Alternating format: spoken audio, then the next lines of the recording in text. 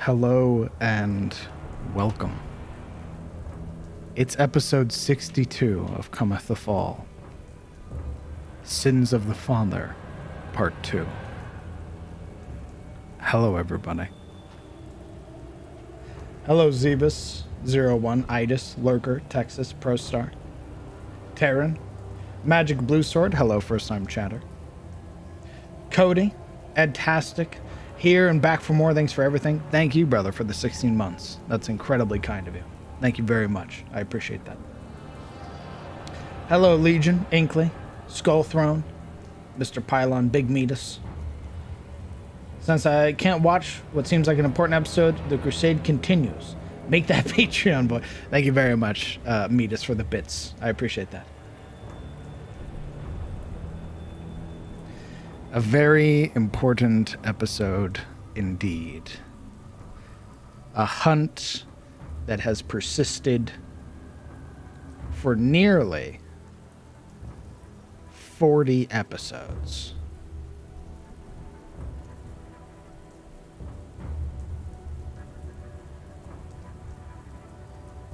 Many things have taken them from their trek, their hunt of the basilisk, but always they find their way back, and now they stand at the very precipice before the Emperor's gate, before oblivion.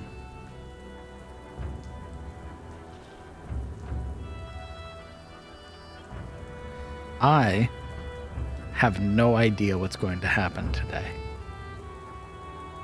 Some part of me would like to assume and say that I know everything that's going to happen, but I legitimately have no idea.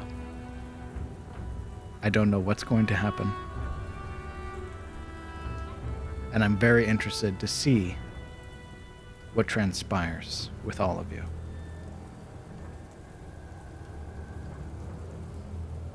Off to work for me. I'll catch the VOD. Have a nice stream, everybody. Take care, Sinju. Enjoy work. Hopefully we'll catch you around, and hopefully you enjoy the VOD. Currently, we are giving the players a moment to get themselves situated. Once that is done, we are then going to hop over, meet our players, talk to them, get a introduction out of the way for all of their characters. And then it's action.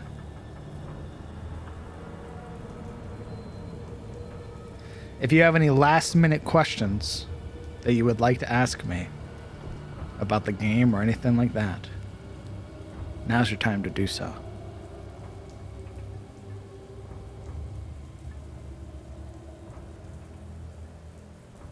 Also, you guys may notice something very unique, and it is it's a test of sorts. I don't know if this will be available every time, but for certain scenarios like this, I felt that a change of scenery was necessary.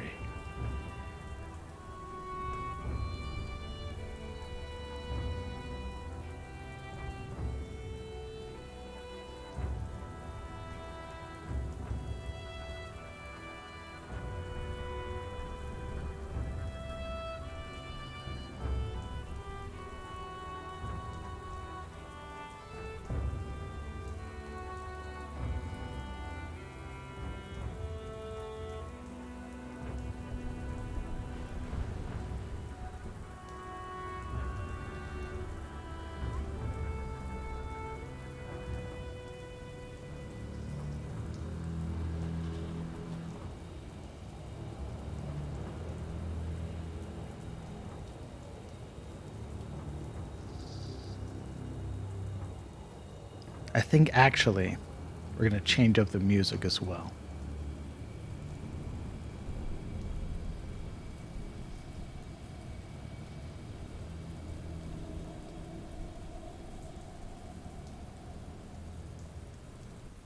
I think we're going to close that. And I think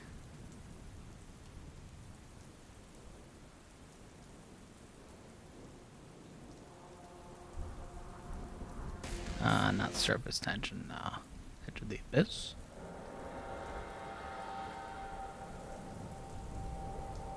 That's good for now. Enough for me to convey my point.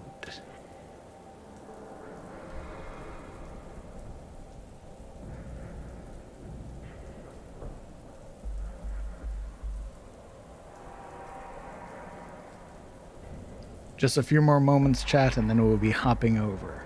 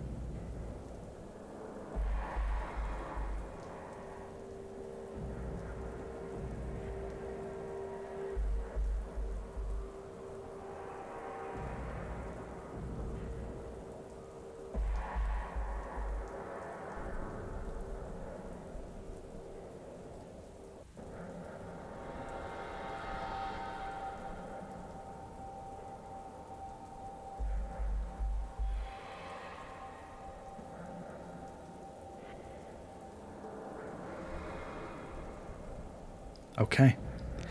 I do believe that's long enough. Let's go ahead and transition over.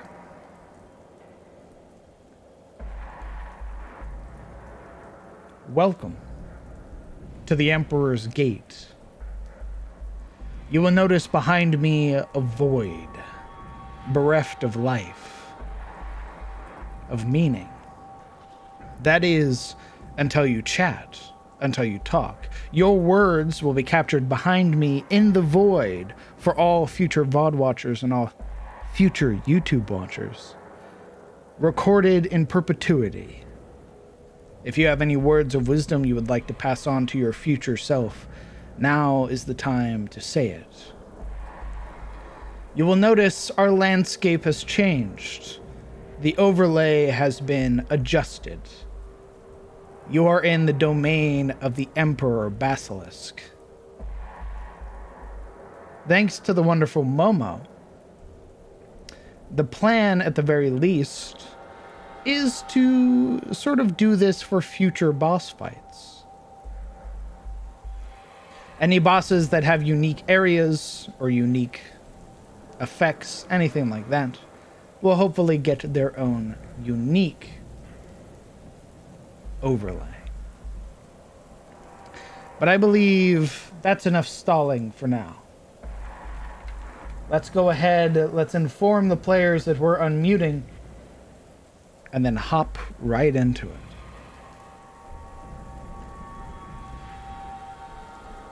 Give them a moment.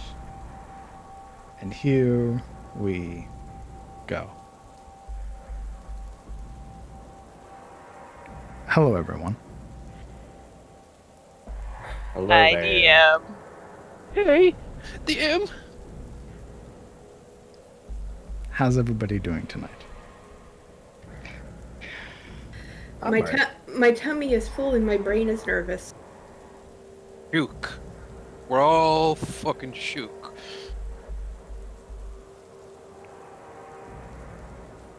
I mean, I'm alright. Well, I want you to know that I'm very excited to see you guys tomorrow. Yeah, well, tonight we'll decide if I bring a golf bat or not. A golf bag? Yeah, Oh, golf. whatever. So he's not alright. He's planning murder. Oh, I'm alright. He won't be alright tomorrow. I'm gonna take your other knee, you son of a bitch. Well, to spare everyone their nerves, what we are going to do is you're going to go down the line. You're going to introduce your character. And once we reach the last character, I have some introductions to make. There will be no recap.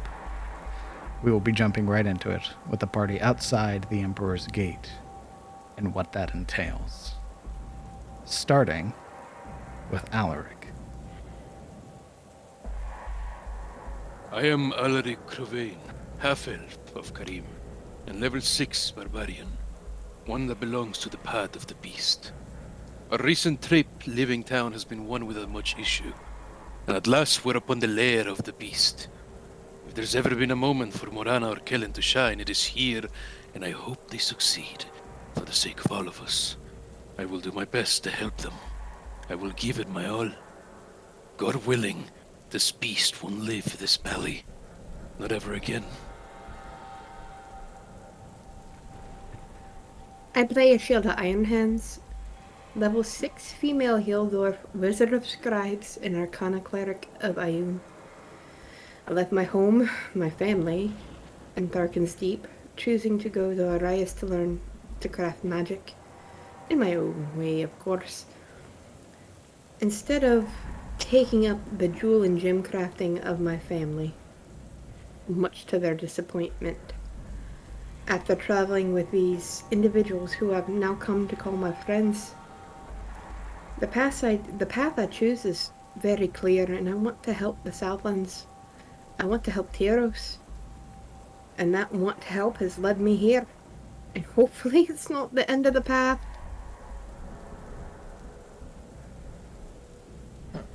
I play Kellen Aldane, who's the variant human ranger, and member of the Grey Watch. That's the militant organization that throughout Tyros hunts down monstrosities and other threats in the wilderness. Having met a few initially and more later on of the group, has been doing his best to get communication back to his organization and try to keep everyone alive while traveling in the wilderness.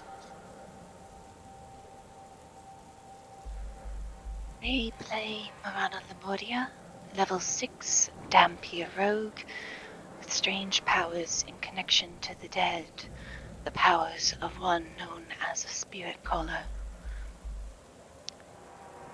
I hail from the distant land of Vinheim in a province known as Malgrove, where there I am heir to a legacy of monster hunters and stalwart defenders against the Grimwald. However, I now find myself here in the Southlands, hunting a basilisk and putting my metal to the ultimate test. Greetings. I am Silriel von Ashford, daughter of House Ashford, the Sworn Blades. I am a level 5, level 6 health fighter who finds beauty in every battle, and I would lay my life on the line for house and home. I endeavor to seek truth, to uphold the ideals of Tyros alongside my companions. And we will stop at nothing to find out why all of this is happening, and how we can be that change before it is too late.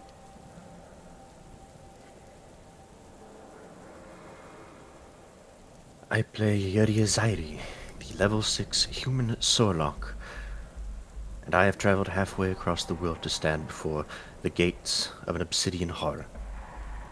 Originating from the province of Shademore in the continent of Caresso, I originally came to this place of dragons and men, to find the lost history of my people. Though I have found a hint of that proof, a hint of the trail, it is far away in the province of Grimwall, and so that has been put aside for the moment, to instead aid those who I have found to be party members and friends, to help the local villages who have taken us in when we had nothing. And all of this goodwill has led me here, standing at the base of a potential doom. Hopefully we are prepared with everything that we have done. I can only hope.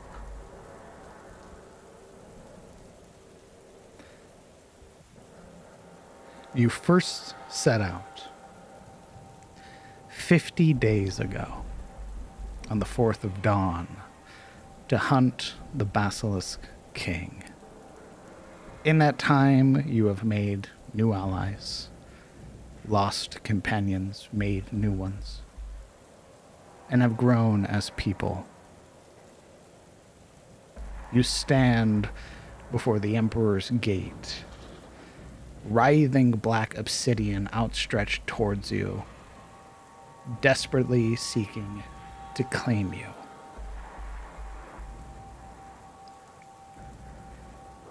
I need everybody to roll me wisdom saving throws. Those of you that have used the tonic may roll it at advantage.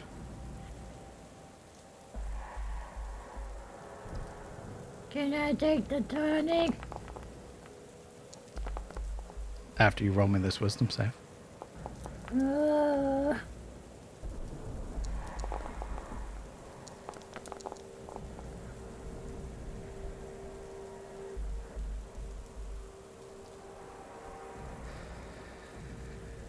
Okay. Alaric. Hello. You would feel a shudder rush up the length of your back. These cold, grasping hands almost seeming to sap the warmth from your body.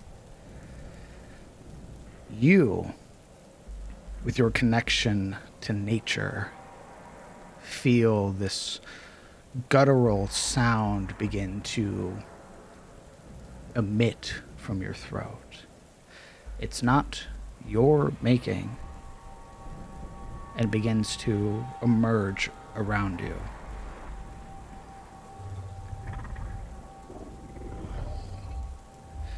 You begin to speak, Alaric. Usurpers. Long have I waited for this moment. Your return to my hallowed halls. Like I told your dark masters, an emperor will never serve.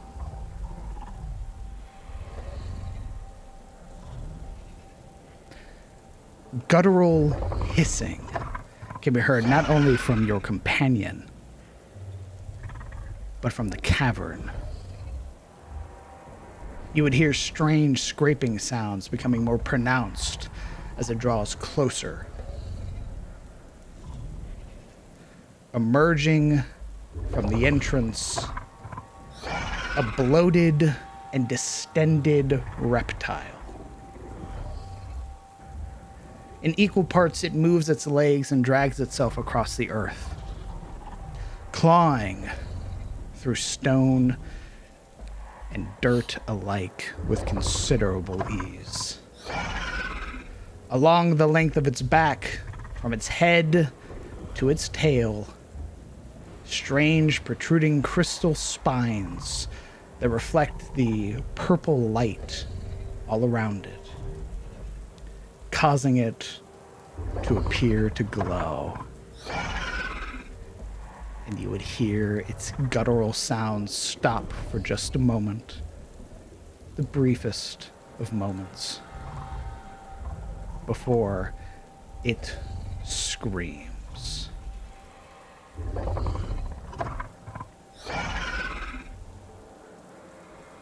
I need everybody to roll initiative. Can I take my drops?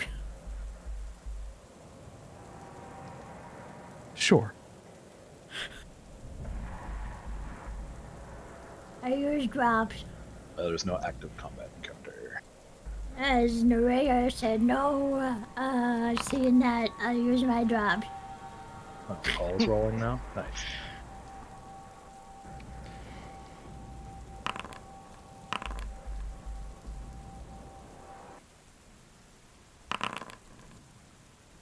Oh, what the fuck?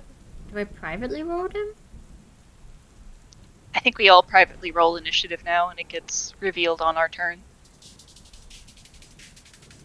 Oh. Yeehaw. Huh. Yeah. We have What you pings doing now. there? Who the fuck? Wait, what is that? Stop pinging me. What? Why? Horrifying. Kellen Aldane, at the start of your turn, I need to know what you're doing. Averting my eyes. Unless it's out of range. I don't know what the range is. Only one way to find out. Yeah, let's not. But with that, let's start off with a good old hunter's mark on this D-bag and start some combat. Okay. Cast this so it actually uses a swirl. Cool, that's actually that slot I'm using. Still rolls damage, which is fucking weird. Anyway. Actions.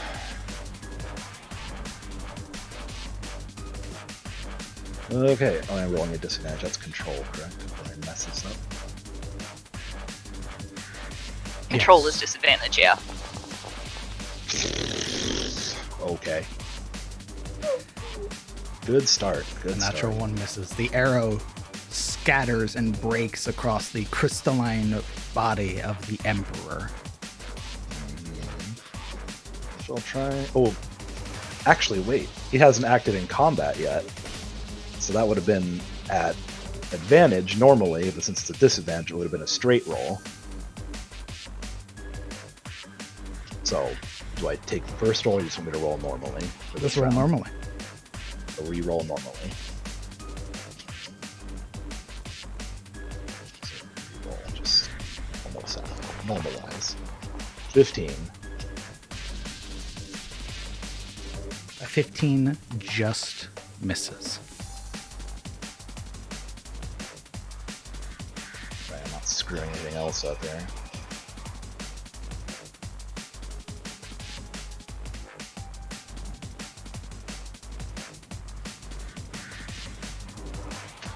And is this considered a monstrosity or an aberration?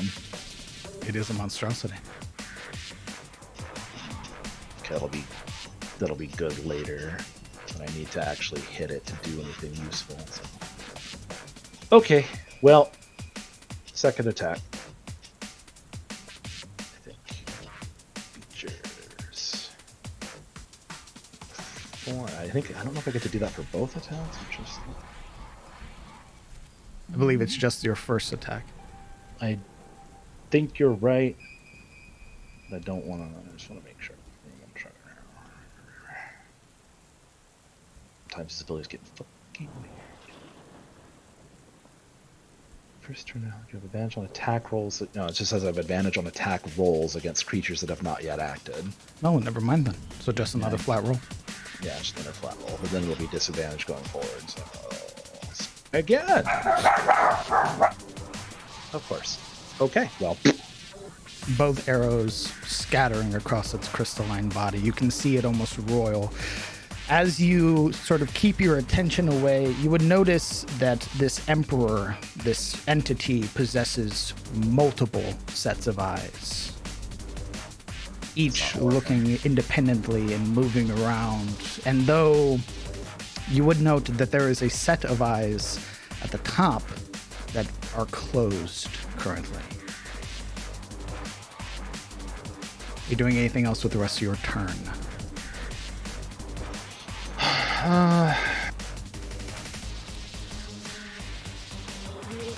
Guess I'm just gonna move over here. That'll be fine. Yep, that's all I can do. Okay. It is Nerea who is going to close her eyes and begin relying on her echolocation.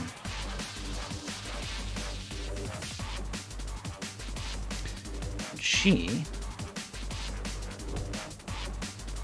is going to use her bonus action. No, she wouldn't.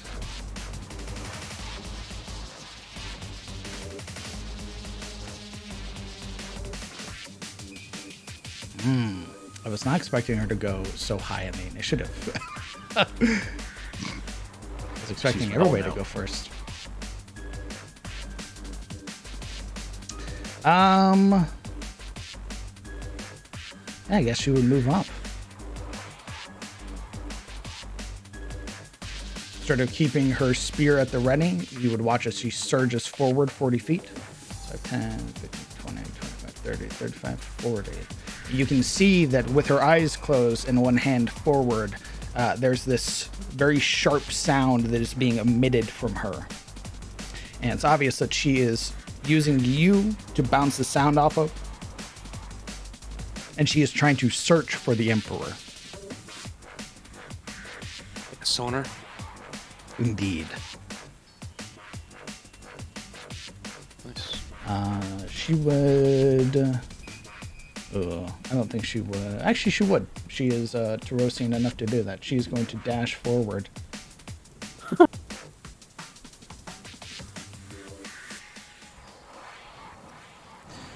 Alaric.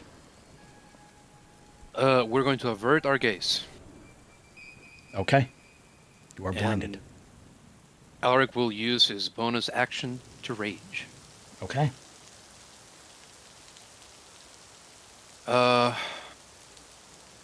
Oh yeah, this is the first time he rages since he came back. So Alaric Cravain transforms once more. Only that this time it's different. He is no longer the malformed, burst-stuffed version of a man he'd been before whenever he did it. Now he's altogether a kind of lion-like monster. He swells in size, grows in width. Fur overtakes the whole of his body, and his features contour and break apart, a bestial muscle ripping through, tearing half his half-elven face apart to shreds and gristle. His eyes glow in this ember-like color, fire in them, burning. And the formerly dirtied, gray-like fur that defined him is gone, bleached of color. Now it's white, white as snow, from head to paws. To call him Leonine would be a disservice to the noble race, with that crookback slouch that he gets and the gruesome length of his clawed paws, his feet, the freakish and nightmarish quality of his beast face, its sneer. He's something else. Something that doesn't know mercy. A were-lion.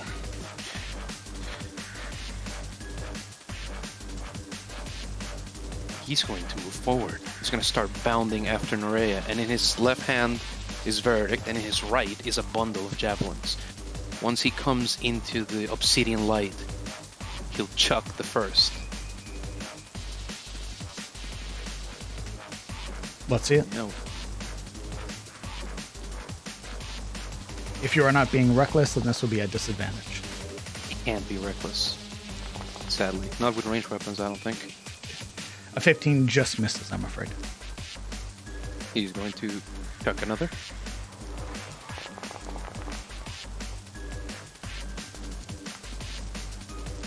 A 16 just hits. Nice. This you would note as you strike the creature. You would watch as this javelin pierces the sort of bulbous form of the Emperor, and you would watch when it does. It causes this almost vibrantly colored ichor to spew forth from the wound, the laceration that's there. And this creature seems to suffer a little bit more. Oh shit. He gets hurt by piercing, guys. Alright, let me see how much movement I have.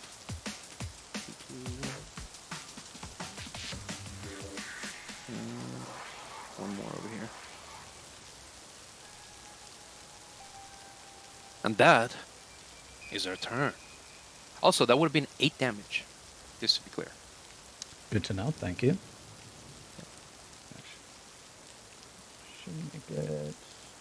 I'm gonna move you real quick just in case. Okay, so lower number. Trying to give it a little bit more room. Okay, after your turn on initiative 20, his lair action goes. And his shrill cry resonates out again. You would watch as the loose stone that you had seen scattered around the half-broken statues begin to reconstitute themselves. And you would watch as from them they begin to pull together into masses of rock.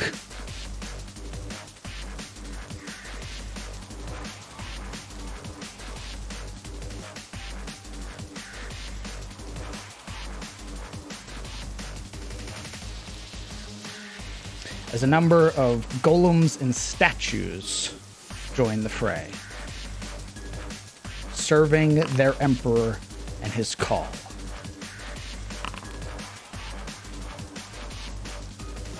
Marana. Okay. Starting off, averting our gaze. Okay.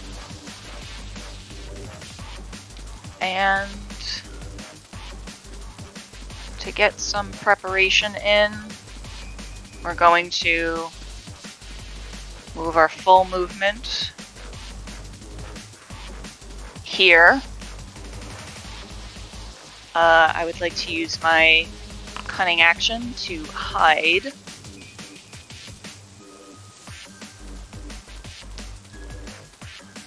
Oh, can you hear me? Yes, let's see it. Oh, okay. Okay. And then, ooh. I'm going to take out the mandrake root, pop that in the mouth, and begin chewing. Okay. Does that take an action, or? Yes. Well, it would have taken your bonus action, but you can use your action to start chewing the valerian root. Yes. Oh, yeah, sorry, the valerian root. Mandrake is something else.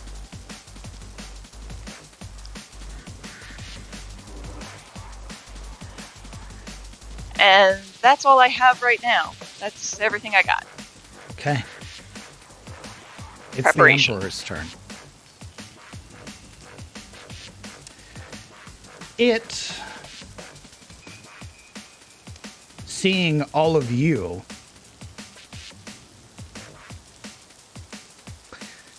you would hear, Slaughter them. Bring me their bones when you're done. the Emperor is going to turn and begin making his way back into his cave.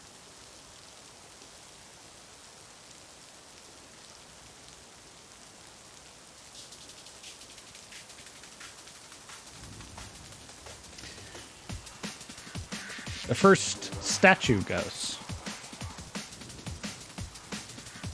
It rushes forward, and from its arm, a strange crystalline formation hums and then fires off, aimed towards Nerea.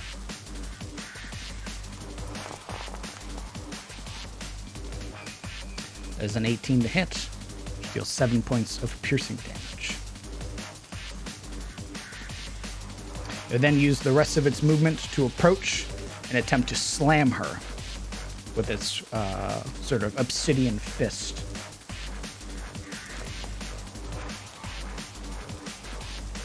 That also hits.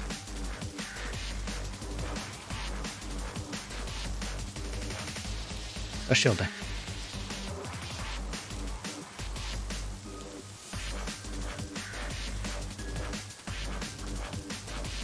I am going to cast Bless on Uria, Silveril, and Kellen, because they are the ones who are still here.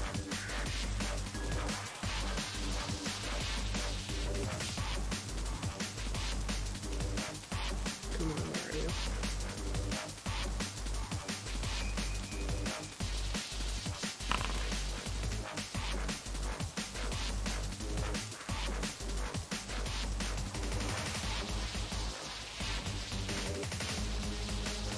Who are you buffing? Uria, Silveril, Kellen, because they are still here. Uria. Everyone. Kellen. And then bonus action Valerian root in the mouth. 2. Okay.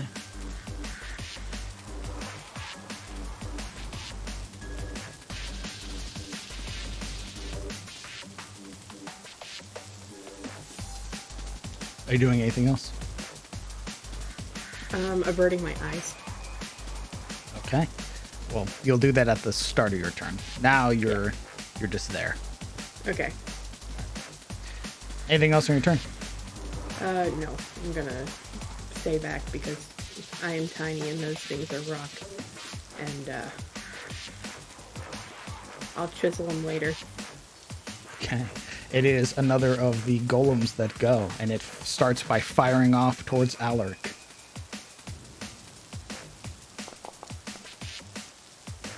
As a 19 to hit.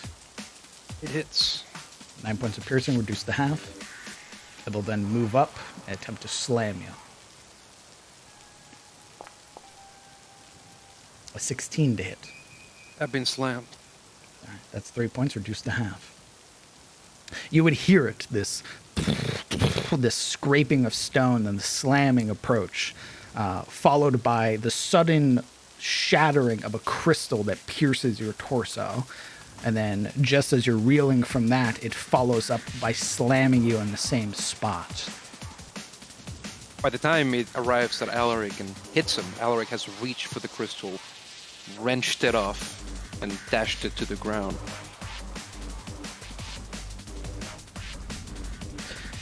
Silverroad, it's your turn. Alright, we're gonna start by, averting our eye. Okay. And, bonus action, I'm going to light up my Zweihander. All right. And I will move into a shish. Silra will turn to Shane.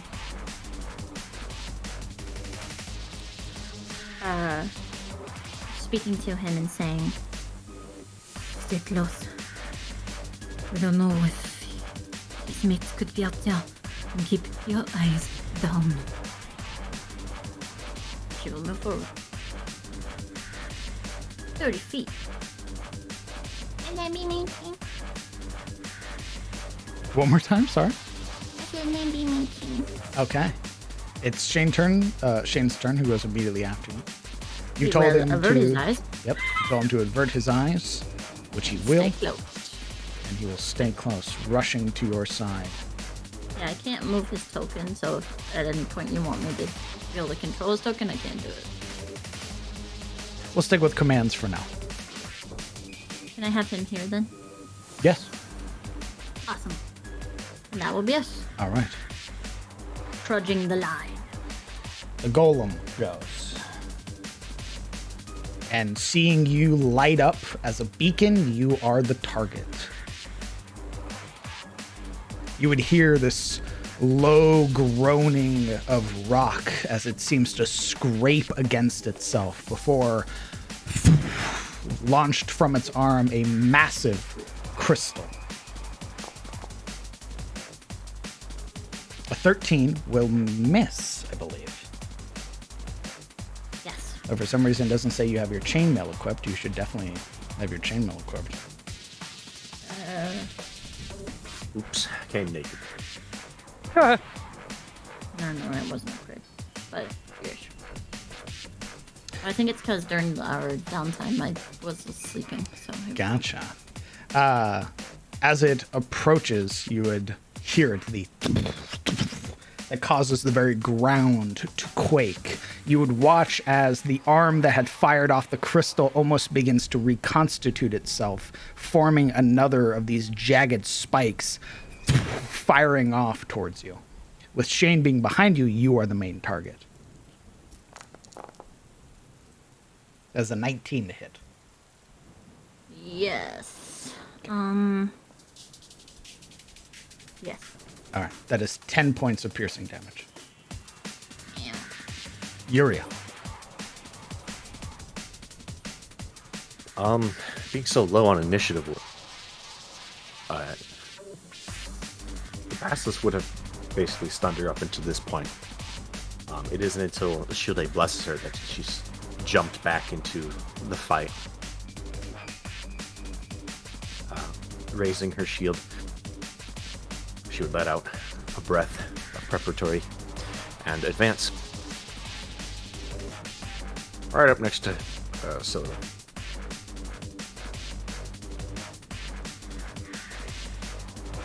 You would see them as well as you roll to her side. A number of these strange crystalline golems that appear to have them made of various other petrified creatures that have been broken apart. So the golems have these extra limbs that don't do anything but are animated, grasping at nothing.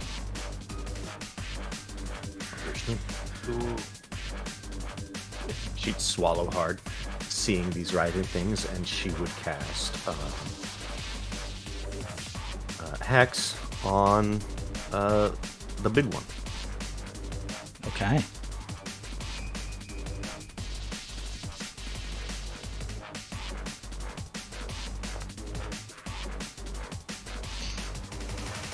Right. It's going to have its strength checks at disadvantage.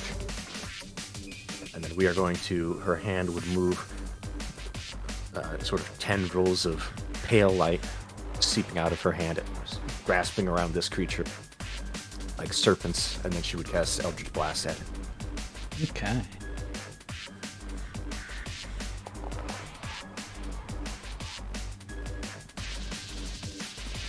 A 10 does not hit, I'm afraid. Okay, well, second blast. 22 would hit.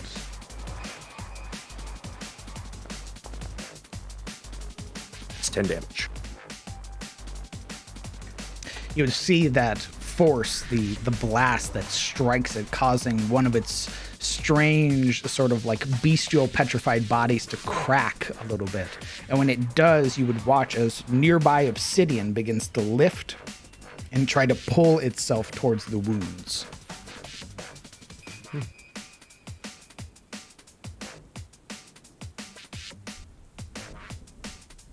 Are you doing anything else on your turn? We're going to draw Goggolat, and that'll be the end of my turn. Understood. The last animated golem arrives out, firing its first shot at Nerea.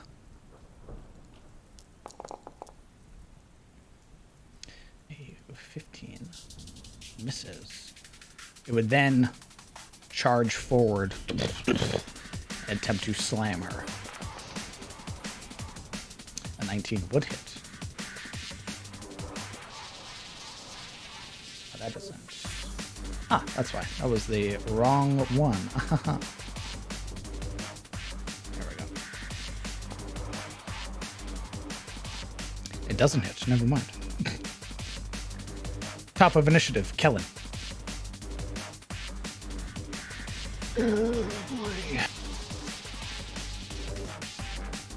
Are you keeping your eyes averted? Is everybody else doing that with these things? Everybody has been, aside from Ashilde, but Ashilde tried to do it after her turn. Is there any reason to believe that these things petrify you? You have no idea. Okay, I guess. Yeah. Okay. What are you doing?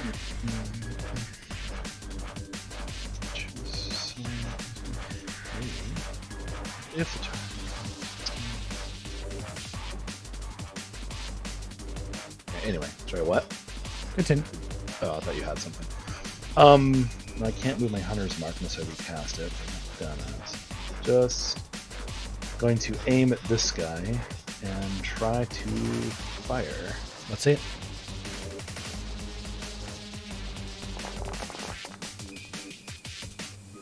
Yes. Cool. It's 10 pierce. I'm assuming it's already injured, correct? Correct.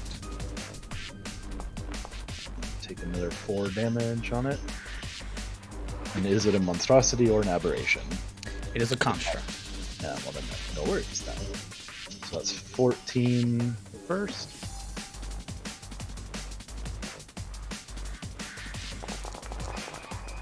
And 20 for the second.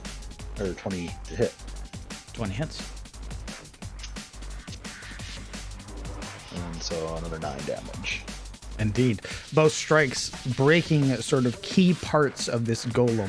You would watch as portions now begin to fall off of it. It's seeming to lose a little bit of its size, but again, you would watch as the obsidian that falls is already lifting back up and trying to pull back to its frame.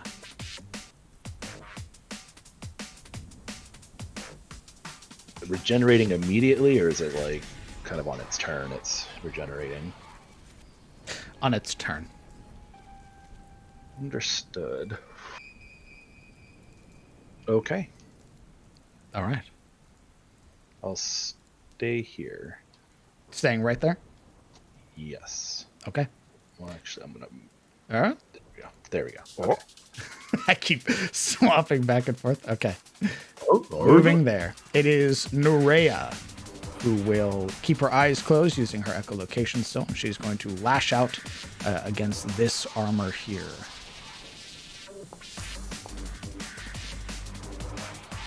"21 hits.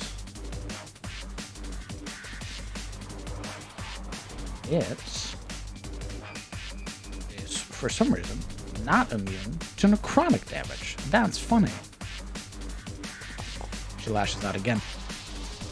However, a 10 is not enough. Alaric. BM. Alright, Alaric is going to use... At the start of your turn, are you keeping your eyes averted? No, he's going to open his eyes. Okay. Yes, and we are going to begin attacking recklessly. Let's see it.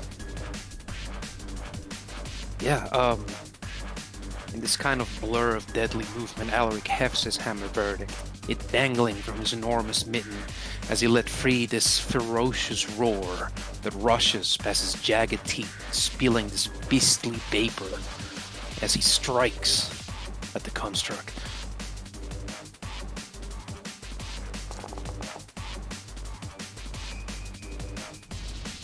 "24 hits.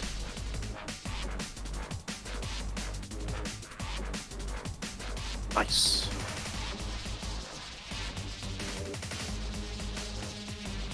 And he's going to follow that up with his other hand, clawing at it first, and then a punch.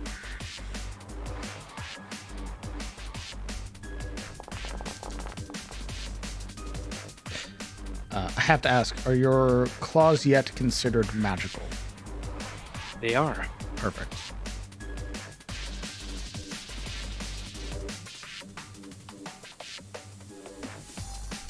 It, upon reaching bloodied, immediately goes berserk.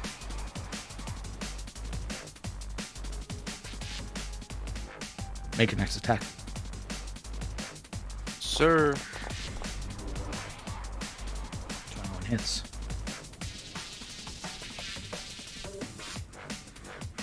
Before it can get the chance to,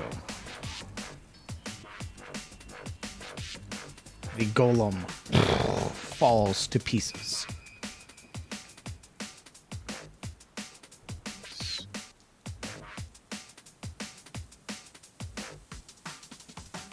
Alright.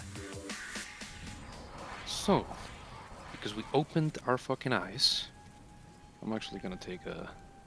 We're gonna have Alaric bound around back to his homies. And in his turn, he's basically doing a... like going around the group and evidently going to meet this guy here. Okay. His turn comes back. That's our turn. All right. At the end of your turn, the lair action procs once more. Who would like to roll me? Who would like to roll me the D100?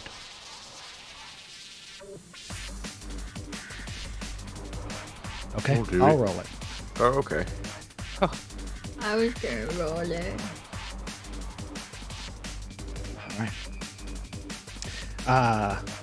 you would hear sharper hissing now, loud yelping, and these very harsh sounding noises as emerging from the cave, a number of whelps.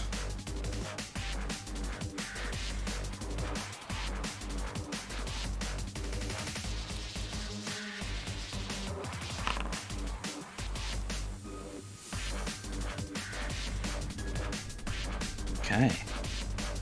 Marana. Okay.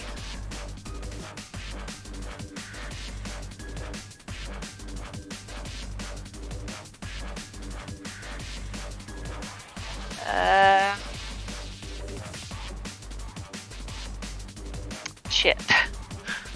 Not what I had hoped. But I know Nerea had kind of gone to square up against. Yeah, that's within range.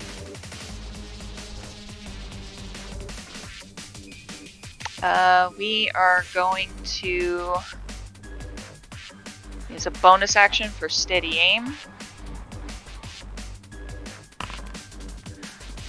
And we're going to try and plink off the one near Nerea. Okay. This is using your short bow? Yes. Okay. It's the only ranged I have.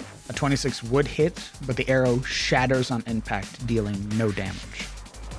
Ah, understood. You would learn very quickly that despite them being small creatures, they are golems all the same, and are immune to bludgeoning, piercing, and slashing from non-magical attacks. Okay, well, that's all I got. Are you staying there? Can't move. Oh, that's right, you steady in. I always forget about that. Alright. The offspring go, the whelps, and they move as a unit. Their pudgy little bodies squirming across the ground like writhing worms. As they try to get closer and closer, you could hear the gnashing of their teeth as they grind against the obsidian, trying to get closer to the drawn blood that they can smell. Ew. Ew. That's I so wish cute, we had actually. a fireball. The statue will go against Nerea still, who is keeping her eyes closed. 16. Ew. Misses. It is then going to try to punch her again. 19 will hit, dealing 6 points of bludgeoning. Ashilde. Eyes avert. I am casting mage armor. As she does the rune, every single rune on her arm seems to light up as this translucent field settles around her form, trying to make her harder to hit. Okay. Increasing your armor class as the magic ripples momentarily, the primeval current finding its form around you in the shape of this arcane armor. Where'd it go? There it is. We're going to change up the music to an oldie, but a goodie.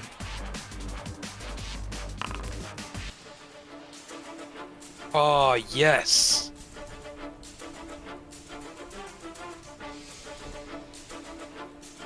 All right, mage armor is cast. Are you doing anything else on your turn? Nope, AC is now 17. And you're staying there?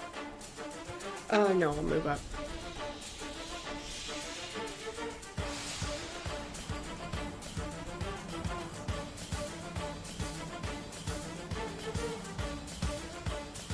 Right behind Alec. Understood. Okay. At the end of your turn,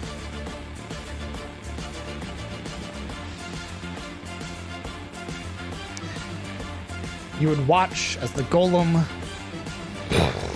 forms once more.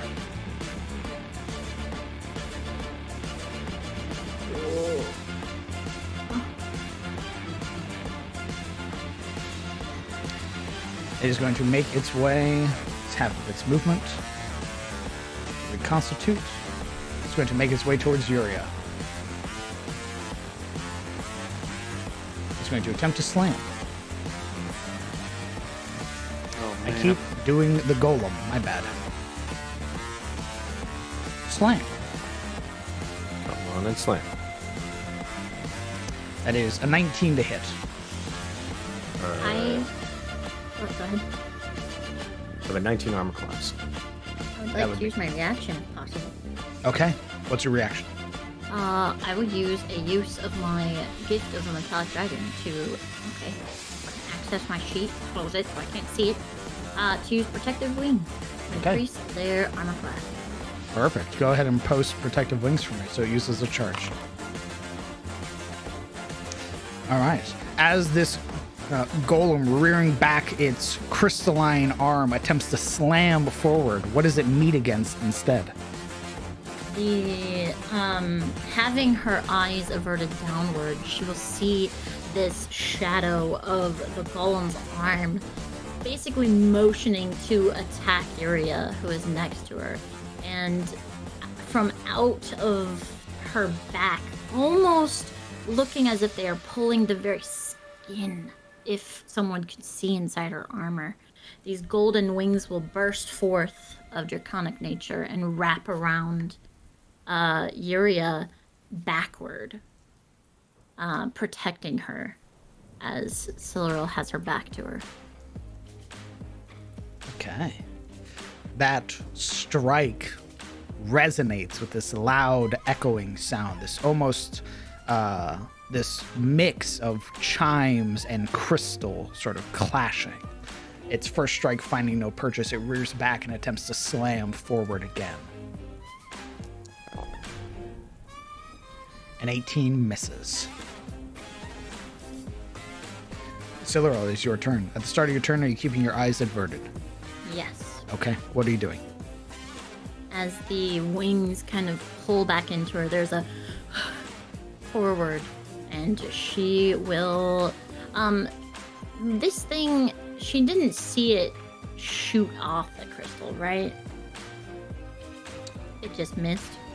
Yes, you would have. You wouldn't have seen it fire off, but you'd have seen the crystals shatter nearby you. Either this thing's throwing them at you, or who knows. All right. She will tell Shane to approach with her, but make no motion to gain, like, ire from it, as she will hold her action to attack until he has attacked. Okay. Intentionally trying to keep the focus on her as being the last one that hit it. Understood. If that makes sense. Go ahead and move your token up. There you go. Perfect. And you are holding your action. It is now it'll be- Shane's turn. Oh my goodness. Which side do you want Shane to be on?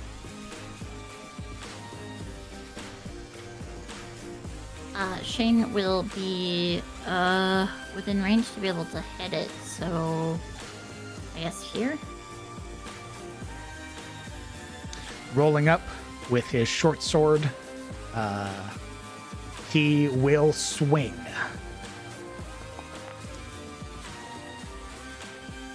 The 12 catching against this creature's side, not even managing to make a dent in the obsidian, dealing no damage.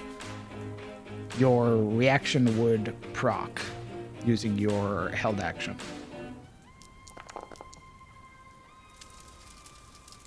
Go ahead and roll that for me at disadvantage, because you are still averting your eyes. 15 hits nonetheless. Oh. But it goes berserk. Thankfully, you are the last creature to hit it, because it's going to now direct its fury against you. All right. That is Shane's turn. Its turn. It is going... I have a second attack. I attacked twice. Ooh. Uno momento.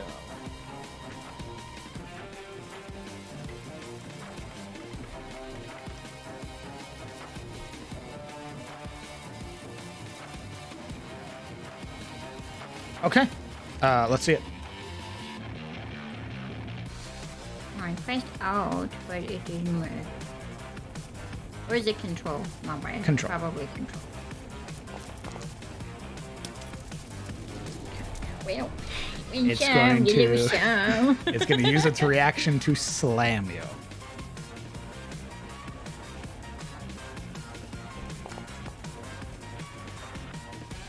$14 misses. I saw the one, and I was like, "It's okay, buddy. As We are the you same." as you strike too wide, glancing this Vihander off of its body, it attempts to rear back, and as it slams forward, you manage to pull yourself back just in time with the weight of your swing. Its crystalline blade that it has slamming into the earth and creating this deep trench before ripping back out. Now on its turn, it's just going to go full berserk against you. As a 21 to hit. Dealing 11 points of bludgeoning. It slams again. A 13 misses. Thankfully, because that was 18 points of damage. Oh. Yuria. All right. Eyes on the large one. She's surprised when the small one gets up and strikes her, and only saved by Silur's intervention. However, with her attention on the small one, she would scowl at it. You're in the way. She would raise her weapon, and it would ignite in green flame as she strikes down at it. That's it.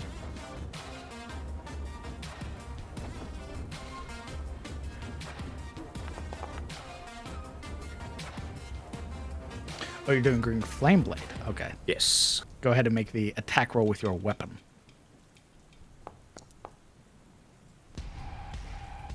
17 hits.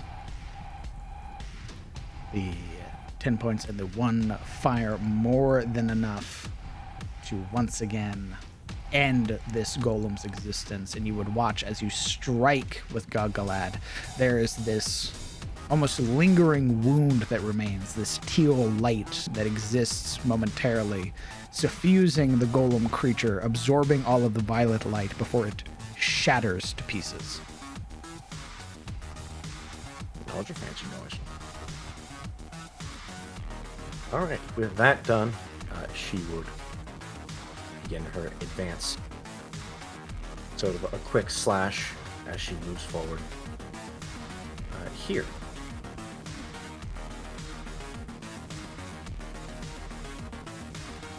Slipping around the larger armor, she would turn so her back is to the lair rather than keeping her eyes averted. Okay. And that would be... That'll be her turn. All right. This golem, I'm going to roll for it real quick.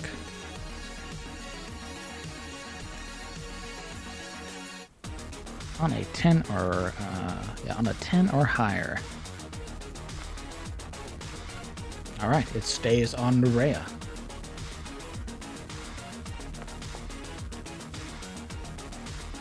$17 just hits.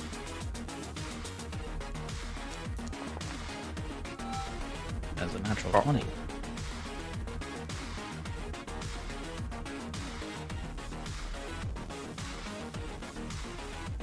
It did.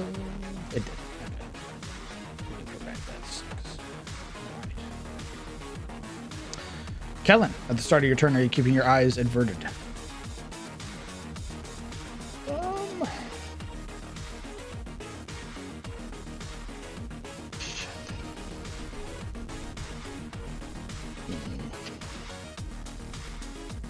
I guess. Okay. Yeah. I'm gonna do a 30-foot move. Here. Get a better angle. And I will try to keep hitting this guy to break down the big boy. Let's see it.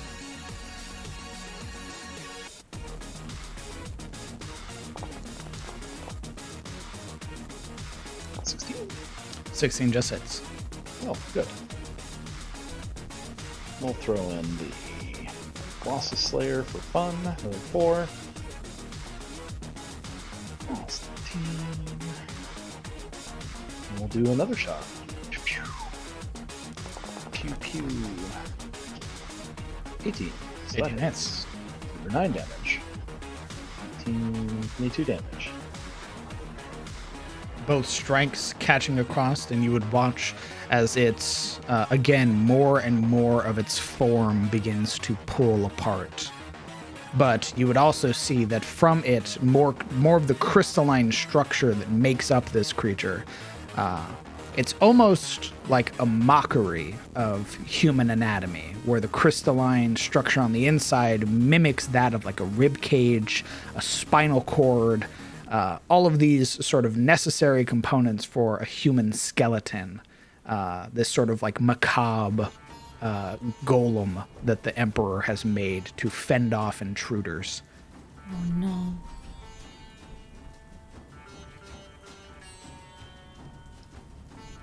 Are you doing anything else on your turn?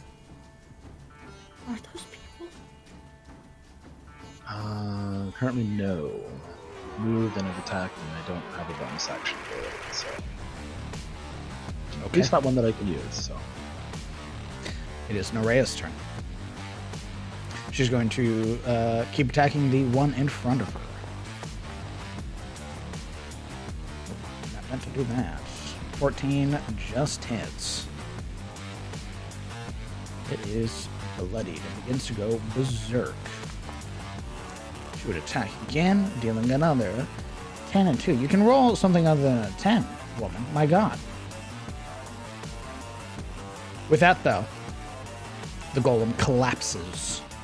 With a flourish of her spear, she turns her attention now to the one at her side. Alaric. DM.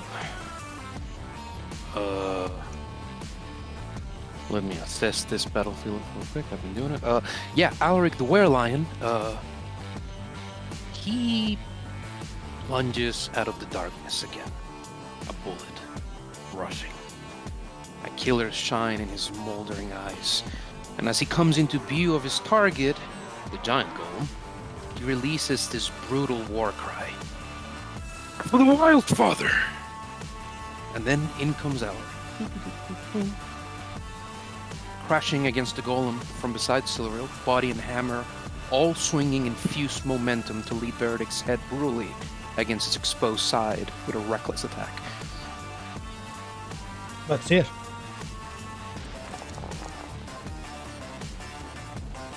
That hits. Bludgeoning. Plus the 2 from your rage.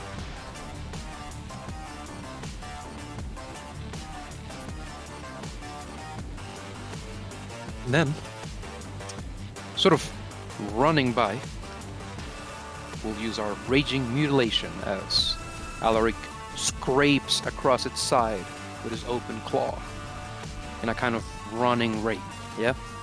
Alright. 24 hits.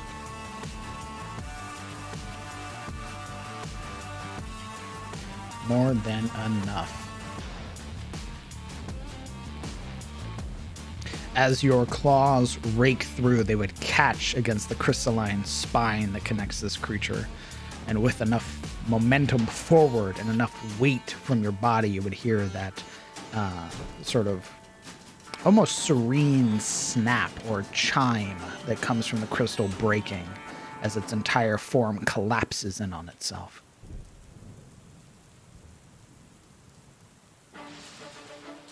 All right. See how much movement we have left. Okay. So we opened our eyes again. Let's play it safe. Alaric, seeing the collapsing structure of the golem behind him and having noticed that the other one restructured itself, he's just going to heal back again. Actually, sorry. here. And just wait for it to get back up. That's my turn. Okay. At the end of your turn, funny enough. I didn't hear no bell. Who would like to roll for me a D6? Oh, okay. Give me a moment then. That is...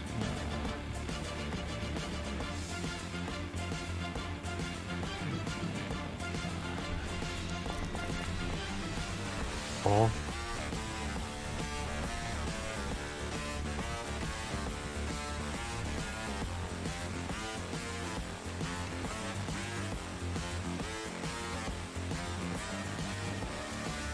The golems reconstitute, forming themselves once more. You would hear how the spinal cord, the gem spinal cord that had been severed, now begins to sort of float and sort of scrape against itself as it moves. Now you would realize that there is some strange form of magic that is holding this thing together. Despite its form breaking down and the weird sort of slouch that it holds to one side, where it almost seems unable to keep itself fully upright, you would see the golem's body sort of listing and turning, almost as if ready to completely begin spinning of its own accord. Marana, at the start of your turn, you're keeping your eyes averted.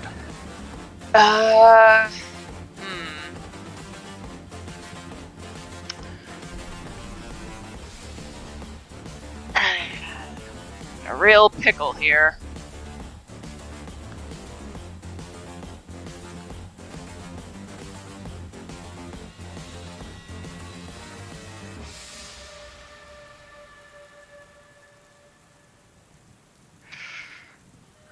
Well, since I got the root, I'll say no hearing this reconstitute. Okay. And seeing Shane next to it, she'll call out, "Only magic can harm the golems." And we're gonna shimmy a cool 40 feet over here.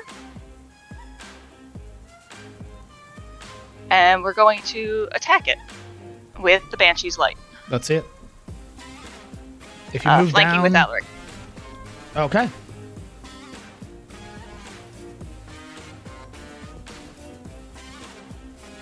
Oh, it did not roll. Okay, interesting. That's 20 to hit.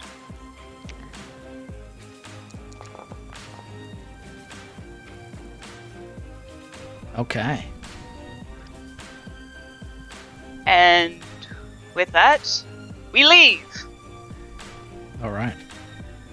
And we're gonna move another cool 40 feet. 45, might as well. That way. That's everything, Chief. Understood. It is the whelps who smell blood in the water. And they're hungry. Gnashing teeth like hungry leeches, they lurch forward across the stonework, seeking Uria first. The others encroach against Nerea. It would have movement. Actually, I'm going to roll for this middle guy. Hey, hold on. He likes goth women. They're so cute, though. Oh my god. They lunge with Emperor's Will, their group attack. First one is going to be against Uria. Stop. That is 1, 2, 3, 4, 5. 5 points of piercing damage. I need you to roll me a Constitution saving throw. DC is 10.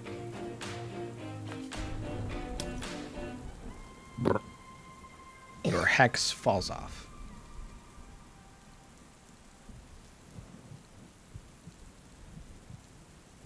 The other ones are going to attack Nerea.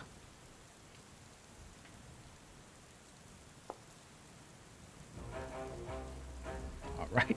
The babies are out for blood. Holy shit. That's 5 points. Feisty little fucks.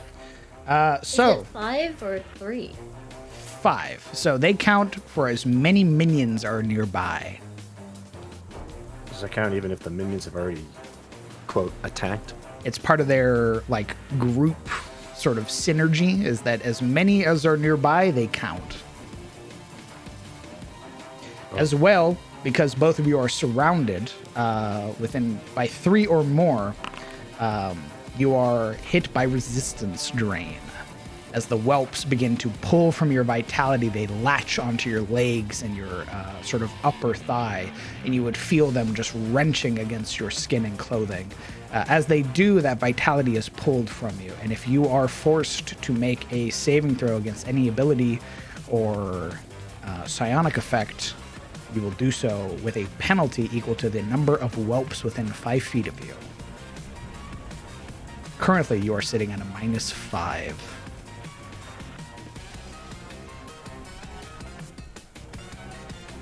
Interesting. So they can attack as many people as is around them then. One more time? They can attack as many people that are by them, as well as adding to their damage per minion. So they generally, so they can do it individually and get a bonus, or they can all put their attacks into one group attack, which is what happened. So this one, this one, this one, this one, and this one, all threw their attack in for your group attack. Okay, but for Nerea, it would be this.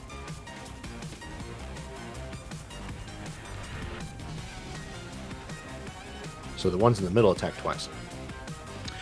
No, they don't attack twice. They're... Well, let me pull up the rules. Hold on.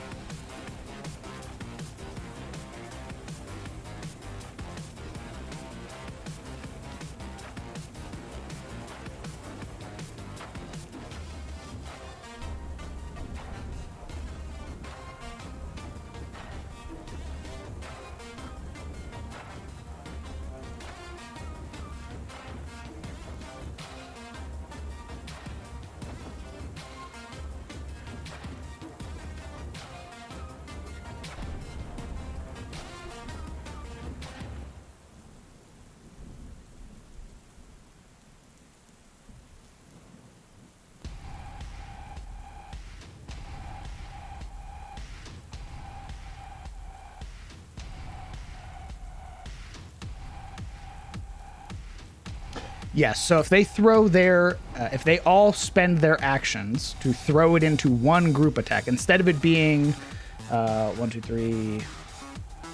instead of it being 8 individual attacks, it's 2 attacks, and when they do that, they just count as many minions are nearby. Oh, okay.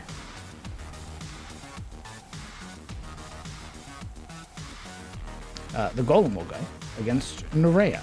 Nerea's getting her ass beat right now, guys. She did dash. Well, she needs to learn her Tyrotian lesson.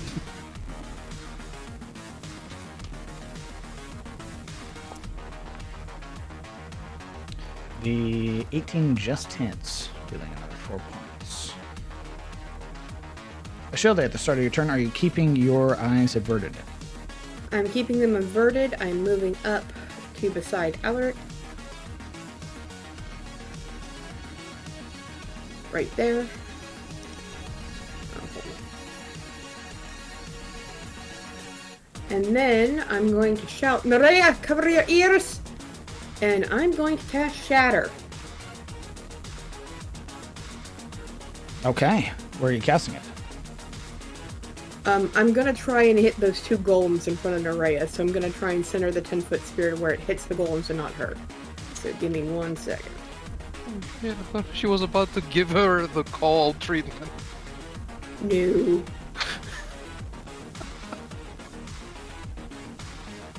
This is gonna be one of those like XCOM things where you gotta get it like pixel perfect. But Your hand moves at last minute as you click. Okay. And because it is thunder damage, I'm going to use my handy dandy go supposed to max it out. Okay. Well, so here's the thing. You would learn one of two things in a very quick instance. Mm-hmm. Do you want to fully charge this ability? No. I'll wait until I learn the thing. Okay. So as you hit it, good thing you didn't.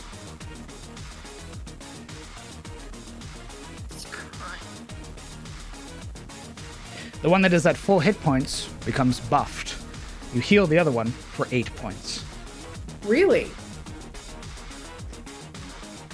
They're made of stone, though. They're also made of They built weird it. fucking magic. Look at the ability in chat.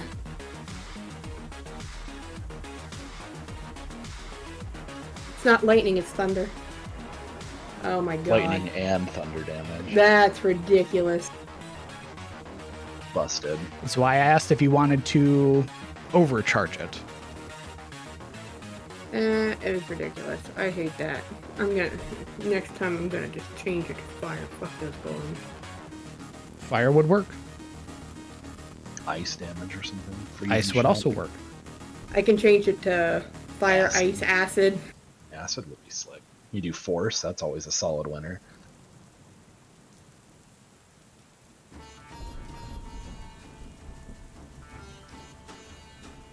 I can also change it to force. Force damage is like the most unblockable damage type. Can you do that after you cast the spell? Oh, I can do it before it resolves. maybe next time then? I don't know. It's up to you, man. This But is this is your... What is before it resolves me? Before the damage is taken. Yeah.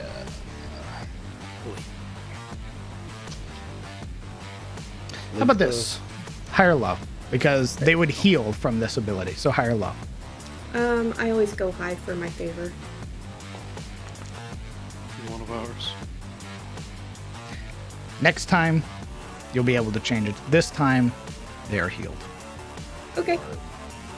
A learning experience. You would watch as one of them becomes the glow from their body begins to radiate and pulse. You would watch as that same energy now begins to crackle through the crystal that makes up most of their form. And you would see, like the golem, you would see as it pulses, glimpses of the skeletal crystalline structure that keeps this figure whole.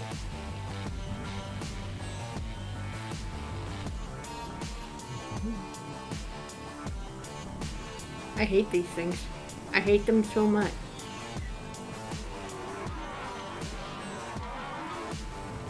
You did this on purpose. You did this on purpose. Are you doing anything else on your turn?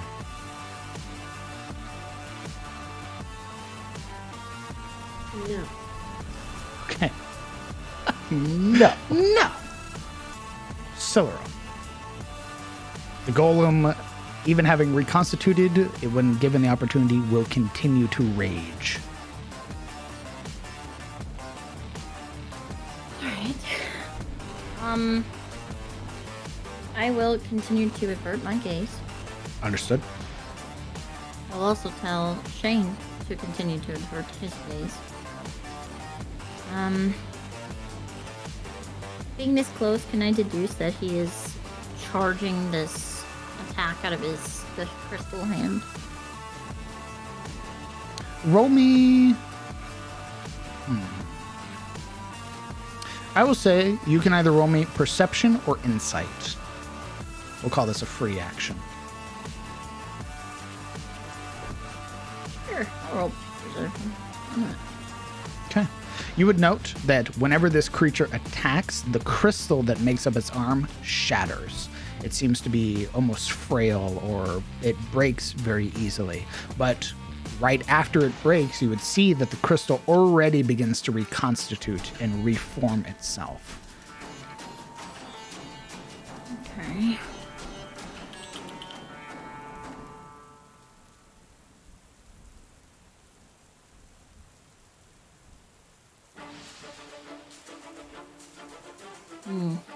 Alright. Alright.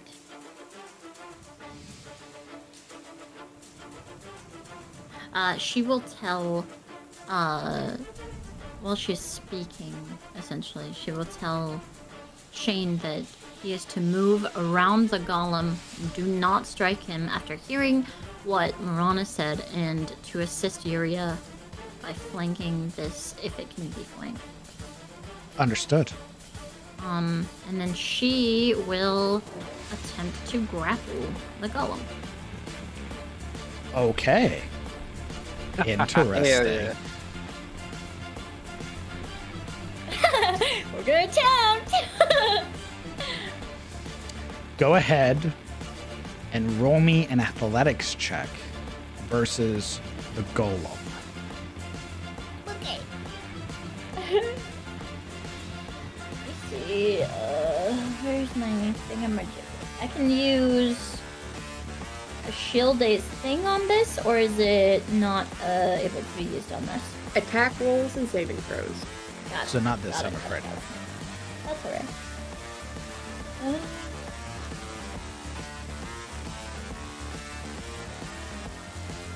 Perfect. Perfect.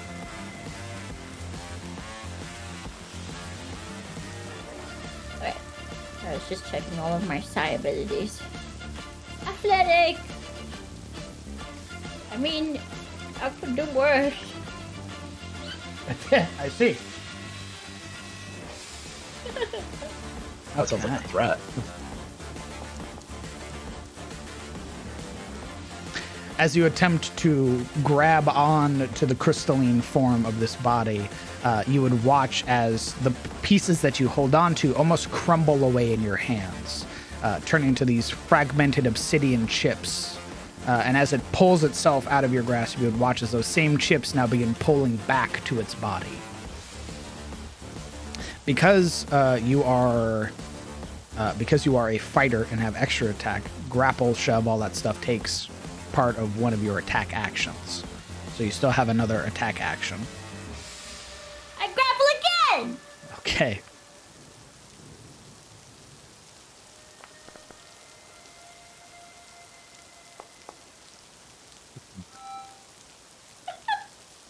Well This then. guy just really doesn't want hug, does he? Get off me! Slams you aside. Bowman says hug! In this attempt, as you attempt to grab onto it, a large portion of the crystalline body sort of breaks away. You're now holding this massive chunk of obsidian, and it further exposes the crystalline skeleton on the inside. You can see where there are the sort of shoulders and the sort of upper torso of this creature. Gross. All right. Are you doing anything else on your turn? I'm going to use my bonus action to second wind. Okay. 1d10 plus your final level. So 1d10 plus 6.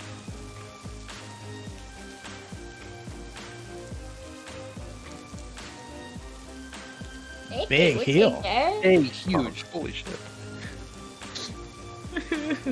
Okay, go ahead and restore 16 hit buddy. points. Wanted a hug, buddy. All right. And yeah. you're staying there?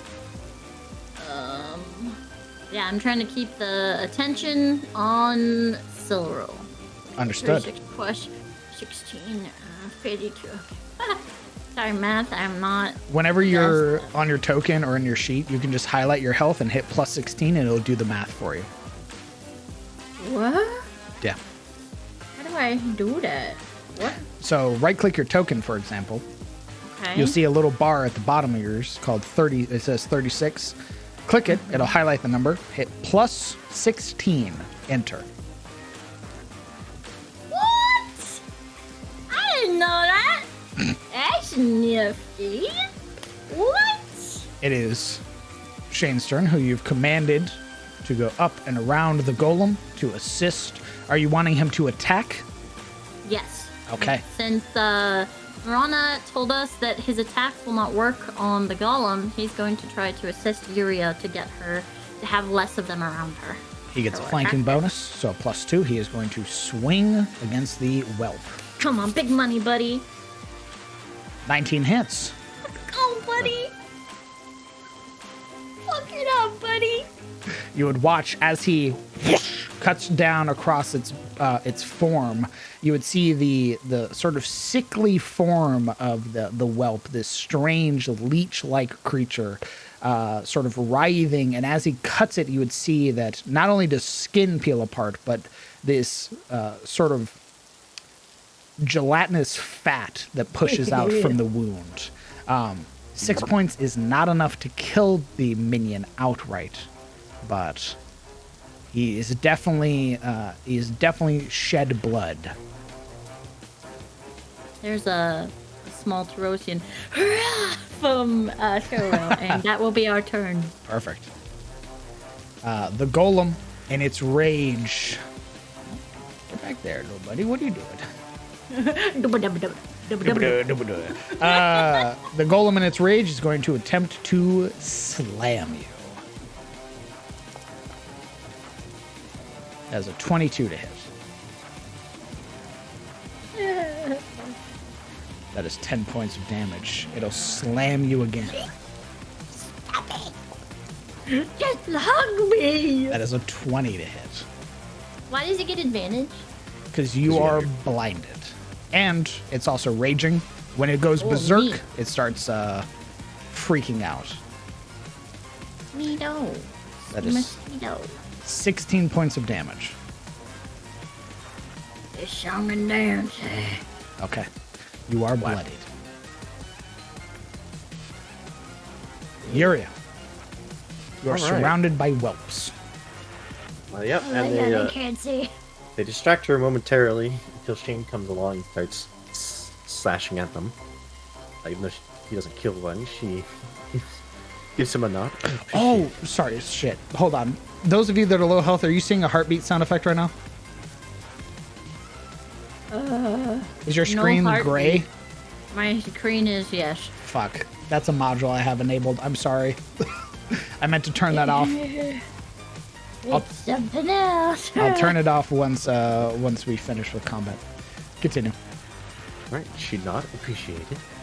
And then her blade would rise, spark of green flame and erupting from Gogolette as she would attempt to stab the armored thing in its crystalline form. Is there any particularly like large chunk of this purple crystalline thing that's keeping this thing afloat? I will let you roll insight or perception. Okay. Just one. We never do insight. We should never do insight. The issue is that with so much of the obsidian being pulled away, this thing is mostly skeletal in its appearance now.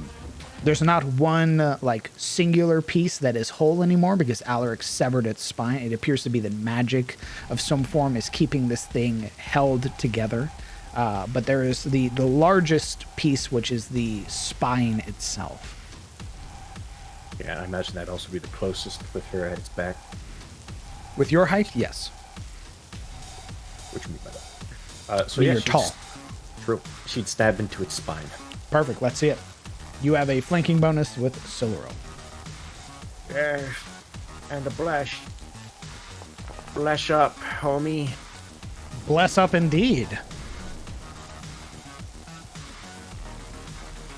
Okay. Put a lot on it. And then also, that would be Green Flame Blade. So here's the thing. You've procced Gogolad's Wrath, which has a special effect when you crit. True. Each creature within 5 feet of the target takes 5 cold damage of your choice. Sorry, Salute. No, I'm just kidding. Wait. Around me or around your it? purpose. Around the target. So when you destroy it, you would watch as ice begins to take over the crystal structure, just like the other one that you had cut, a teal light would emerge, beginning to take over the purple light. Its whole body would become suffused with it, and then it would shatter outwards. Except this time, fragments of the ice target other creatures. Okay, well, in that case, we're going to target these two whelps. Okay. So the ones who are near it.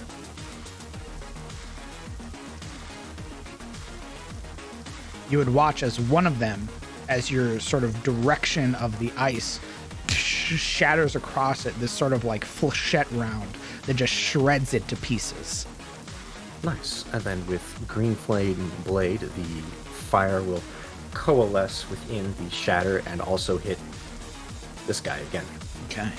Sadly, 9 points is not enough to kill this creature, but very close. This thing basically erupts in green fire and teal ice. Give me a second, because the whelp died. Is this thing gonna explode on me? Yes, the whelp does use aberrant ichor when it explodes. Both you and Shane take 1 point of necrotic damage. Silver, I need you to roll me a Constitution saving throw for Shane, please. DC is 1. What? There's his sheep. Good old thing.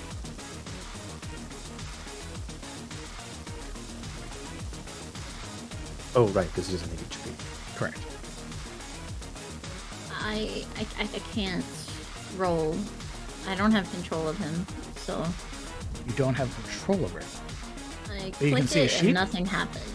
Yeah. Oh, interesting. Okay, But I'll have to can't- adjust I that can't then. do it. Success. He takes no damage.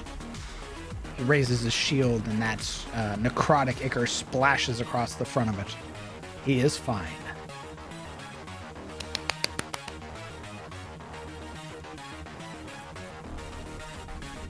Okay. Anything else on your turn, Yuri? Is this thing dead? Oh, yes, sorry. I In was fact, like, it's so dead, oh. it shatters to pieces. I was gonna be very nervous if it's like, yeah, it explodes, and then it's back. I'm back again. Gotcha. All right. Let's see. That was action. Cantrip.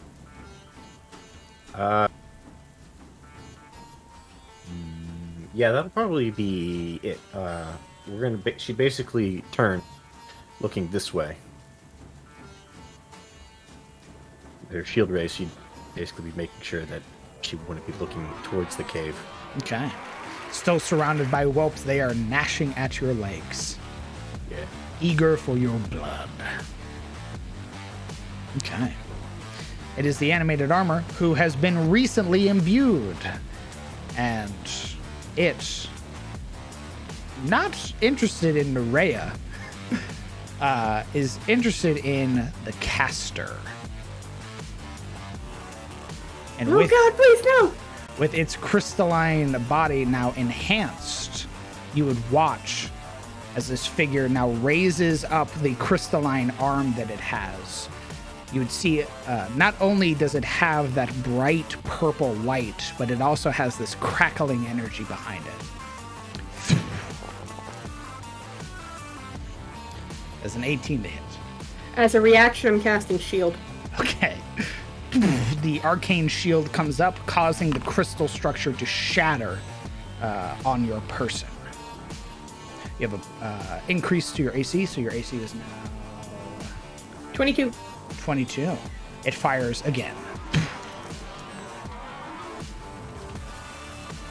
On the nose.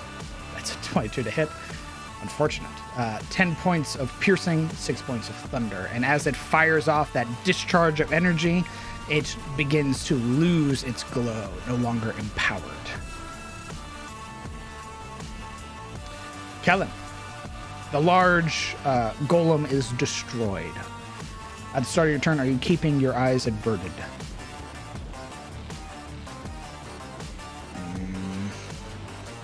We all been kind of still doing that, or has it just been like, eh?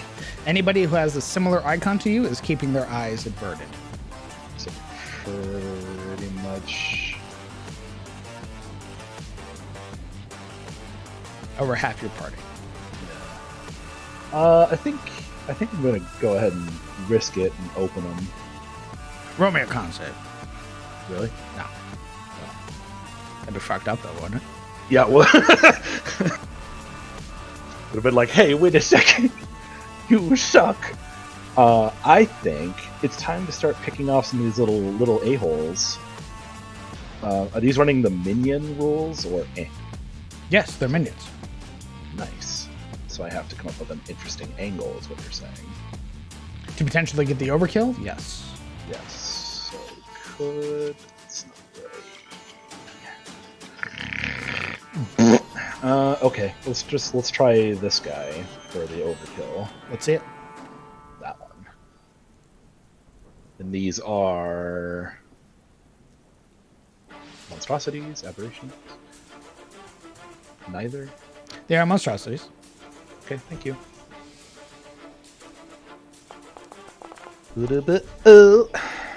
That hits. 6 pierce plus 4. I almost said something maybe stupid. Give me 1 second.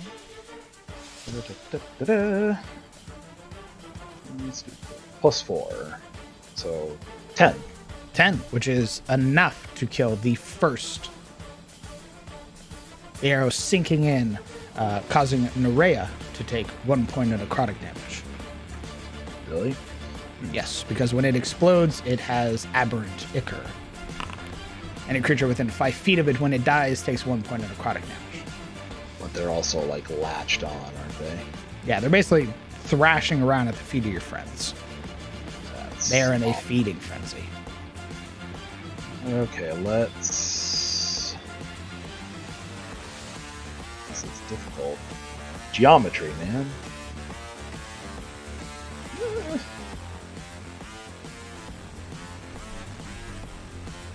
Yeah, let's try and. I wish I had more movement all of a sudden. Let's try here. And we'll angle it. Let's see if we can angle it this way. So when you're doing these overkill angles, it'll have to be like an actual like diagonal from you. So if you want to get it fully lined up where you can hit all of them, to potentially hit all of them. No, it's just maybe that these two was all. Not all 3. For that, if you wanted... Because I have it like that. I don't know if you can see the wheeler dealy. Yes, that technically does not count for overkill. It has to be either directly in front of you or at a diagonal. Can't do my cool trick shots. Or was I? I was here. But if you were to... Harder to math this out. I guess I potentially could, if you moved here. I mean, I could try this and go vertically, or sorry, horizontally. Yeah, that would work too. So, yeah, that should be fine. So you take a shot at this one, and if it does the excess damage, it would carry over to the next guy. Yeah, that is the hope. Perfect. Let's see it. Okay. Alaric duck. He's just gonna shoot between his furry face. Why did it roll that? That's weird. Pardon that. Watch me real fast. Ooh. Yeah, just backflip over it in BD. Just cartwheels. 22 hits. 16. While 16 is more than excessive to kill the first entity, causing Yuria and Nerea to both take 1 point of necrotic damage. The 6 that would carry over is not enough to kill the other minion. Okay. Well, I mean, damage is damage, though.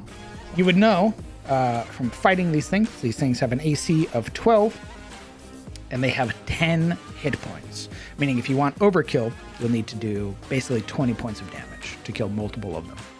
A chunky minion. They are fat and chunky. Yes, fat and chunky. But yeah, that's movement and attacks. I am good. All right. It is Nerea's turn. Nerea has had enough. She...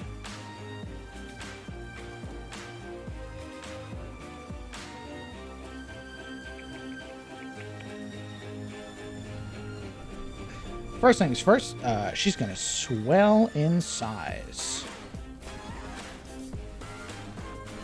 she uses her bonus action. Should be a 2. There we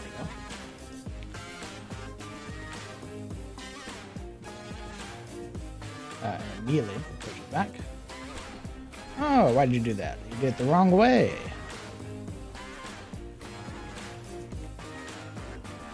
There we go. What's that? She is pushed back. She uses her grow ability.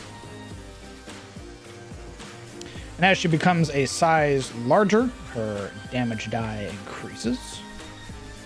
She is going to slam the... I think she's going to try and help Yuria. So she's going to slam this whelp first.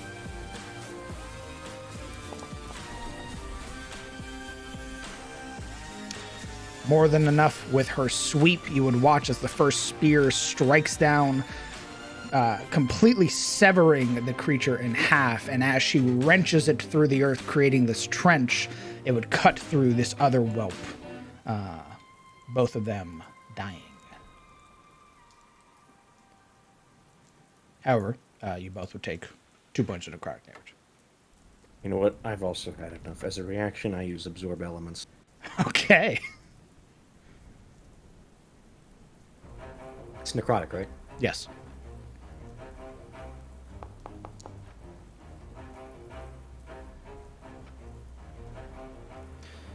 Cold, acid, cold, fire, lightning, or poison. Or did I goof? I believe you goofed. Necrotic is sadly not listed on that. Use the Oh, okay, I see. It's alright. You can go ahead and add that spell slot back. She then slams these whelps over on the side.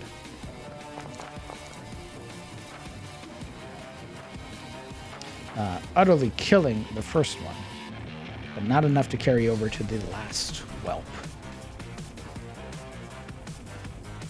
Alaric. We're averting our gaze. Okay. Yeah, Alaric is going to take a preparatory step back, and then he's going to hurtle forward with savage speed. We're going to take a running jump. Sure. Yeah, I know he could walk through her being an ally and all, but screw that. Taking off into the air, he'll leave in his wake these tendrils of twisting wind rip forcefully through with this propelling movement, unnatural almost, as he uses his bestial soul to extend its distance, aiming to clear past Nerea's head and land behind the golem in front of her. That would be 25 feet, DM.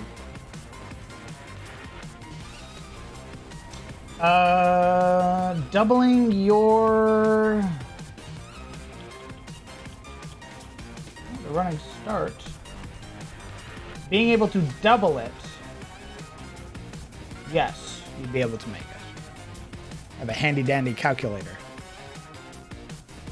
Amazing. Oh. And he is going to hit it. In fact, as he's coming down, bearing down upon the golem, so too is verdict.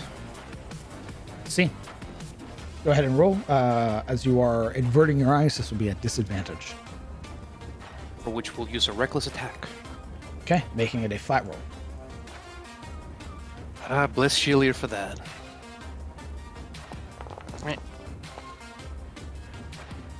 21 is more than enough. 14 points of bludgeoning damage.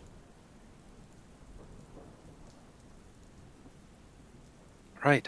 As the hammer bounds off of his body, and Alaric is forcing a kind of blowback from the force of the crash of it. He gears forward and uses his hand to claw at its back. Let's see it.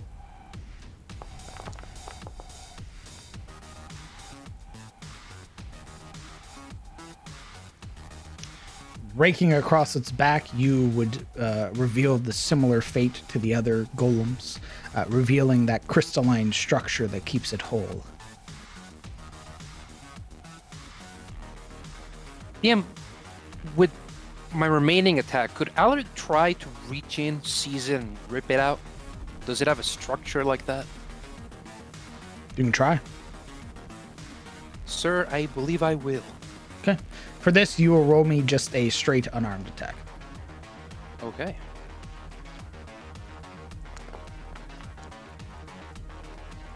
Okay. With its 4 remaining hit points, Yes. as you grasp the spine and wrench with that werelion strength, you would see the rest of the obsidian form begin to fissure. And as with each pull, each decisive sort of struggle, the structure begins to wane.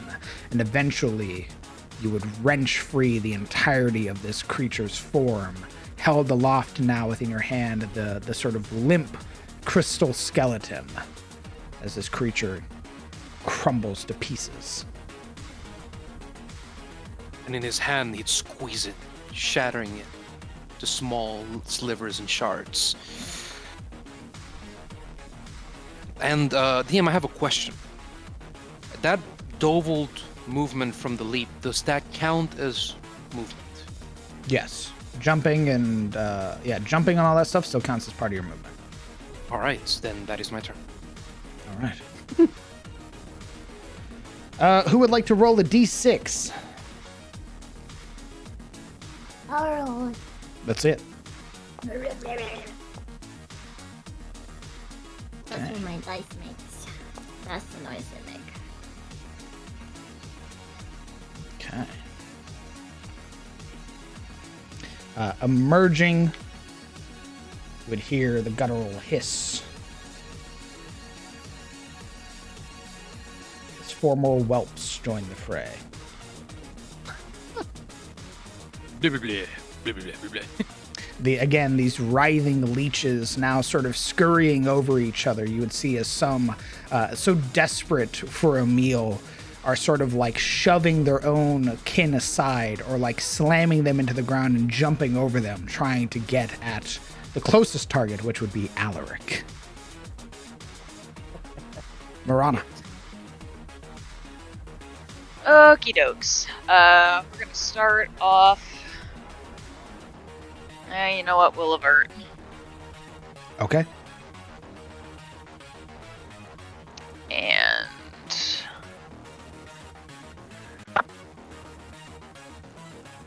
45 gets me here. And again, we're gonna bonus action dash to get first over here, and then we'll try and swing at our guy over here. All right. Worth a shot. A 17 will hit. Okay, well, that's not great damage, but it's damage.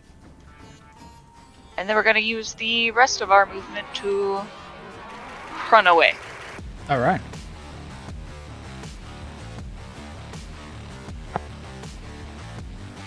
That strike with the Banshee's light as it sort of catches against the sort of obsidian form of this creature. As it pulls away, you would watch as wherever the blade struck, the light almost seems to dim.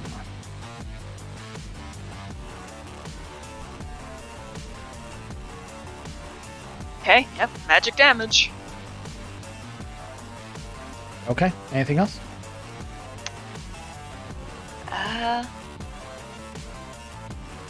No, I think that's everything that I have. All right. The whelps go. No will. They're hungry. They hungry guys. They want your bones. These grotesque, almost squealing noises as they lunge at you, Alaric.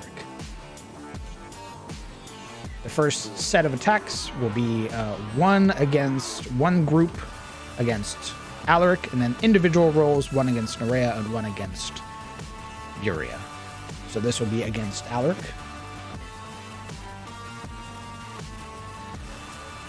16, 17, 18, 19 to hit. They bite him real good. All right, that is 4 points of Damn, piercing, where did they reduced get down to that 2. Plus again? So they have a base attack, and then for every... So when they throw their attacks into a group, you count every minion that joined that group. Yeah. Now that they have attacked Alaric, in their attacks, is there a sense of cohesion? Like, they've attacked before as a group, you know? Absolutely not. Okay.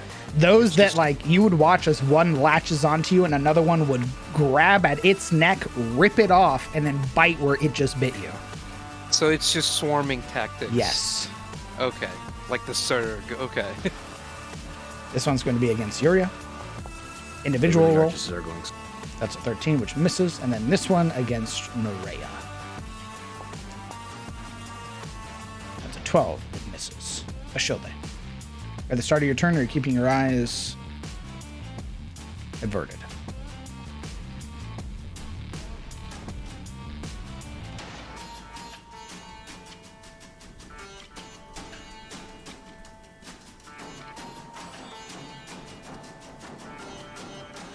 Ashilde.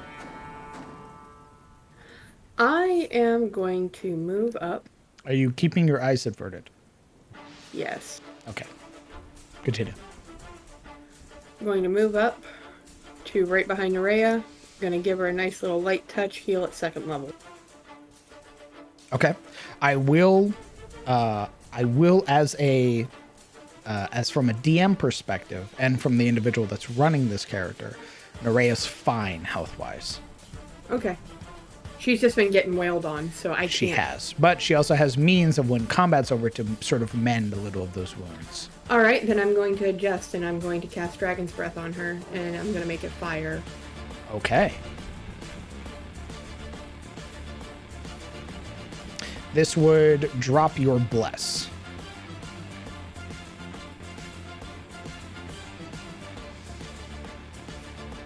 Alright. Hold on, I'm having issues with my character sheet. It's all good. Take your time. Knowing that it would drop your bless, would you still want to continue casting Dragon's Breath? No, I moved up 5 right now. I believe you moved up 10.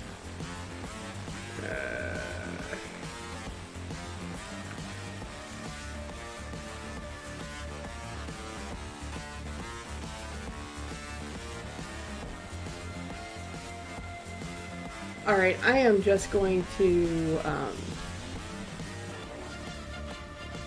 with that now in mind, I'm going to firebolt one of the whelps. Perfect. That's it. The one on the far left of me facing. This one? E. Understood. Let's see that tackle. A 14 hits, 5 points of fire damage. You would watch as it hits across this creature's body, and where it's almost like blubbery hide gets hit, you would watch as it sizzles, and you would see as its skin begins to harden and bubble. 5 points isn't enough to kill it, but you have certainly wounded it. Interesting. And then for a bonus,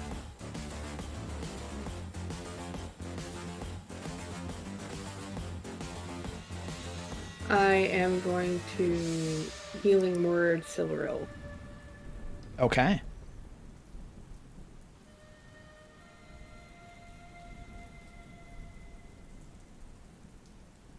And this is going to be a 3rd level.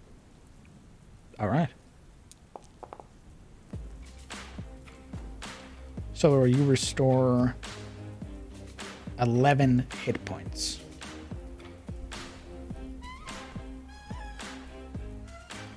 With that, you are no longer bloodied.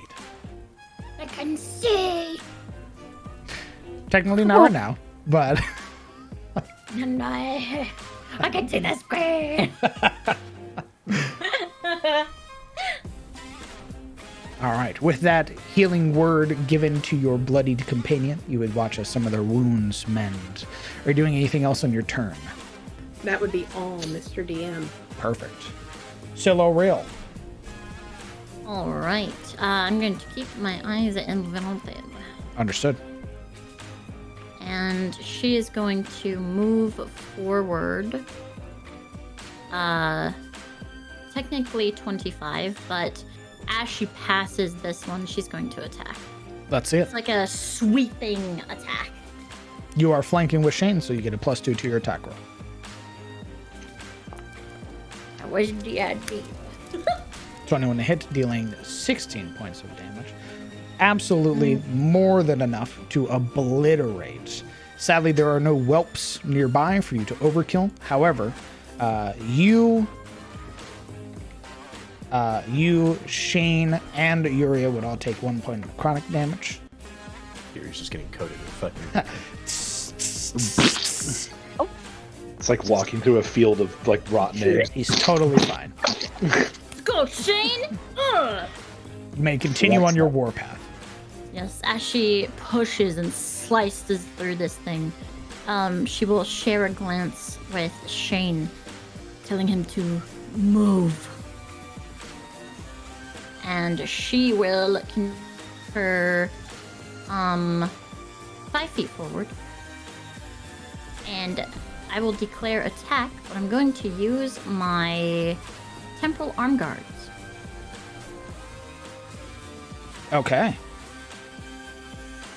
Indeed, as you would swing down, the world would shift. The swirl of purple and other prismatic colors as you apparate from one side to now flanking with this whelp.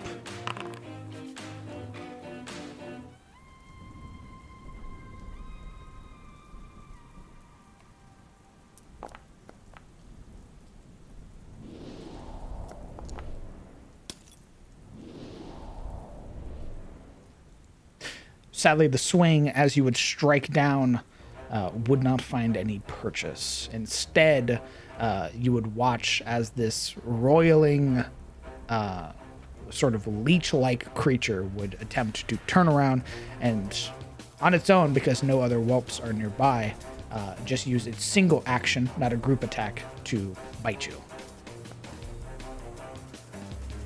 At a 10, that misses.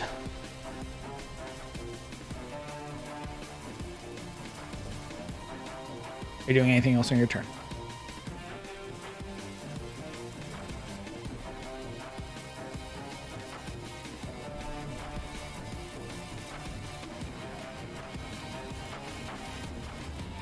Silver. Uh-oh. Do you want a mic break? Testing. Oh, Discord crashed. Nice. Gamers. Hey, chat, can you guys hear me? We can hear you on stream? Good shit. Hi, gamers. Hello. Welcome. Hey, chat, how's it going? There we go. Testing. We're back. Ah, hello. Yeah, and when that happens, you can migrate the server to a different part of the US, but it looks like we're good. We're good again. Okay. Weird. Anyway. The creature attempted to... Did you hear the creature attempt to bite you and all that stuff? No, the last thing I heard was asking if my temporal arm guards would allow me to teleport there. Oh, yes. As you teleport, you swing and critically miss the whelp, unable to use the group, the full benefit of the group attack, would use its own reaction to lunge at you. With a 10, it misses. Are you doing anything else on your turn? Doesn't it get advantage since I'm blinded? Oh. Thank you very much, yes. 14. Keeping it kosher. I'd like to, like, assume that this is the first time I think she's actually used them. Because every other time I've just had the movement to get into flanking by myself, so I never used it. So I'd like to think this is the first time they've activated, and she kind of gets caught off guard by this. And goes to swing, but the swing happens while she's apparating, and she misses completely. Absolutely.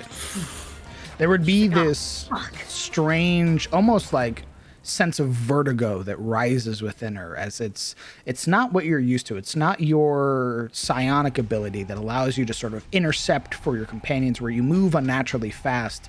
This displaced you in the world for a moment. You apparated again and felt like everything kept moving. Yeah. Okay. All right. If that's your turn, it'll be Shane's turn. I just want to... When I moved here, did I have 5 feet left of movement? Because it says that I've moved 40. So 40 minus 10 would be 30. That would have been I your... only have 30.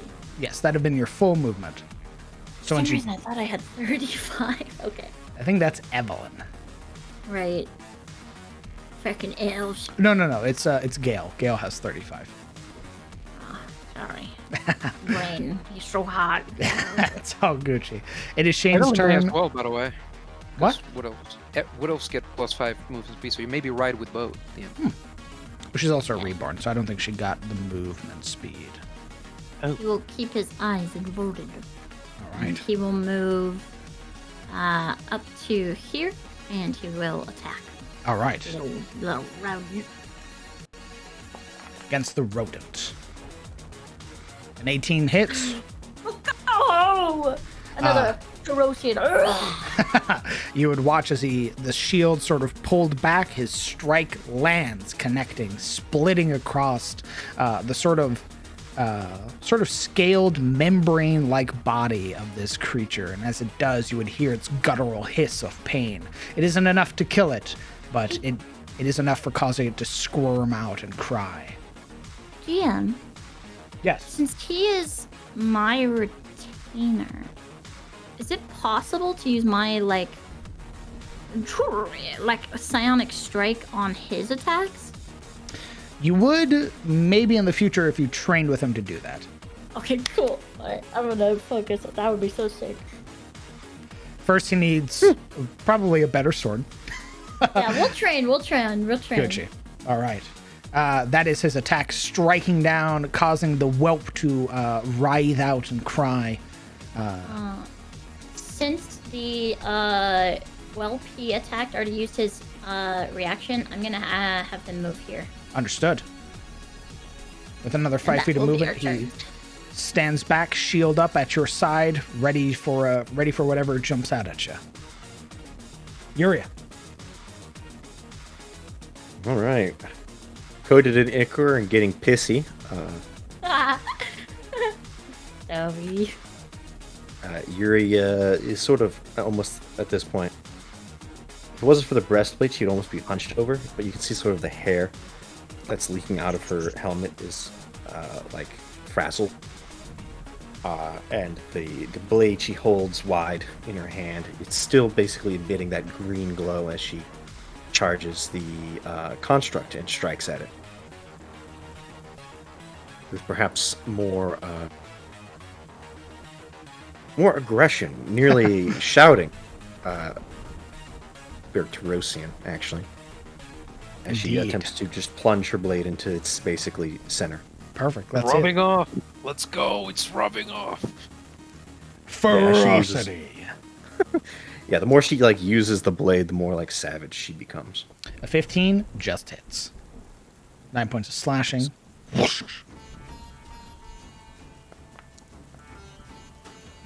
There's 3 Green extra flame. damage. Gotcha.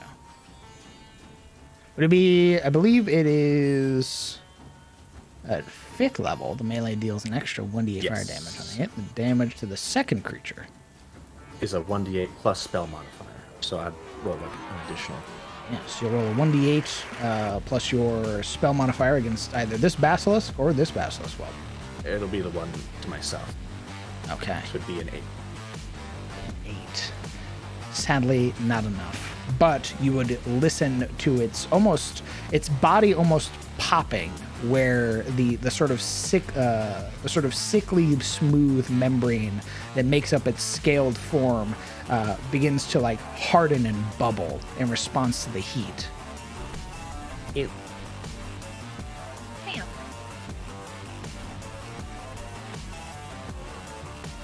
Are you doing anything else on your turn?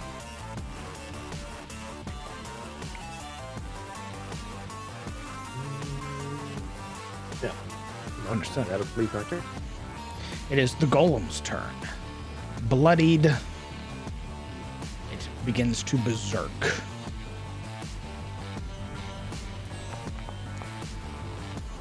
A 12 misses. A 12 misses. Its desperate slams, finding no purchase as you watch as it brings its crystalline arm up, slams it into the ground, and it shatters, only to reconstitute itself and do so again, finding no way to hit you, at least this time. Kellen. Okay, I'm gonna move here. Fire first. If this one, does an overkill from it transfer to the golem behind it? The golem's not a minion. Well, I mean, if they kill the minion, does the overdamage transfer from the No, minion? it only overkill only works on minions. Interesting. Okay, well. Okay, I'll fire first at the thingy. Perfect. Let's see it. The little guy. I'm gonna pick on the little dude. So I'm a bully. 15. 15 hits. 6 damage, plus 4, so 10. 10, more than enough. Stop it! As Every time! 1 point of necrotic, 1 point of necrotic. What is... I realize that I have blessed, and I haven't really needed it because I am hitting, thankfully, but what does it give me? A plus something? It is a 1d4 to your attacks or saving throws. Understood. Okay, well, with my second attack, I will try to hit the golem. Let's see it. I end up needing. I might. I don't know if it matters though. It's a natural one. Natural one is a critical fail. Because this creature has the capability to do so, it'll use its reaction. Okay.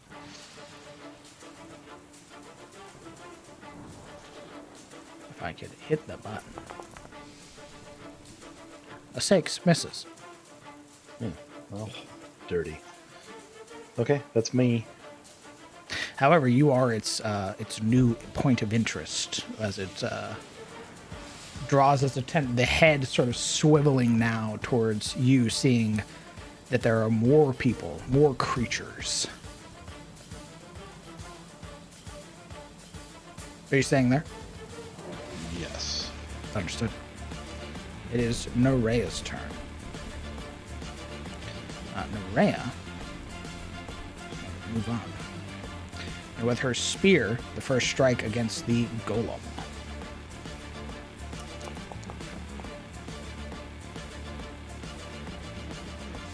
An 11 misses.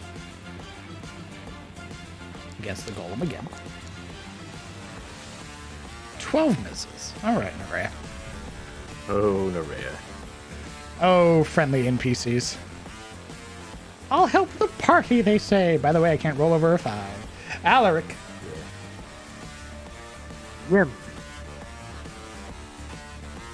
So, as an addendum to Juria, now her entering her own form of rage, the further the battle rages on, so too does Alaric. But unlike her, in his fury, this contrasting beast by her, he finds instead a kind of battle trance. A coming of the world all around him, coalescing together before him, creating a point of focus that puts him in a kind of battling autopilot. One that holds all the answers, one that brings that old familiar relief, because violence he can understand. And he brings that violence down upon the little whelplings in front of him. Verdict sweeping down across as he takes a reckless swing at them. At this one here, in front of Siluriel. That's it.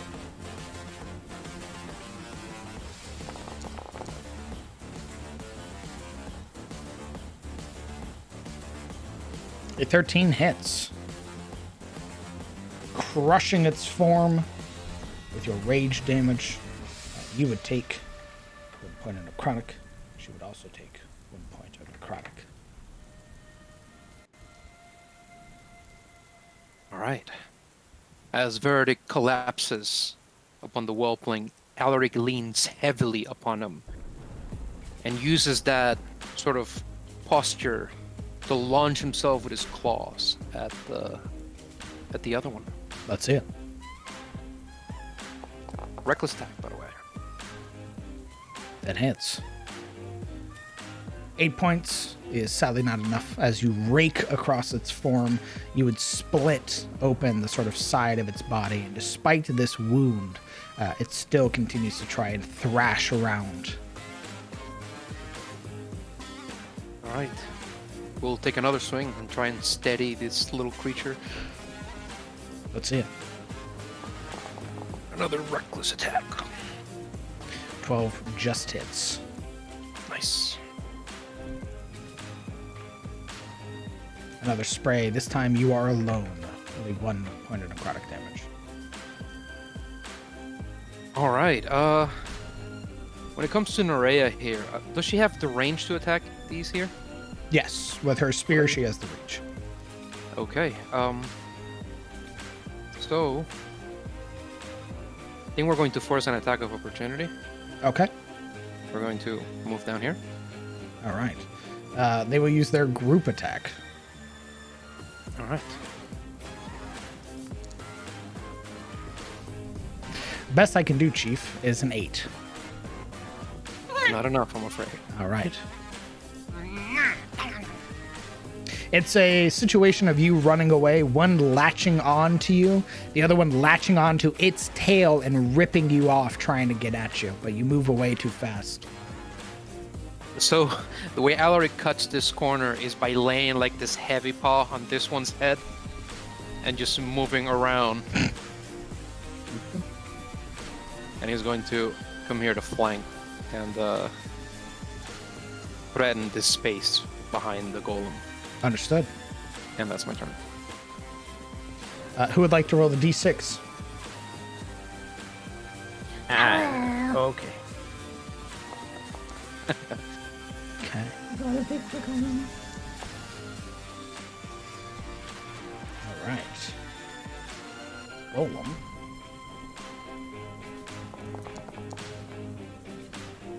Restores 10 hit points.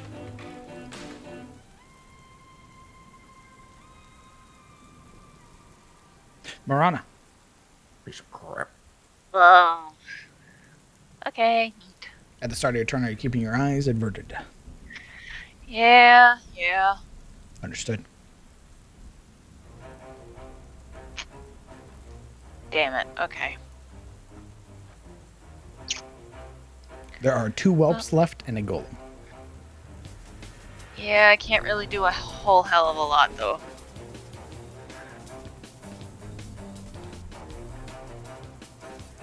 Shit. I took Marana's flank. Fuck. Yep, you sure did. Fuck. I just realized I'm sorry. Yeah, we're gonna do the only thing we can do, which is run in and take a shot at it. That's it. Alaric's like, I'll help. Everyone starts screaming at him. 17 hits. And of course, as we always do,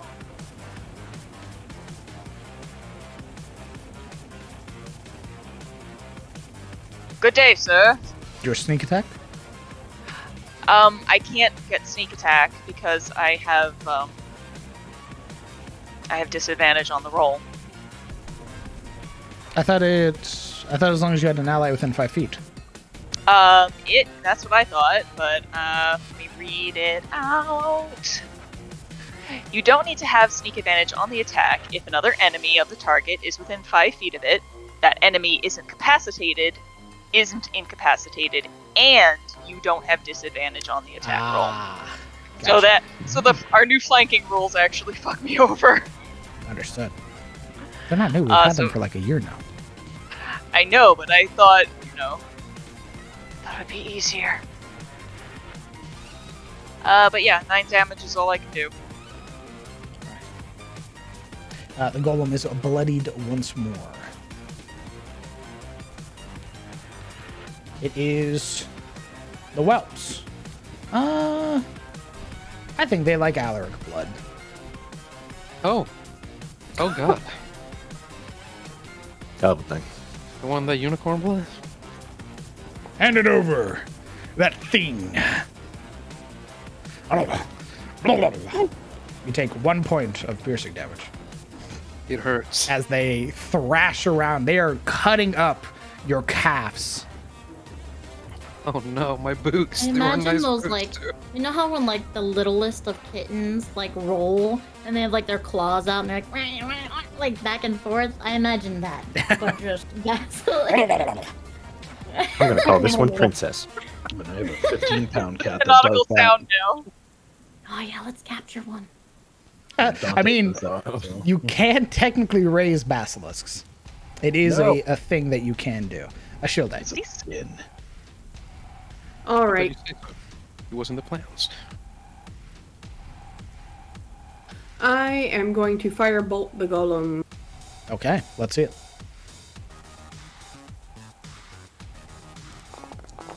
That's because my eyes are averted and I do not hit. Ah, understood. Yes, a 9 does not hit, I'm afraid. Is that accurate? Yes, okay. And it's a ranged attack, so. The firebolt colliding now, but hitting the obsidian side of this creature, you would watch as it just scatters across the surface. And that is my turn. You're staying there?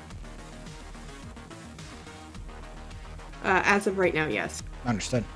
Backing away. Silura. There are 2 whelps left and a golem. Alright. As they get closer to the mouth of the cave, Silril becomes more aware of Shane and his movements. So she will keep her eyes averted. His eyes will stay averted as well.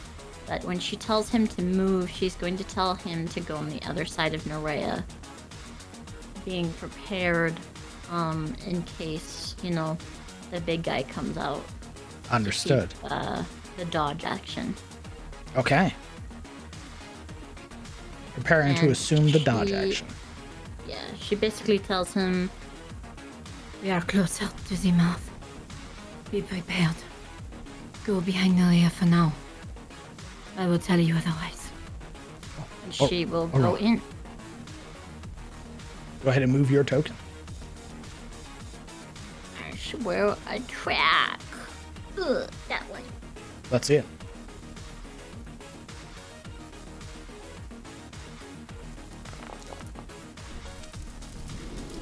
$13 is more than enough. 12 points. You would suffer 1 point of chronic damage, as would Alaric. She will then attack, or she will move here to attack this one.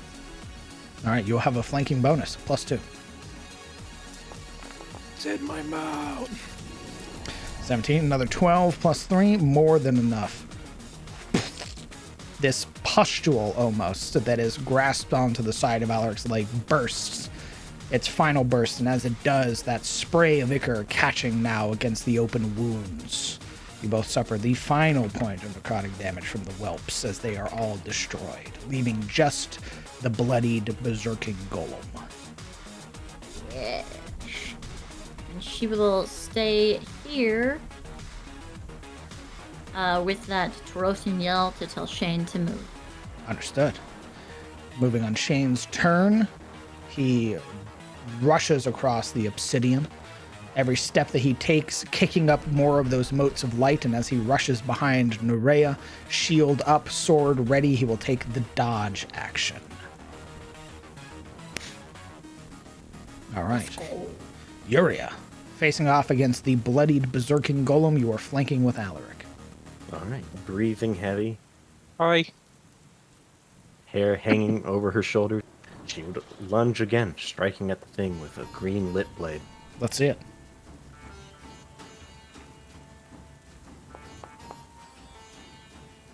.26 is more than enough to hit, dealing 7 points of cold damage, or slashing damage. And a green. Plus the 6. If you would like, you could target Alaric and deal the additional 1d8 plus your spellcasting modifier. No, Do I it. think I'll hit Silverul. I can take it. Oh, fuck. Why isn't it dead yet? Burn. It is barely holding itself together.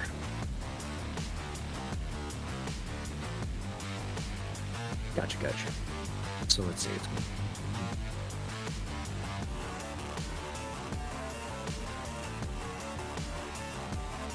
We're gonna go ahead and move. Okay. It already used its reaction, so it can't use an attack of opportunity. Oh, perfect. Yep. Now that we've sliced into it, we're going to basically back away, allowing particularly the acrobatic Dampier. So basically, I'm going to stand by Shane, and then we're going to avert our gaze, finally. You will avert your gaze at the start of your turn. Oh, okay. Well, in that case, that'll be my turn. Understood. I'm going to roll for the golem, as its target ran away. Either it's going to chase its target, it's going to chase its target. It's going It's going to do two things first. The first one is going to fire off a crystal lob against you. Stink. Sparks against the shield. Indeed, shattering to pieces. And then it'll provoke 2 attacks of opportunity. As it me and Alec just share a glance. It Terminator sprints after Yuria. Go ahead and make your attacks of opportunity. You can go first. Remember, you've still averted your eyes, so these will be a disadvantage. We share that Terosian glance, or like this page. The god. 16 hits. 12 points.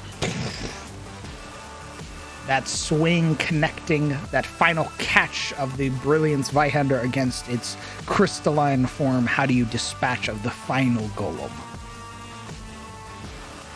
I'd like to imagine that they attacked at the same time.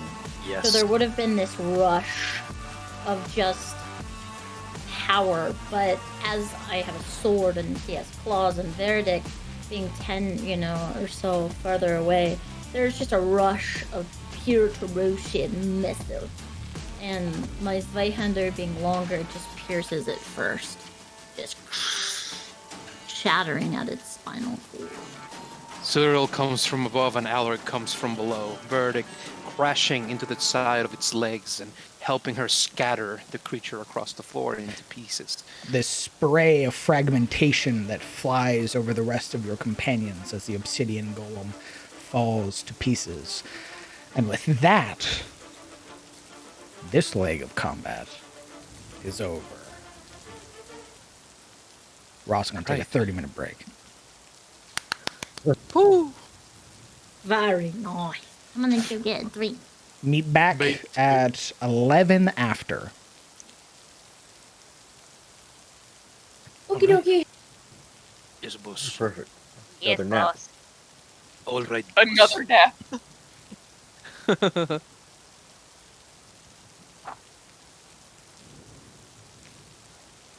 Phase 1 complete.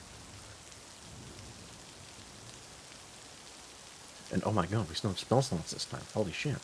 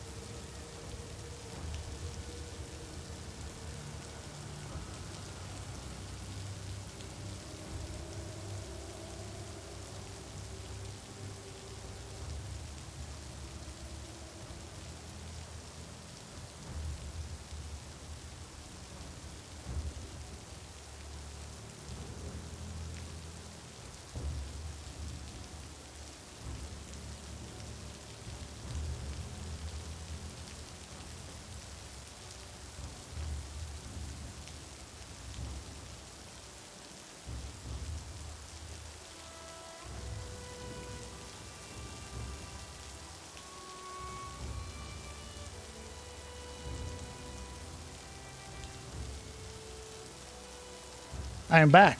Thank you, chat, for your patience.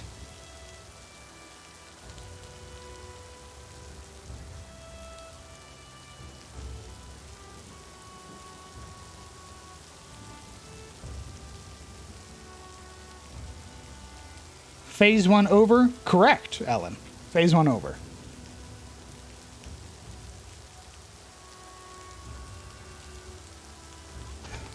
Hi, back. I'm Goal.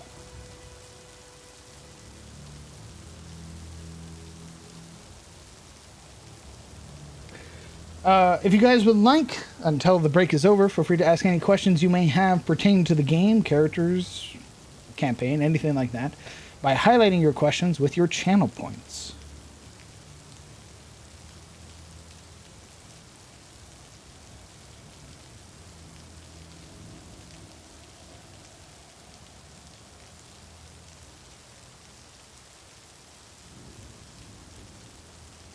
ATM, are you back? Yes. I wonder, how are you with garlic bread? I fucking love garlic bread. Do you want a piece of garlic bread? I got some yesterday. Actually, really good. Like you just made garlic bread right now? No. We got it yesterday. Like, I bought some. Yeah, that's what I'm saying. You just heated up some garlic bread? Yeah. Do you want it? Sure. All right. I'm gonna bring it down. Yeah, that sounds dope. How am I doing today? I'm doing fantastic. No complaints. I have a complaint. Yeah? Yeah. What's your complaint?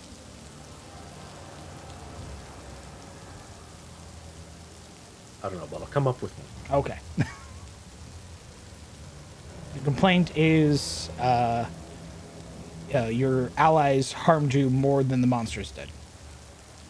That's a good one. That's a good complaint. The whelplings suck. No, I go into melee range, and what do? They fucking Have I had explode? trash. Pieces of crap. That's Oh, you also a hurt good me? question, Spark. No, I hurt you. Little goddamn banelings. Jesus Christ.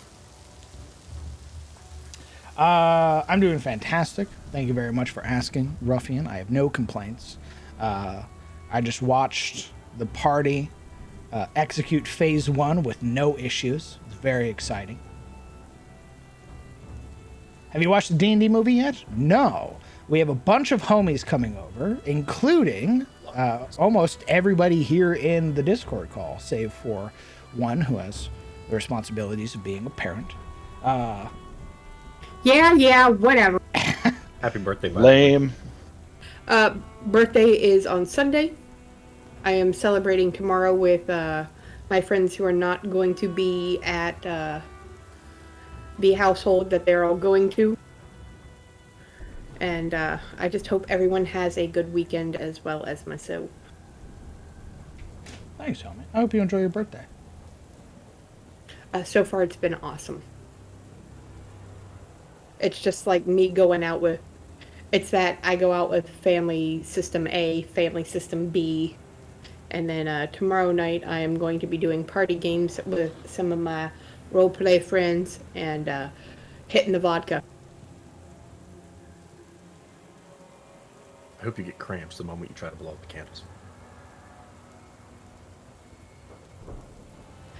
I like the one that I'm going to tomorrow before I come back and play games with my friends. I'm really hoping they use just the number candles and not the actual number of candles, because that would be a pain in the ass. Don't date yourself like that. How good is the party doing against the basilisk? Well, they slaughtered all of the whelps and destroyed the emperor's basically praetorians, his golems. So they've done very well. True. But I don't think the goal of that was for us to lose. It was to... I mean, the Emperor. That was a... I'm gonna soften you up before I eat you. What? No. That was a... I want you to waste all your spells on these idiots. Well, I bet all the whelps were male. What? I bet they're all like his to-be challengers, and he's like, "There's meat out there. Just go get it." Really, Papa? Yes. Yup. Believe everything I say. Yeah.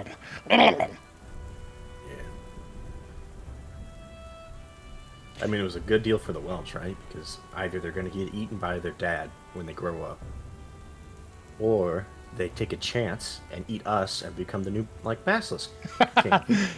Right? Alpha and a Omega.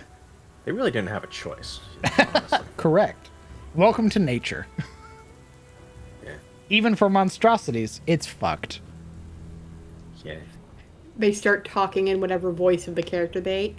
Right, so, Papa, I wanted to tell you, but we can't eat... Right. All right, Papa, I've had enough. How's your phone doing? Still on fire? Yes. Thank you for asking, Goal. It hasn't changed or improved. Trust me, my intent... Had I known beforehand how much the government was going to ream me in taxes, I'd have not hyped myself up for getting a new phone with the new year. Oh. As a first-time independent, basically contractor or freelancer, whatever the fuck you call yourself as a Twitch streamer, boy howdy, do they take a lot of money. A staggering amount, in fact. Well, they take a lot even if you're like an employee. You just don't notice it because it's taken out before you get your paycheck.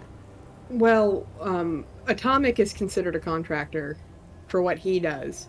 So my work counteracts his, so we don't end up owing. Because I have my taxes taken out every 2 weeks, like, you know, a great 9-to-5 employee. Yeah, same. Have the minion rules changed? I thought they didn't take damage unless you dealt their max HP in one hit. Yes. So basically the situation arose where the party were dealing like 9 points of damage, which isn't enough to isn't enough. And a part of me was like, well, if this keeps up, knowing their dice rolls, we'll be here for another 3 rounds, fighting basically everybody going, I attacked the whelp, I hit it, but I didn't do enough damage. So I basically just was like, yeah, for these guys, because they're weird, they have strange anatomy, the damage carries over. Just to save time and sort of expediency. But yes. 1d10 does seem very chunky for a minion. Well, yes. So it's based on their CR. So the health pools can get up really high the higher the CR the minion is. But this is it sort of counts for you guys having like magical weapons, special abilities, such as like Silurial Psionic Strike and stuff like that, where like there's the potential for the overkill and everything. So the health does scale, but it also sort of like tries to keep it in tow with what everybody else has. The only person that doesn't work for is like somebody like Shane, who has like a mundane weapon, who's a level 2 retainer type character. Like, for free to not answer if it's spoilers, did the fight got harder because of how long they took to fight the Emperor? Oh, is the upcoming fight going to be harder because of how long it took them to get here? I think the players will be able to answer that. I will say that the Emperor is very different from the King.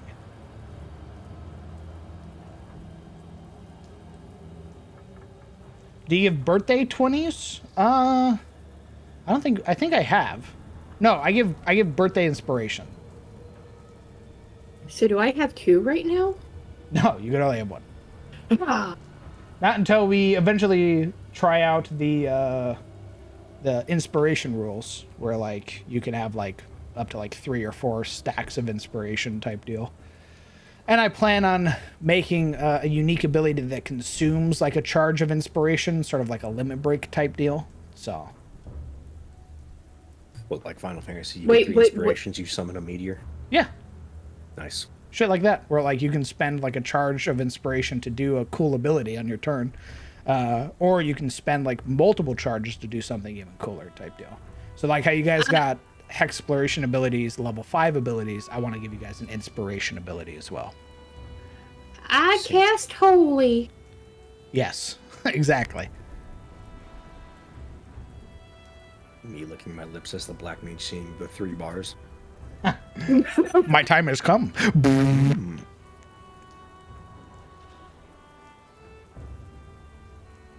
And for my next trick, Calamity.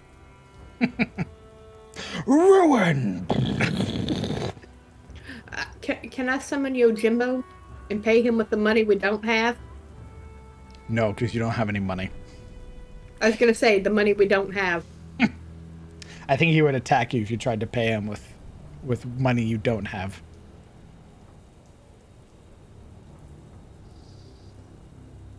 No, if I summoned anyone, it would be Shiva. That's a nice thing to look at. Everybody freezes. Yeah, an IOU. I'm sure that'll go well. Listen, bro, I just summoned to give your dog a treat, okay? Summon Anima. You know what? Fuck it. I summon Alexander. Rosewood stands up on 2 legs.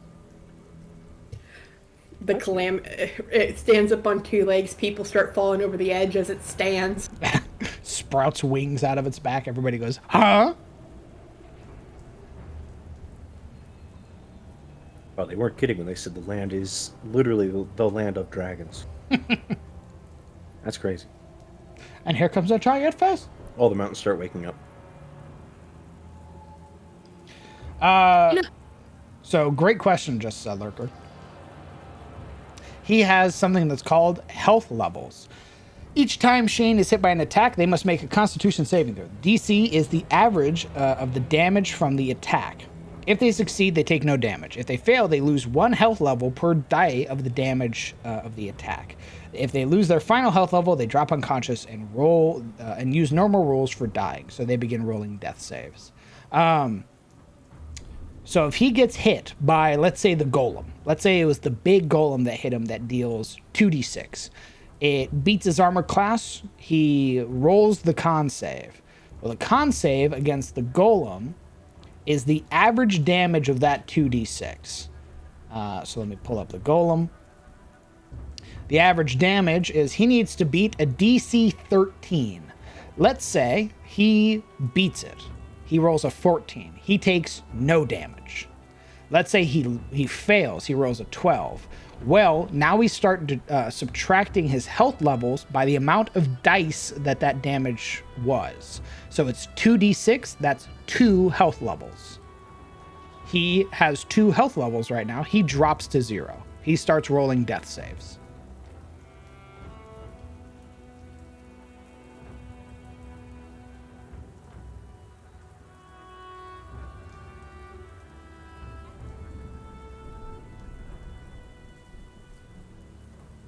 In the case of static damage, he just has to beat whatever the damage was. So if the static damage did, the average, like it's 45 points static, then he has to beat a DC 45.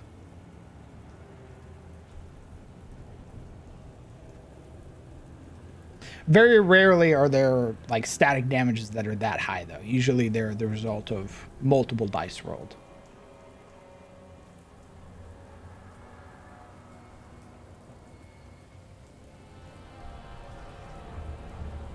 Nine minutes remain.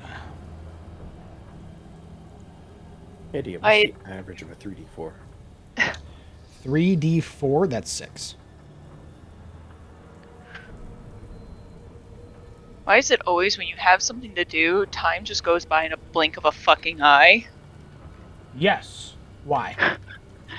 Oh, no, I was busy getting shit done, and I was like, oh, I probably got 15, 20 minutes left, and I come back, and it's like,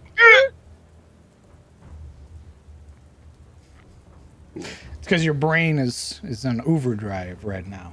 And I was wrong, sorry. When you're doing dice like that, you're always supposed to count the 0.5. So technically, it's 7.5. I think my weird reconstruction needs a buff. Needs a buff? I think the healing needs a buff. You have a chance to double the amount healed. Yeah, but I also have a chance to hurt someone, and double average is 14.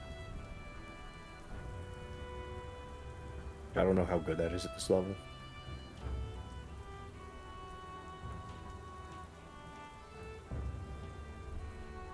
$14? Well, depending on the character, it's like probably a fourth of their health. What's the average of like a cure wounds? A cure wounds, I believe, is 1d8 plus the spellcaster's modifier. So that's what, 4.5, and let's take a Shilda who has a 3, so that's 7.5, 8 maybe for a level 1 cure wounds. Okay, so yeah, they have on average a higher heal with no risk. Yes. You're also an occultist. You're a weirdo. You're not meant to have amazing healing. That's true. Now, if Yuria starts going into maybe some sorcerer stuff, then yeah, we can look at that.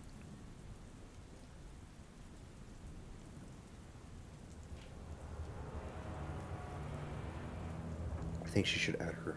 Well, maybe it's not technically a spell.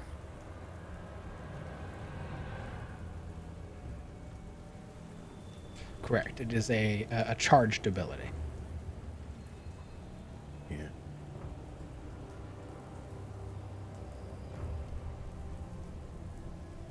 But I'll take a look at it.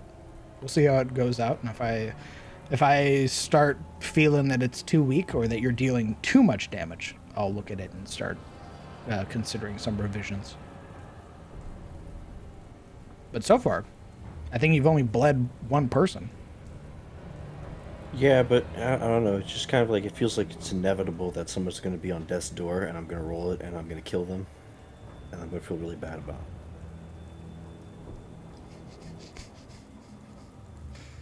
it. I mean, that's the risk, though.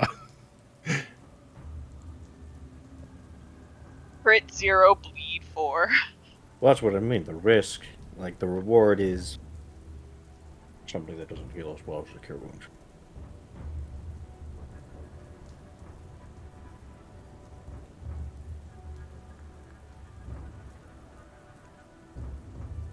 When you roll a 6, it's 3d4 plus whatever, and then you double it. So 7.5, 15 total on a 6. Yeah. Much better than a cure wounds. Aside from that, it's basically a healing word.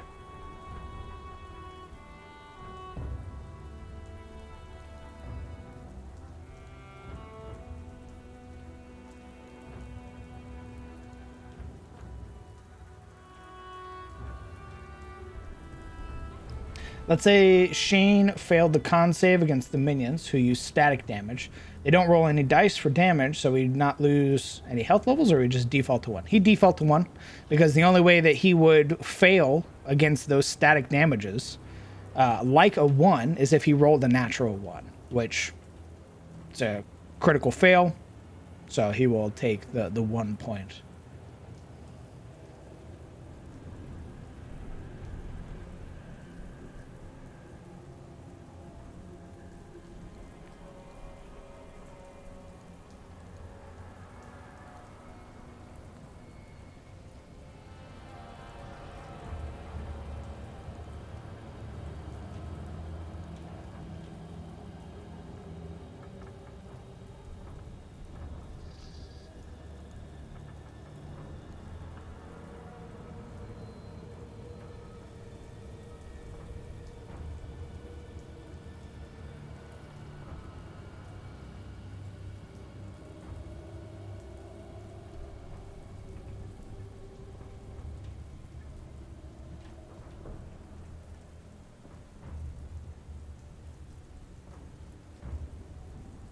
I completely forgot Primus was on my playlist.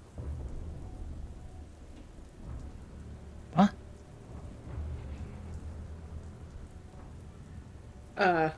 My playlist was going through because I have it on random. I usually have it playing in the background when I'm playing D&D, and Primus popped up, and I forgot it was there. It caught me off guard.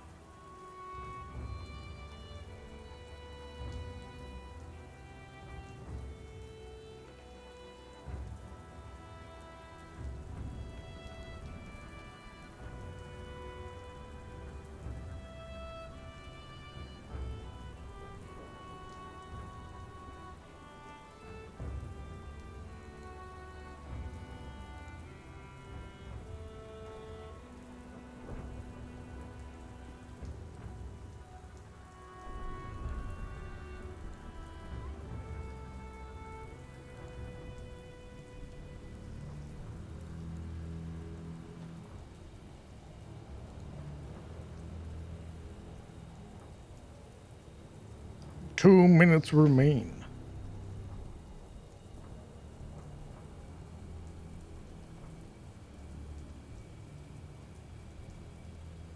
I guess my only concern is that if I hit a 1 on somebody who's down, that's essentially 2 death saves automatically fail. No, that's... Remember, when they have a status effect on their turn, if they're on a death save, they basically roll at disadvantage. You don't deal damage to them. Oh, okay. Yes.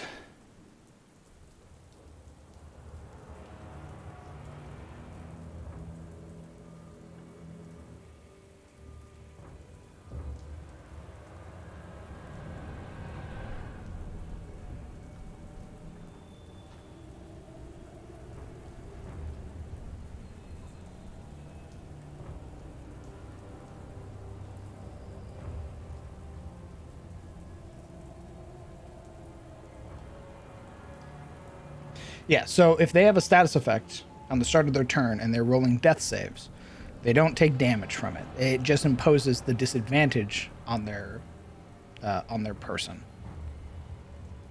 Oh, okay. That actually does make me feel better. I think I have it. I might be wrong.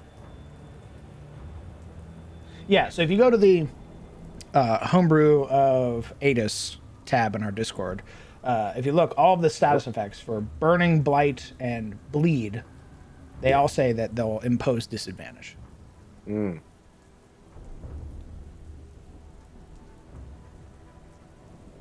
Would Shane be immune to power word kill? Abso-fucking-lutely not. He would just die. He would die.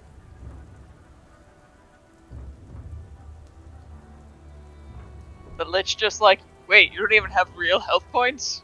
Well then. That would be wild if it's like, you can't kill me with that. I'm a retainer. I don't work on your plane of mechanics. No, you absolutely die as a retainer because retainers, ability-wise, cap out at level 5. Their health keeps going up, but they cap out at level 5.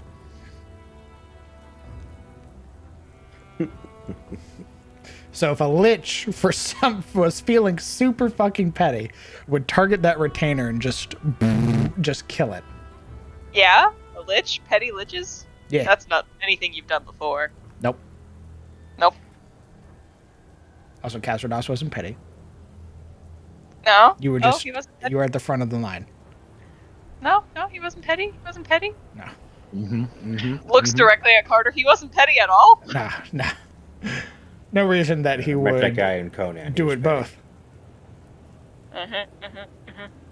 Have you seen the new 1D&D 50-page changes? We've seen a few of them. I think some of the sorcerer shit's pretty cool.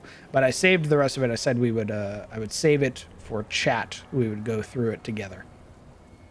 I really like the ability of sorcerers being able to switch out their meta magic. And no longer bound to basically pick the 3 best ones and go, well, that's it for until... What, level 14, I think, is when you get another one? Mm-hmm. Yeah. So forever. Or sorry, 2 forever, because you pick 2. DM, did you answer the question about power word kill and Shane? Yes. What was the verdict? Oh, he'll fucking die. Very good. He'll explode. Very good. I was wondering. He will wither like a worm on the sidewalk in the middle of summer. I like to think of it as like Rorschach in Watchmen. Just fucking explode Yeah, in atoms. Well, that's sort of the thing is that retainers are never meant to be cooler than the person that they serve, right? And they're never meant to be as strong as PCs. So if a lich goes, you die now, they do become fucking Rorschach. Like they don't have enough health to like ever get to the point where they can just withstand a power word kill. Like disintegrate, they would have to beat the average. So because it rolls dice and it's a save, if they fail the save, then they would do the con save against the average damage. And I believe the average damage for disintegrate is 45 points. Something like that, yeah. So he goes,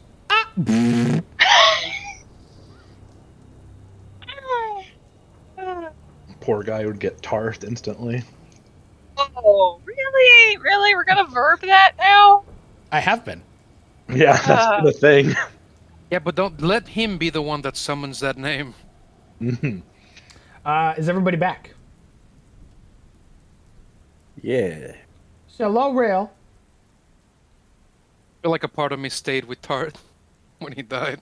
A part of you yes. disintegrated with Tarth when he died. Technically, almost, because you got hit by the enervation ray and almost fucking died. Yeah, True. that happened.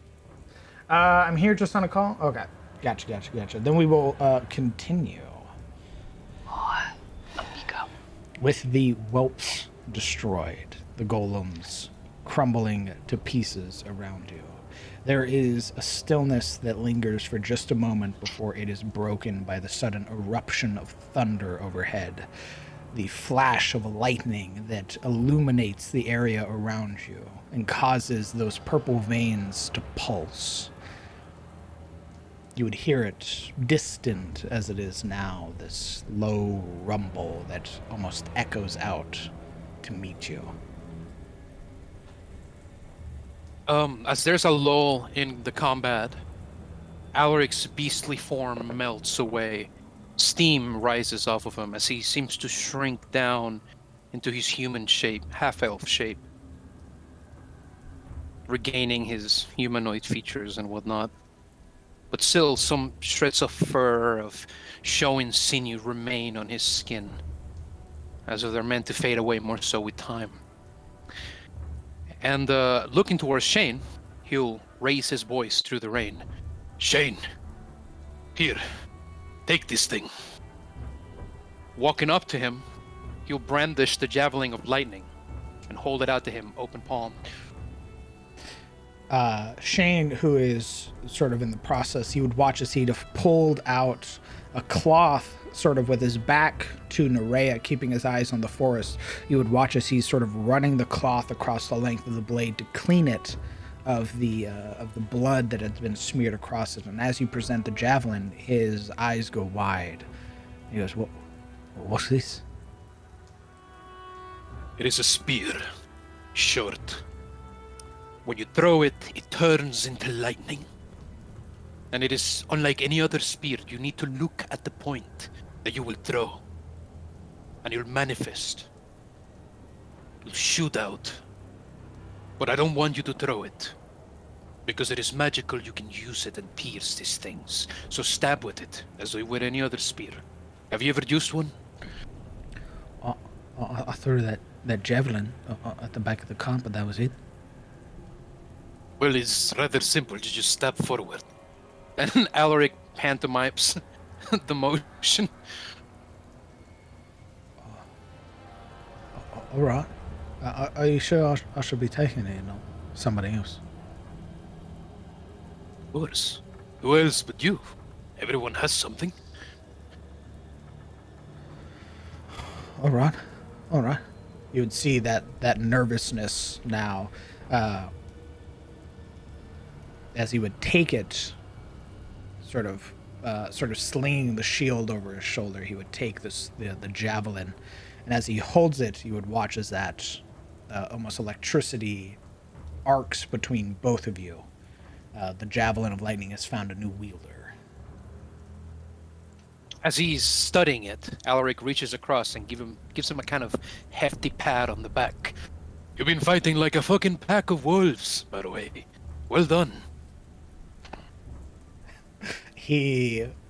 This like awe and wonder immediately gets replaced with this sort of like almost embarrassed, where he hadn't realized in the moment just how much he had sort of been following into the groove of combat, and when he's called out about it, he goes, I appreciate it, thank you. Don't take all the credit. Alaric steps back, and he'll assess the group now.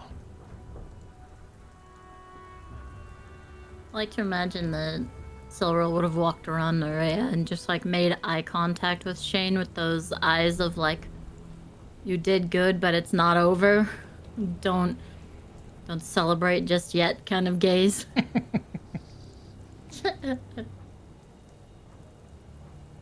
There's that, seeing your look, there's a nod, this understanding that's there. And he would, looking at it, realize that it doesn't need attunement, and he would give it this sort of like adjustment in his grasp, would do a thrust to sort of get a feel for it, adjust his gripping, and be like, all right, oh, I think I got it. And his new signature attack will become the Javelin of Lightning.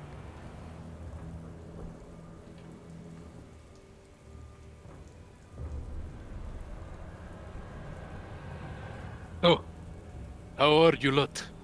Are we ready to go? Some healing, maybe? I'm healing, but I don't think we can stay long. The more time we give it to prepare, well, who knows what it might have planned for us. There's a audible hiss, steam rising off of Nerea's body as she shrinks back to her normal form. Reaching a clawed hand up, she would push and sort of run her talons through her hair in this sort of very aggravated motion, this grunt, as some of the wounds on her body slowly begin to mend as she uses one of her healing surges.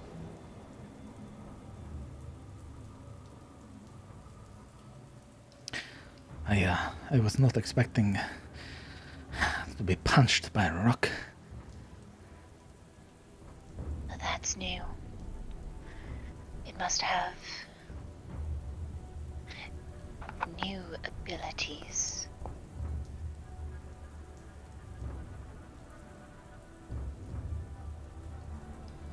She's gonna spend another healing surge.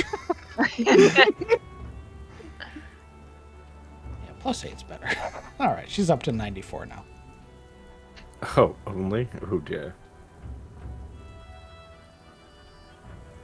Sort of clenching her fists and slamming it against her chest, you would hear this this huff, and as she does, the cuts along her body begin to mend, and they hiss in response to the cold air and then settle. She looks to the rest of you, sort of gauging how everybody looks.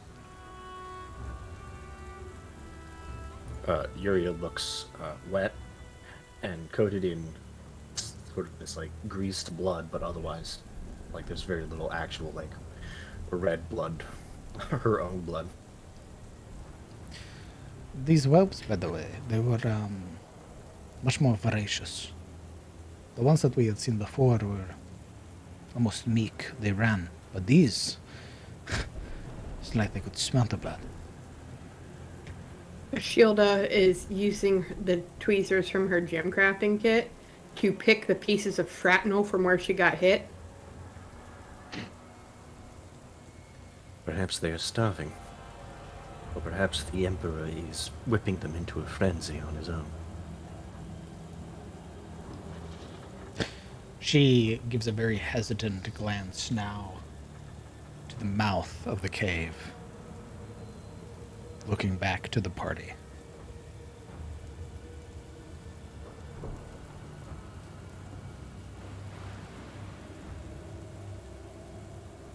If there is no more healing to do, then let's go. Wait. I haven't the option, but I can push forward. Ashilda would go over and give Silverell a 3rd level heal.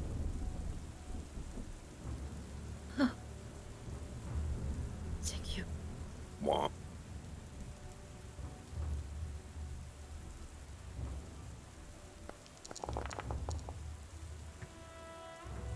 Not a lot, but I'm still maintaining my Hunter's Mark concentration since it lasts for an hour. Understood.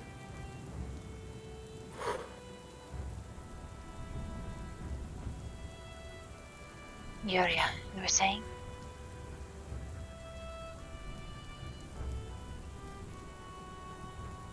I don't actually have a Valerian root in my inventory. Still. That's fine. How long does it last? Lasts for an hour. Okay. Those that are chewing it right now are basically just chewing on cud. It's like gum, but it really tastes bad. Gross. She would pull out her own. Basically pull back the helmet to chew on hers. it's like that black licorice gum, that really cheap gum. Do you know what I'm talking about? Yuria likes black licorice. Mm. She's a little more enthusiastically. What does the root do? The root gives you advantage on your Constitution saving throws against being petrified. Everybody except for Shane and Rhea were given a root. Well, yeah, we're going to buy that. Yeah, before going in, yeah, she'd pop out her weird root jerky. Also- All right, boys, it's jerky time. Also, the draconid oil. We should be careful to use it on the Emperor itself, as it might not do anything on any of its meats. Wait, am I supposed to bite this thing? Just eat it? Don't swallow, just chew. Don't swallow. It So I just... could make you slightly, it would be a heck of a stomachache from what I've heard. So I keep it in my mouth like tobacco. Yes. Okay. I use Presti to make mine taste like venison jerky. Sadly, Why not? sadly, because of how pungent the root is, even though there is that false taste, it sort of secreting the mixture that it does eventually just overwhelms your senses. What? It's magic. So is the root.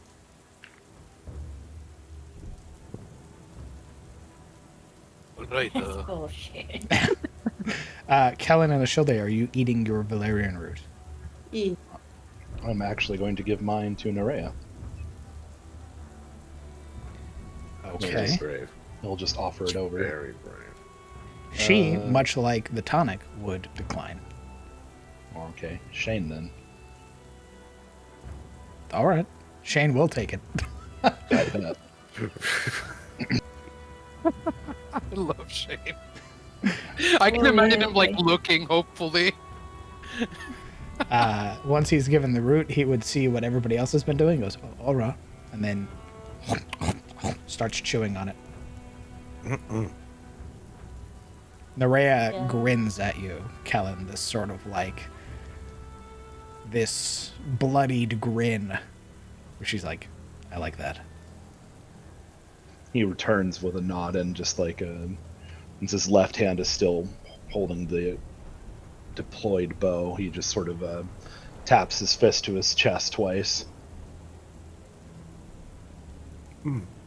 One last thing. No more putting it off. Citheril, I think you have one more tonic.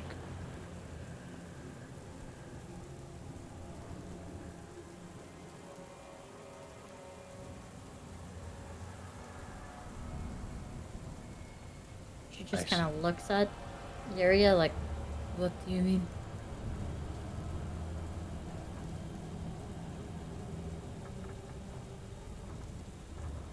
I know you and Nerea had that little exchange, but we need every advantage we can get. You're not going to be able to use it in combat. I think she used it already. Did she? Yeah. Yeah. Oh, that's right. She She used just it at the looked at him.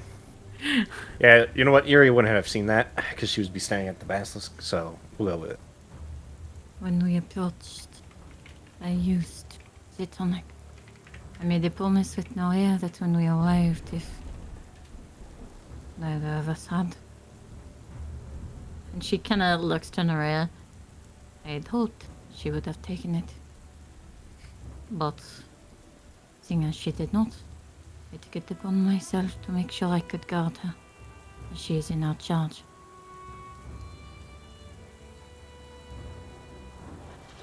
Good. Nerea about just the has oil? this wide grin. You can see that adrenaline is still pumping through her. And despite the idea of there being this advantage, this way of resisting, she almost is like she's ready to throw herself into the fray.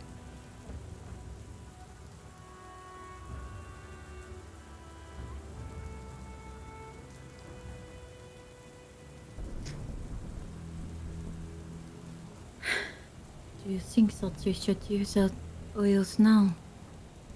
Or wait until we have entered the cave? It could have not gotten more than an hour's travel away from us. But I do not want to spend an hour looking for it and have True. wasted the oil. How much do we have? I have my own. I have one. Once again, everybody but Shane and Nerea has a draconid oil. What is the stipulation on applying the oil? As an action, you lather your weapon in a potent poison that'll last for an hour. During this time, attacks against afflicted creatures will incur a wound that will fester.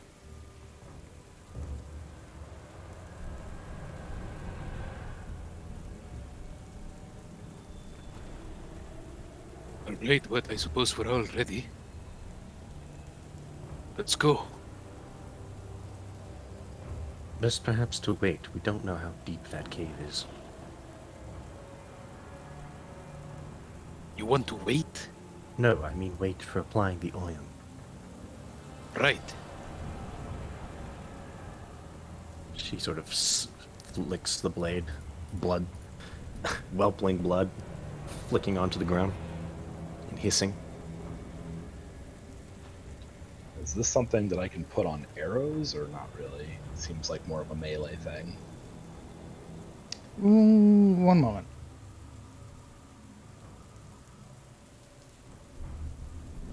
Kind of like coat your quiver. You'd have to like pull out several and probably douse them.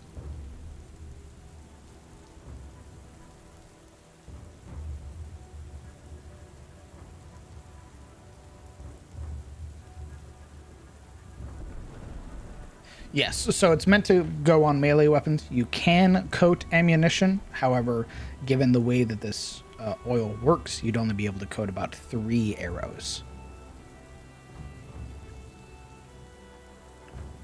If I'm going to be at range, then I suppose... Well, Nerea will probably just say no, because she doesn't want the advantage. Nerd. Well, he can offer it out anyway. It'll be keeping my distance, most likely. If either of you want, if you are going to be up close, this would be useful. Nerea almost... That grin simmers somewhat as her brows knit together. She glances very pointedly from your bow to the elvish lings on your hip, and then back up at you.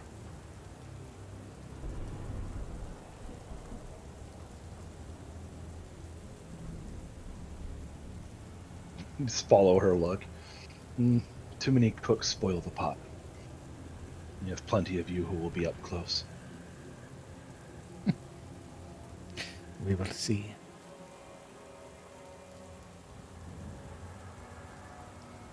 Give it to Shane then. for both of them if they wanted. Shane looks around, looks to Silveril.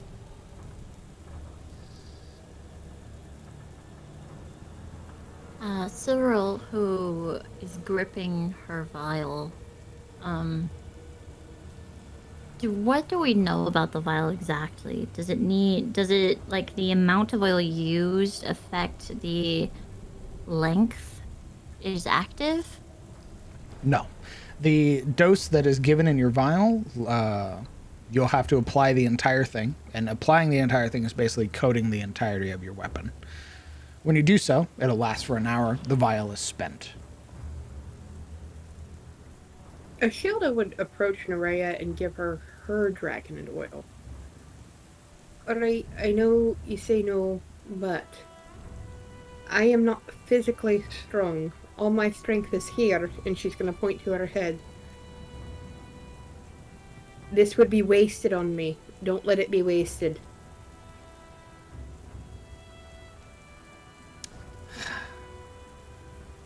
She'd sigh, take the vial.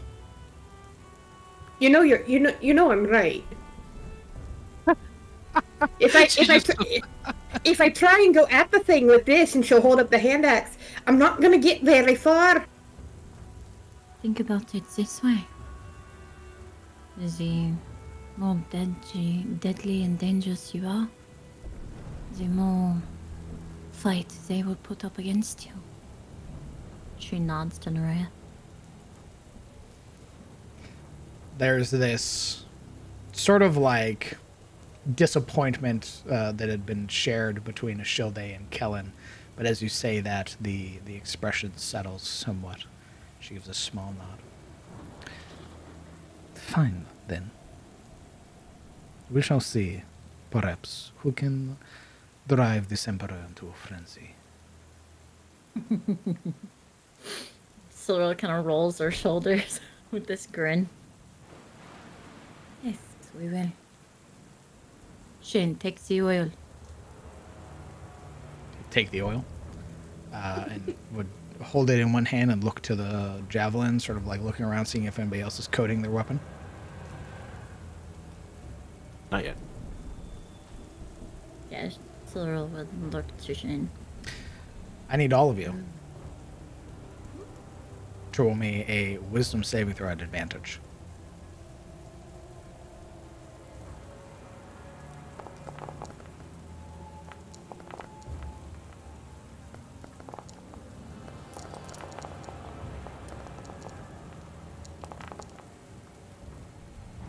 That's a natural one, guys.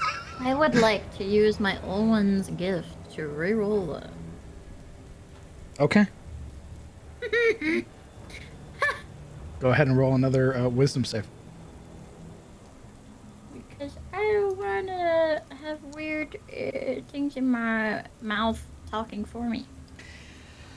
Okay, then it is just Marana who connects that resonance established between her and the Emperor. These unnatural rumbles and growls resonating from her throat. Usurpers. I warned your Dark Master. I will relish your end. But for now, come, gaze upon all that you seek to take, and that you'll die for.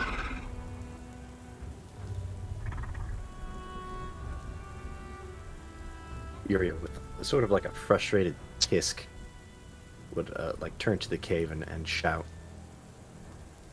"We do not serve the Iron Duke or the Mouth or whoever created your vile kind. Just to set the record straight." Roll my persuasion roll. Oh.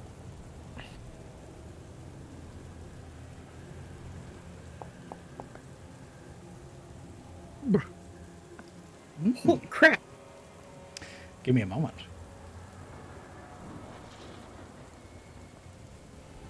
Finally. First good persuasion roll? Finally! Against the basilisk of all fucking things. Oh my god. But Finally. she's covered in rain and blood and gristle. She's pissed. I've had enough! Stamps foot. I'll have you know I'm kicking your ass as a independent contractor.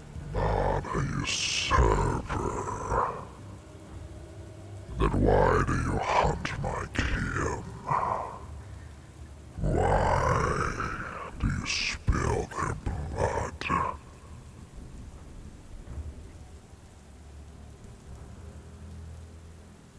This kind of... Like, she didn't really expect a response. She... After a moment's hesitation, a pause as the rain drizzles upon her, she'd straighten. Your kind, your kin, your servants, and your previous father, I suppose, threatened the land of Elions. Local humans trying to live in farms and communities. Your people hunt... She glances over to her shoulder to Nerea. Night maidens, whom we have allied with. In essence, you are a conqueror, and we are the defenders. We're not here to make you serve. We are here defending land that has already been claimed. Marana, go ahead and roll me another wisdom save at advantage. As you attempt to shunt out the voice of the Emperor. And you do. Your body shudders, convulsing. You can hear the rumbles attempting to take hold once more, but something bites it back. You manage to regain control of yourself.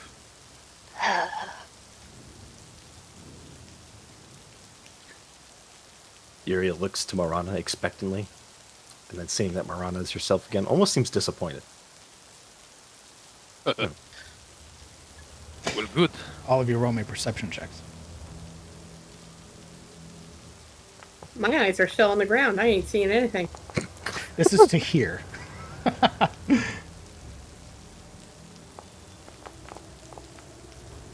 I got big ass ears. I shall hear it.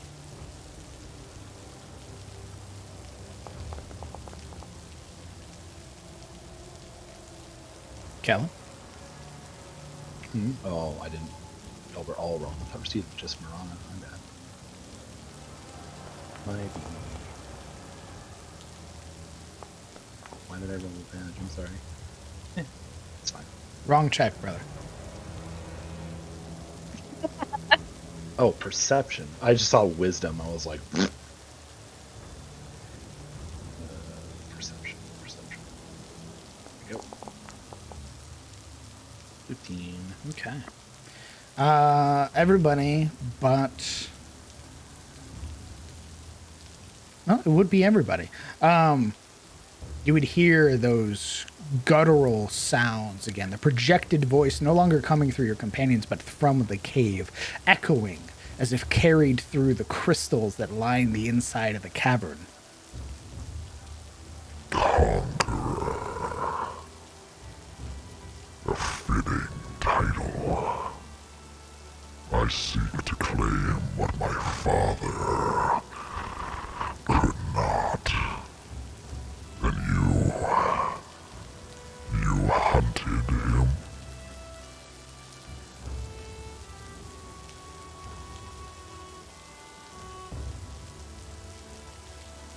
Yuria glances to her companions.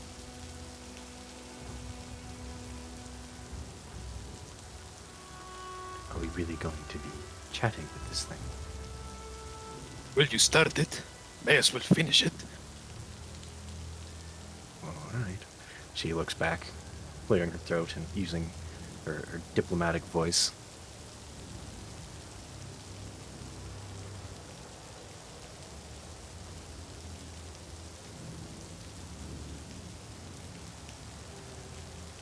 We hunted him, yes. Not successfully, though. Not at first. Like you, he attacked caravans, Elions, with needed supplies. Killed merchants and the innocent. I suppose you don't really know what innocence is. When he ambushed us, he nearly petrified me. Well, he did. But I was brought back, and we exchanged, traded with a third party to have him eradicated. That third party apparently did not see it necessary to eradicate you, however. And since you continue to do what your father has done, following in his many footsteps, we have come to rectify that issue. You have traveled far. I can see through the eyes of those you wander with. I've seen what you've done to my kin. But as a conqueror, I applaud the effort. Let us speak not like beasts. My hall is open to you.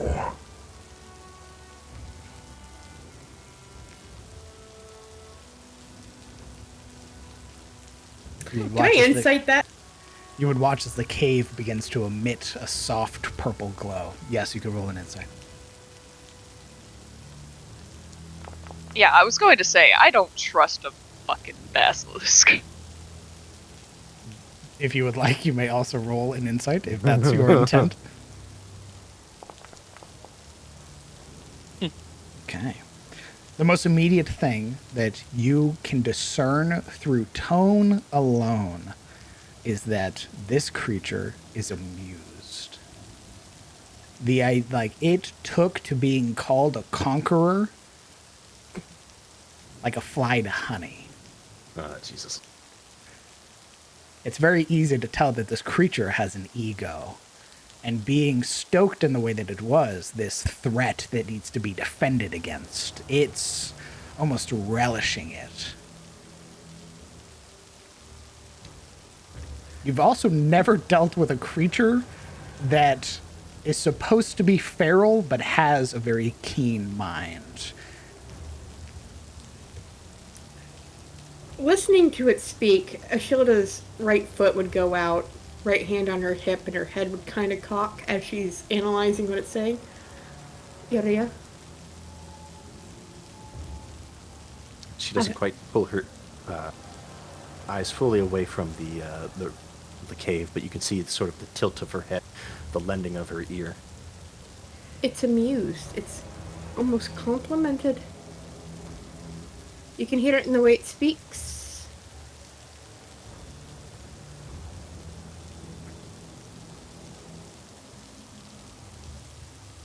Well, I for one want to hear what it has to say. It wants to kill us, sure, but perhaps we'll have some answers at least, before the end. I always dreamt of dying well informed.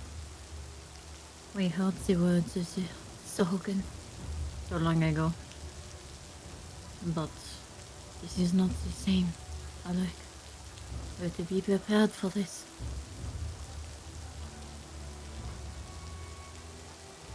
What do you suggest then? Whatever you do, just don't let your guard down. Probably as a way to stall. While they're talking, Yuri would step forward and sort of point a sword down the jaws of this cave. And how do we know you will honor your attempts at being non-violent to us? That this isn't some sort of trap, and that you will obey guest rights? You don't. But I am not my father.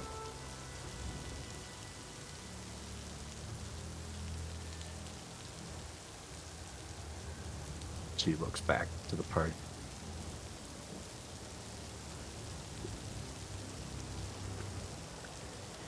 Yuria, ask it if it's the one that made that giant, beautiful crater outside of Elian's.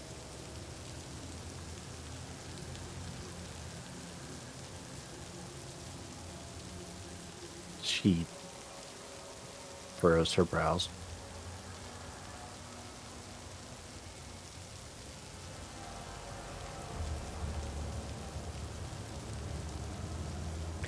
And tell it that the stone that it produces is some of the most unique substance I've ever seen. And that is truth. Perhaps we should discern whether we should go talk to it in person or not before we start asking these sorts of questions.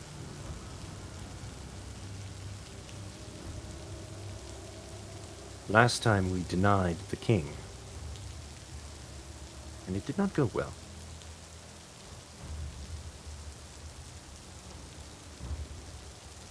Is that when you... She nods. Oh.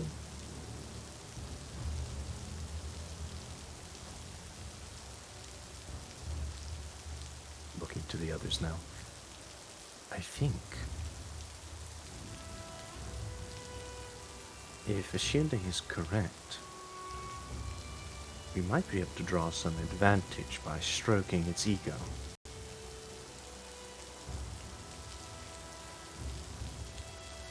Talking about their plan where he can hear it is not the best course of action.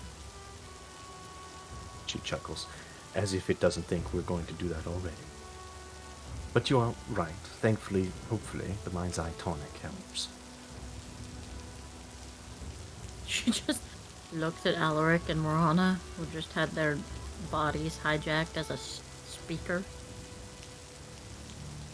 Alaric sort of rubs his nose, seems to be giving it a good thought. By the dogma of Bahamut, we must hear our enemies, and it has a voice to speak. If we are to be the moral superior in this, we should listen to it, see what it has to say.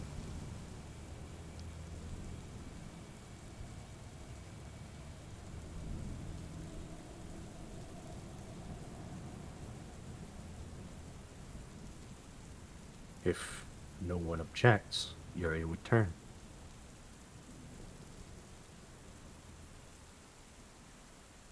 We accept your offer.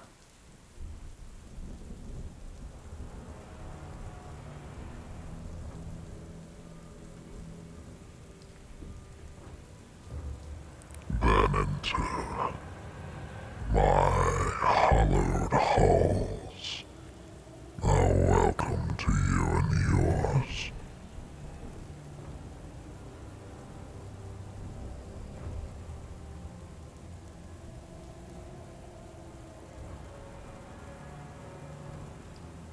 Okay, party. Sorrel shakes her head uncomfortably. And we'll call Shane to her side. Shane rushes up. So, here's the choice. You have been presented an opportunity to enter the Basilisk's lair, the Emperor's throne room. You do not know what entails, what's inside there, what's waiting for you. So who knows what can happen inside the throne room. Or you leave. Try to figure out a way to lure it back out. Do something. What are you guys doing?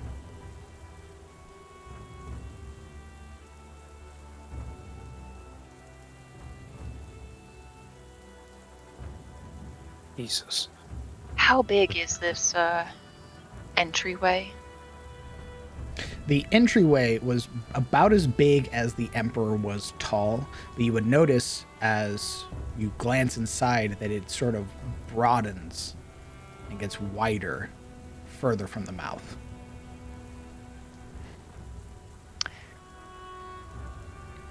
Does it seem to go down, up?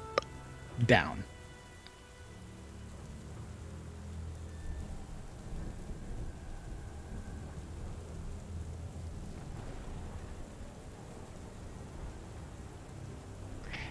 And does it look kind of natural, or does it look like it was dug?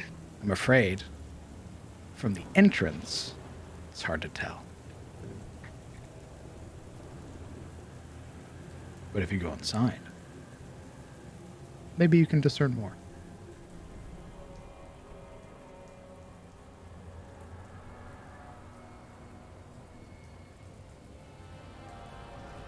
Yeah, I'd like to get close to the mouth of it to see if this is a natural cave or not.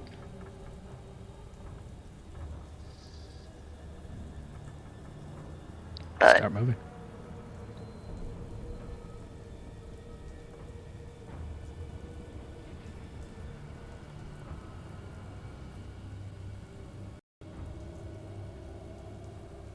kind of around this way and peering in. Roll me a perception check. Okay, perception.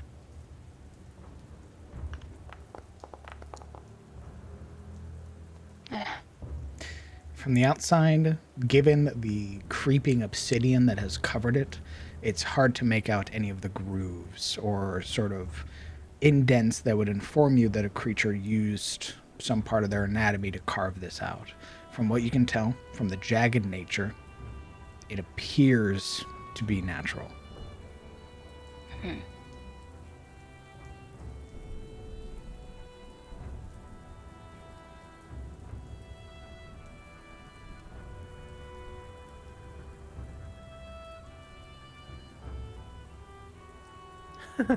Looking over her shoulder, how's Nerea seem to feel about this prospect? Where before there had been that grin, it has settled somewhat into this deep-seated scowl. You can see that her taloned hand is holding the great spear very closely.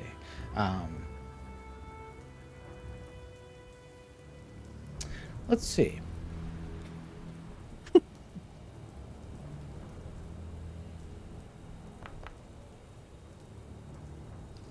She's a little fuming. It's very easy to tell that she is Madge. Not Madge, but more like there's this, why the fuck is it talking? Like, I came here to fight a beast. Why is it talking like a man? So it's more frustration at not understanding what this thing is. Amen, sister. For real, for real. TikTok party. Well, being the one who opened her big fat mouth, and the one already head of the party, Yuria will straighten her shoulders, and sort of like lifting her shield, like to her, basically all the way up to her face, where only like her eyes are peeking over it, basically ready to pull it in front of her face. At a moment's notice, she would start walking in. Silril and Shane will be no further than 15 feet away from Yuria, no matter where she goes as they enter the cave. And Alaric is beside her. Okay. So we will have you guys at the back. We'll put... who is going to be walking alongside... Oh, you're walking alongside Yuria, Alaric? Yes. Perfect. Okay. Who is going in after them? Probably Silril and Shane. Okay. Then I'll move these ones back. We'll push these guys back. Shane, she would like to have Shane behind her. So if she's standing here, then he would be here. Is there anything else the party would like to do before you enter the Emperor's throne room?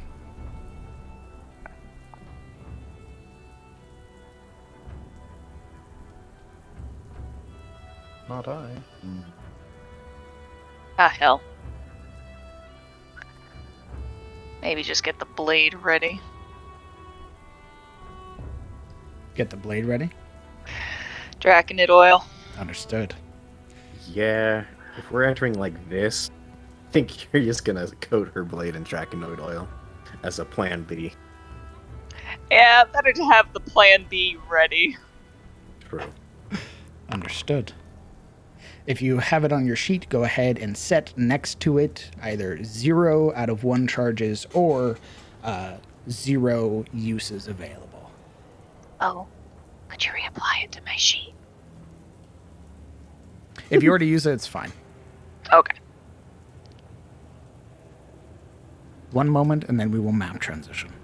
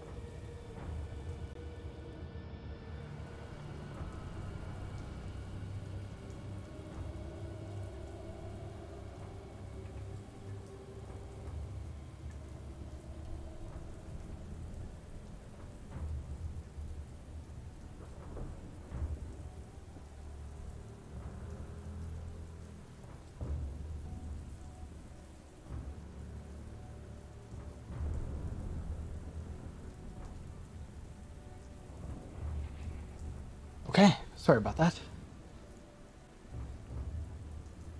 Anything that I missed? Nope. Yeah, I attacked Alric, but you weren't here for it, so. Understood. Then we will map transition.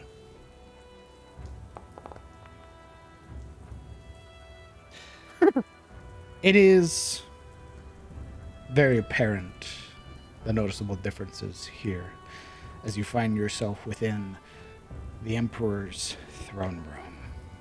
The cavern immediately opens up from the mouth here to the winding passage that begins to spread out even further. Already the floor, the walls all around you coated in creeping obsidian. Numerous veins pulse across the floor and walls, and you can see jutting from the very walls around you these massive crystalline spikes and spires that almost seem to overlap or pierce through one another. You find yourself at the very entrance. Looking forward, it's easy to see the huge, bulbous body of the Emperor, especially as they almost seem to have placed themselves in this lounged position. Their expression sort of turned somewhat. You can see them lounging across their numerous eggs and the crystals that jut out from their throne. Some of their legs sort of overlapped on top of one another, like how humans interlace their fingers together. With a curious cant of its head, you would see that the numerous eyes that cover this creature's face, several of the sets are closed, and it has just this singular set of purple glowing eyes, and they are focused on you.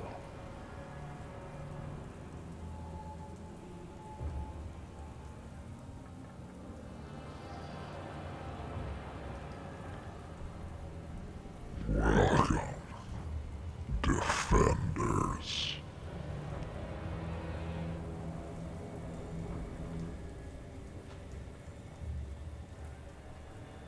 Yuria swallows.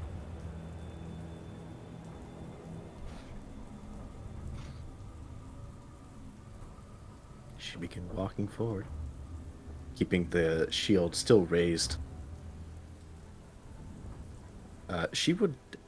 As she walks, she would basically look to her left and right, looking for essentially gaps or areas that they could basically be ambushed from. As you look around, your attention is immediately drawn to the numerous caverns and sort of cavernous spaces that make up the walls. There are countless places you could be ambushed from in here.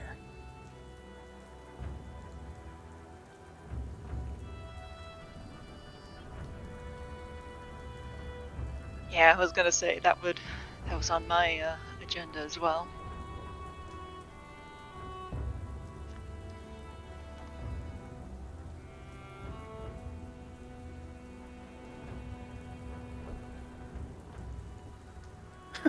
Unable to use telepathy on her friends due to the mind's eye tonic, she could only mutter to Alaric, "Watch the holes."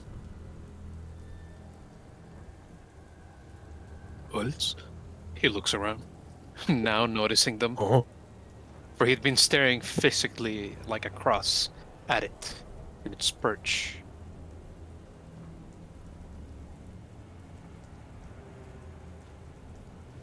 I can't move shit.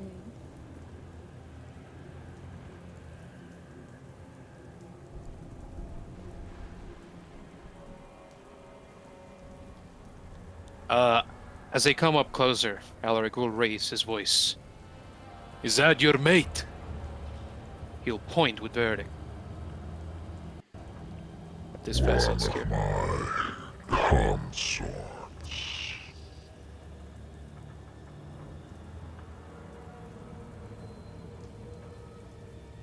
Good to see her healthy. Unlike the one your hunter butchered.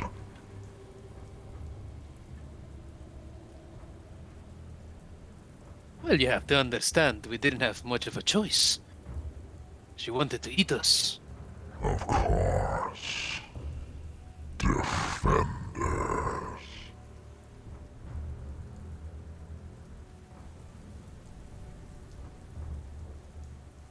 So tell me, why did you answer my friend here? Why do you wish to speak? You watch as they adjust themselves on their throne, this perch that they have that is many feet higher than your current standing. You can see as they shift their shoulders from side to side, the spines on their back almost bristle and shine, the crystals seeming to gleam before settling. And as they relax, sort of nestled in to their nest, you would hear the voice now being projected from it. Your companion here says you do not serve those usurpers.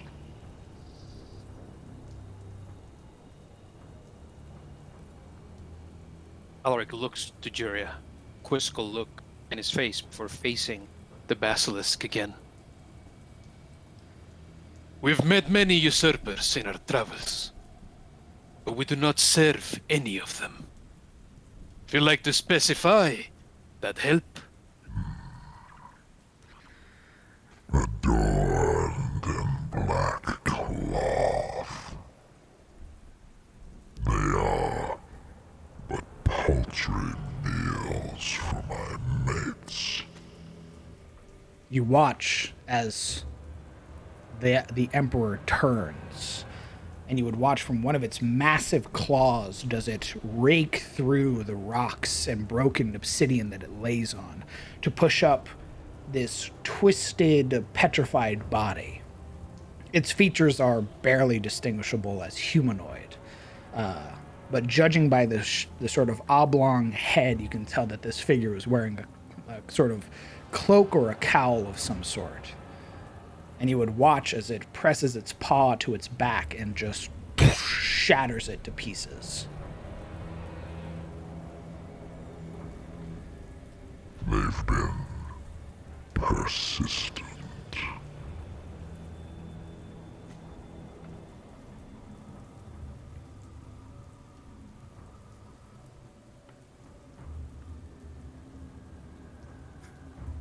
Uriel lowers the shield slowly, standing tall, the silver helm glistening and reflecting the purple light.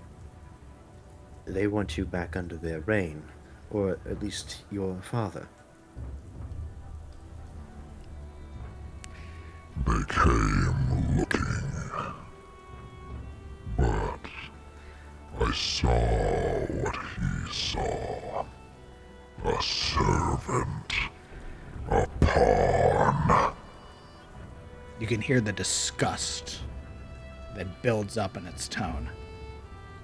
When I ate his flesh, scattered through these halls. I saw them. And they came to me. But they did not swear fealty. They demanded I serve. And I will never serve.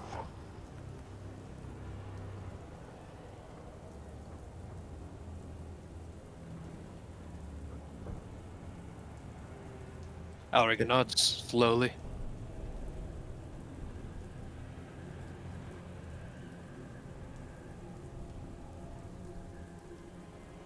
Go ahead, Jerry. Then what is your goal? You tell us what you do not want to do. I would turn everything into its perfect form. I am a conqueror. And when I've settled with your night maidens, next will be that pathetic hole of dirt that plagues my northern forest.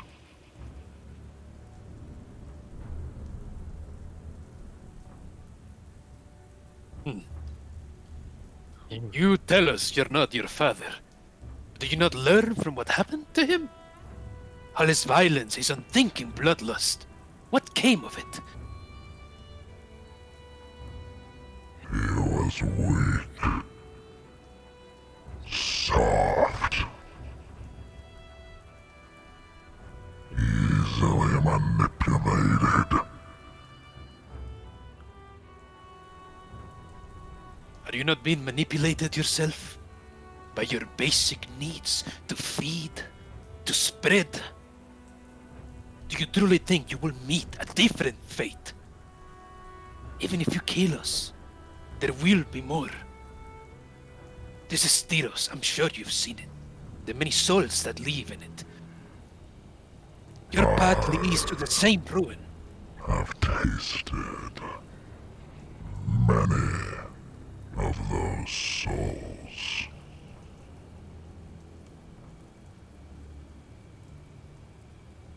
I may die an inevitable fate, but my children will inherit all of this.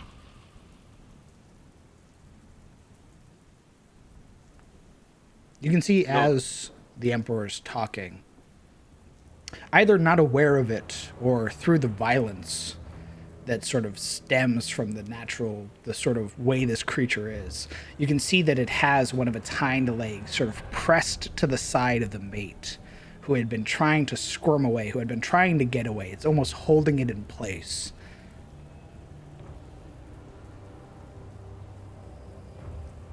Your children will inherit nothing. Once you have died, without your guidance, they'll be scattered and hunted. And this lair here will burn it to the ground. Will leave a black smut behind what used to be your legacy. This is Tyros, and Tyros only answers to Bahamut, the Platinum Dragon, and his chosen king. I would like to use my oil. Well, there goes Yeah, go ahead. everyone. Just Yeah, like, Silver's well, just gonna reach for her oil as she listens to Elric talk. Even in my short time ruling, Tyros means nothing. Your people scattered.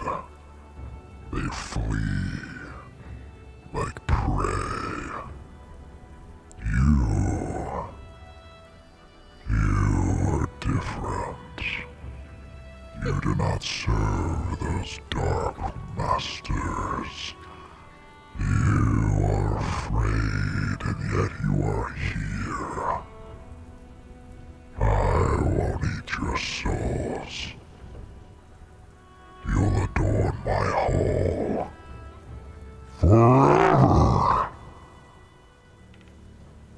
It's initiative. Yay! I would like to reiterate Shane was behind me. I can't move his token. So if you wanna... sorry. Okay. That's okay. You can whisper to him still, though. Just near. Howdy, folks. Definitely that Perosian diplomacy, brother. Yeah, that wasn't going anywhere. No, it wasn't. Oh That's yeah, we knew where this is ending. Bad guy monologue time. Baby, you put a Terosian at the front. What do you expect? I didn't put you there. You stood there. I didn't put you there. I didn't put you anywhere. Oh, I didn't vote for him. He doesn't speak for us. Hey, it had to be said. Come on. Alaric grab. Yeah, sure. You're, now that you've opened comms, I can come in and say, "Hey, go fuck yourself." Cringe. Literally, it's like, Yes. "Thank you, Yuria, for getting here, so I can tell him he's a bitch to his face." Thanks for setting this up for me. Why Full is send. Colin initiative? Yeah, you know, he just kind of shows up there every now and then. He shouldn't be. I don't see him in my initiative. Well, it's just call Stormborn rolled initiative. Oh, because he hasn't changed his name yet, like a dork. I haven't. How can I change my name? The same way you changed it before. I didn't change it before you did. No, you did. You did that for me. I believe this was it. We're gonna find out. Yuri's gonna, as Alaric talks, Yuri's just gonna kind of slowly raise the shield above her eyes, like, oh boy. I'd like to I add, see where this is going. We're just gonna start with gaze averted. this Go will ahead and probably roll bite your me in the initiative. ass. DM, this will definitely bite me in the ass, but Alaric is puffing his chest and he's staring at it directly in the eyes. Oh my god, What is Alaric. wrong with you? Oh. I'm sorry. Alaric. Well, Alaric, it goes first. Absolutely. Why? And you are just out of range. Holy fuck. God is on your side, my guy. Something. Man's Muhammad, listen. literally standing on like the "I'll kill you here" line. It is. It doesn't matter though. Oh. It is going to. You would watch as it slams its legs forward, sort of caught like crushing eggs under its own heels. Oh my God.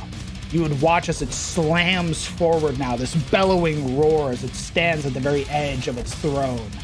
Now sort of peering out over the world. First thing it's going to do is it's part of its multi-attack is it's going to, the spines on its back shudder and then fly outwards. And they are aimed towards Alaric.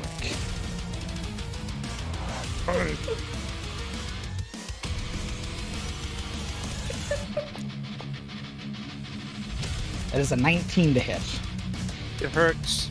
That is 10 points of piercing, and then it immediately, as part of its multi-attack, uses its petrifying ray. I need you to roll me a Constitution saving throw. As you are chewing your root, you will have advantage. The DC is 14. Oh my god. That is a success. What? It is the mate's turn, who is going to join the fray. It begins to scurry down. Not that way, that way. Thank you. It just goes into the pool. At the start of Uria's turn. First things first, Uria. At the start of your turn, it's going to use a villain action. Oh, very good. It's going to use Statue Heave. You are the target.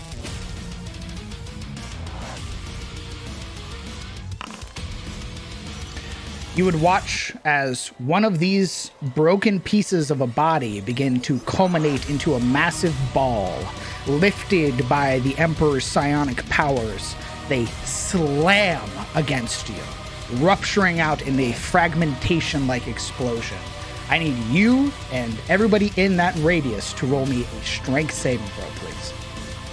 Strength. Shit.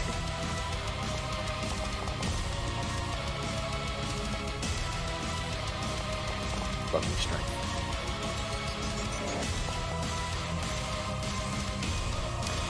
Silural's the only one who succeeds, and she is not dazed. Yuria, you take 17 points of bludgeoning damage. Alec, you take 17 points of bludgeoning damage. It hurts. Ashilda, you take 17 points of bludgeoning damage. I would like to use my reaction Okay. on Yuria. And I'm gonna use Protective Field. Reduce that by 8. Okay. Having not being dazed, she will just snap think, like all of her abilities and stuff. Why did I take 8 damage? Because you succeeded. Oh, we take half? Yes. Oh god. Your companions are dazed. Oh god, what does that mean, dear? Well, Skips our turn. no. Dazed means you either get an action, a bonus action, or movement. That's it. Oh, You only get okay. one, not all three. Your An it's your turn. action, a bonus action. What does averting gaze do? That is at the start of your turn. You are basically just saying, "I'm averting my gaze." Is anybody's eyeballs open? Yeah, when he bellowed. Oh, okay. Yeah, we're gonna avert our gaze now. Okay. Ha.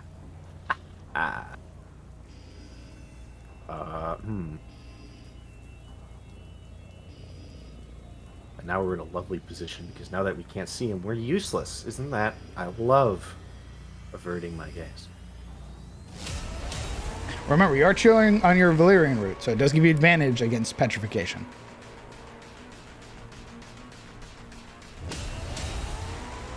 We're gonna use our action to heal Alaric, his big dumb face. Okay. So that we can use it to take more damage, like you deserve. Anything for you, baby. And never mind, I bleed him. You bleed him for 5. All right, that's my turn. You're welcome. What the fuck? I love that ability. The gentle caress of tendrils that apparate from the void begin to pull across your wounds, Alaric, and in that soothing moment, they begin to tear across them. Okay, not that. Pineapple. Pineapple. Safe word. Pineapple. Oh god. You can only hear Yuria wince. Well, I guess you can't hear her, but she would wince and you'd hear murder. Sorry. Okay. Marana, Boy. at the start of your turn, what are you doing? Are you averting your eyes? Yeah. Okay. Yeah, but I would also like to do a quick weapon swap and... where is it? I would like to activate the properties of my black leather armor Okay. to basically just give me a flat roll to try and ping that off Let's see it. from 80 feet. So that's a flat roll.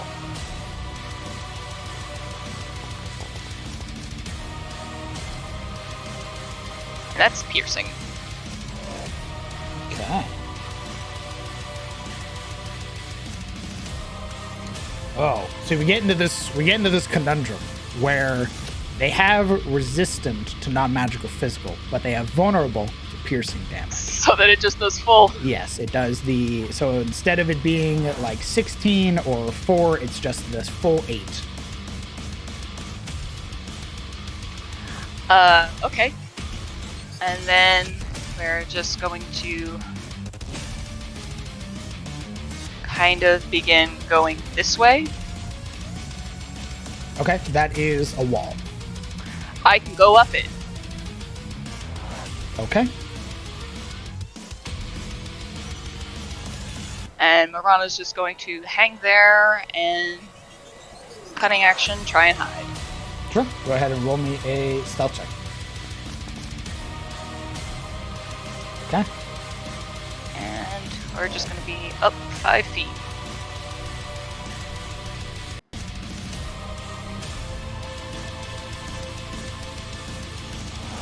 All right. Anything else on your turn? Nope. Chill then. At the start of your turn. I am pulling out. Are you averting your eyes? Yes, I am. Okay. I'm averting my eyes, and I'm going to use the Warden's Ointment on myself, one of the charges. That's it. All right. You restore 10 hit points.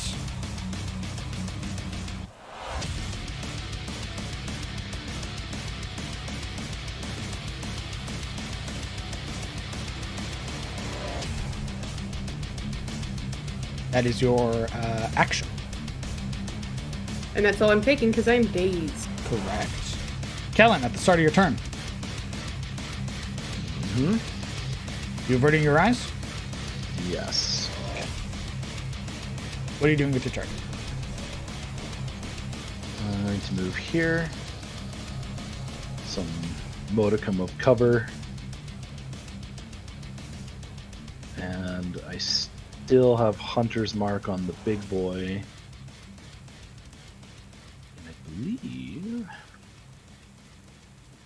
since I have that, I don't have to use bonus action. Not that I need to for this, but anyway, I will start taking shots at it from this position. That's it. He's already acted, so I just have to do normal stuff. Boo. 20. This would be at disadvantage. Oh, you're right. Yeah. 20 hits. Cool. We'll throw out. Oh, I'm not staying yet. 2d6.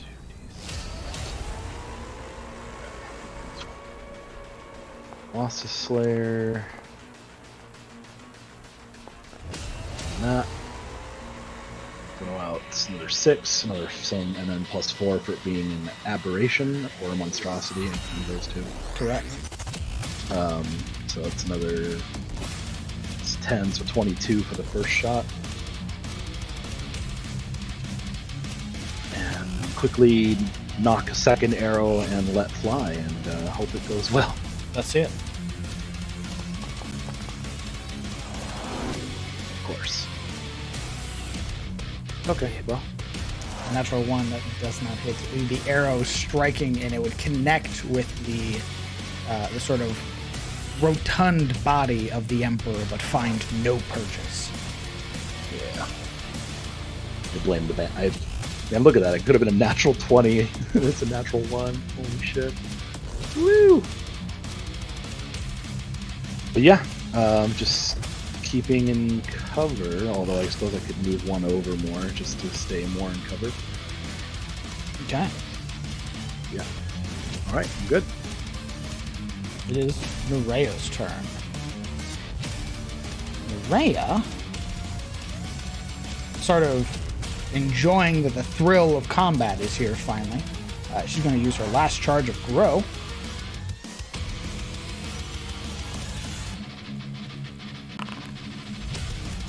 She's going to double in size.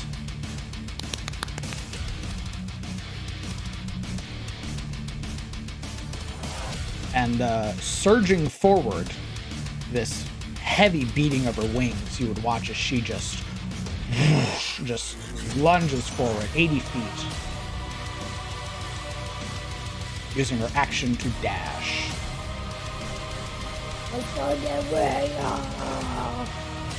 She will begin relying on her echolocation. Alaric, at the start of your turn, are you averting your eyes? I would say that after getting slammed by rocks and ripped open by Juria, he'd be humbled enough to shade his eyes as to not invite further calamity to his life and all.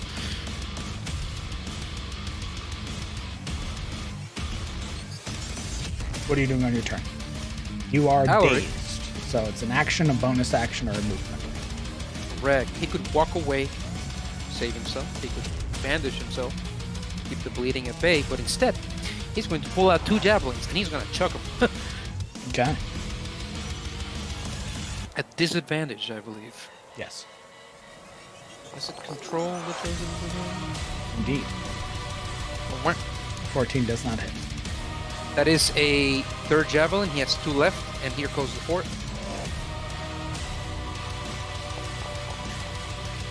Oh. An 18 would hit.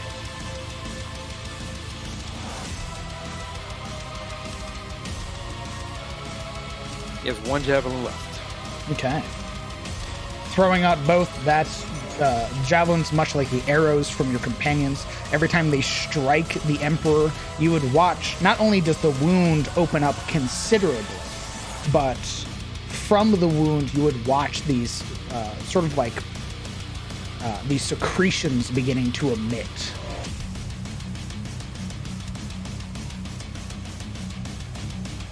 All right.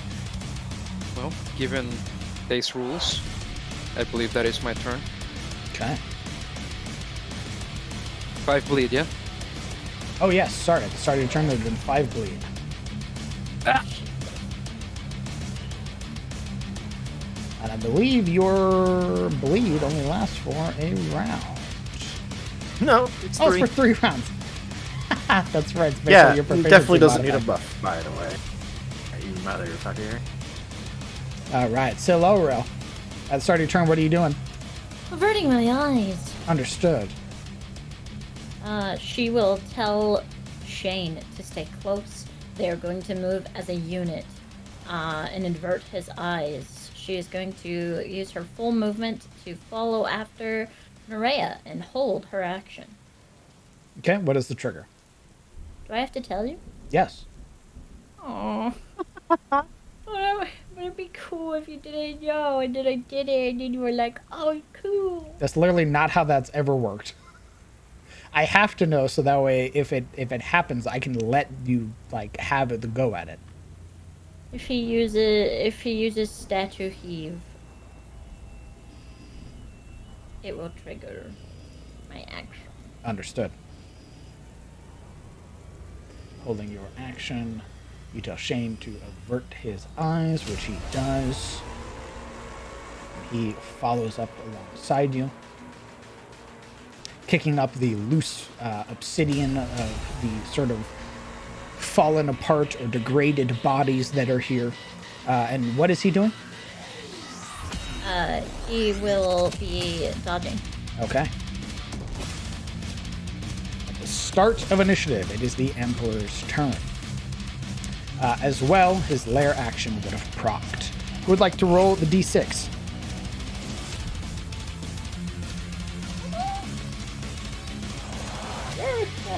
Okay. All right. And then I need a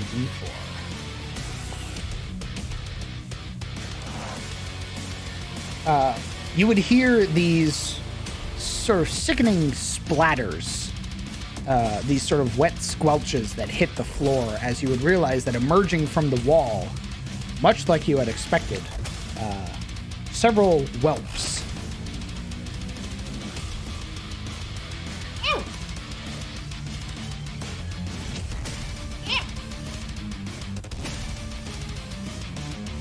Take that.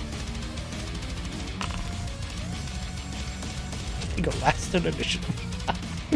Hey, buddy, welcome to the end. Hello. His turn. Everybody is averting their eyes. This causes him to roar out in frustration. Oh, it's gonna stay on Alaric because of what Alaric said. So he's going to use Crystal Artillery. I hate being by Alaric. As a natural 20. Oh. That is 21 points of piercing damage. Are you raging? Nope. Okay. I would like to use my. Oh wait, I don't know if I can. Actually, yes, I'd like to use my reaction. Okay. This will eat your held action. Will? Yes. Because your held action is based on your reaction anyway. Oh no, never mind. Sorry. You're saving it then? Okay.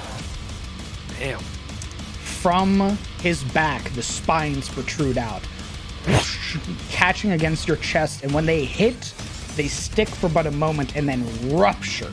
And when they rupture, they tear open the wounds.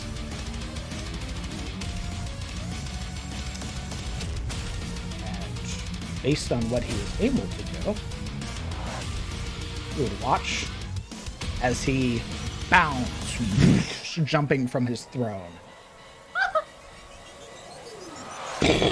This crack against the obsidian that forms.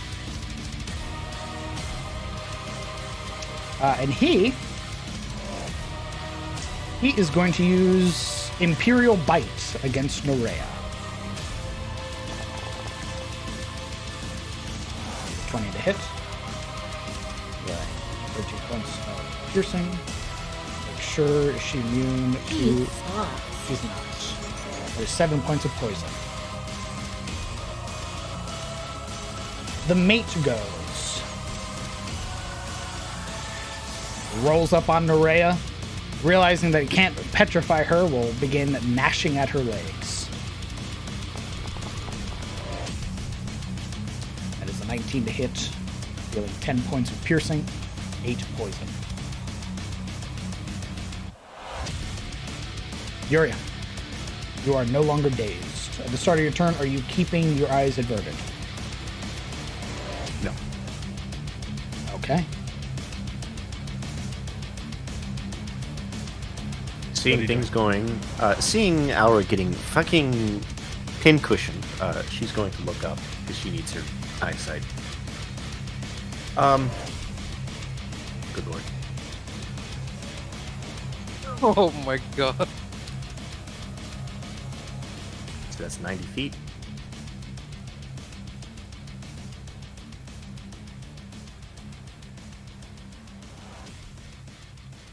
All right. We're going to...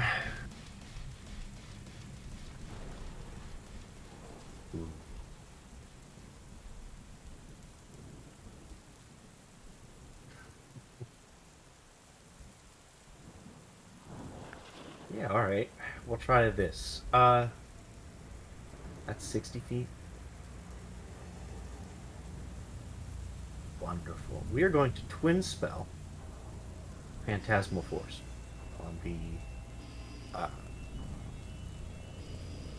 on the Emperor and his mate. Okay. So let me see. Twin spell. Oop.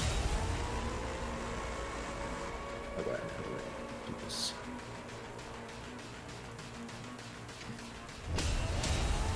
So that's going to be 2 points. It's a level 2 spell of sorcery points. Boom, boom. And then Phantasmal Force.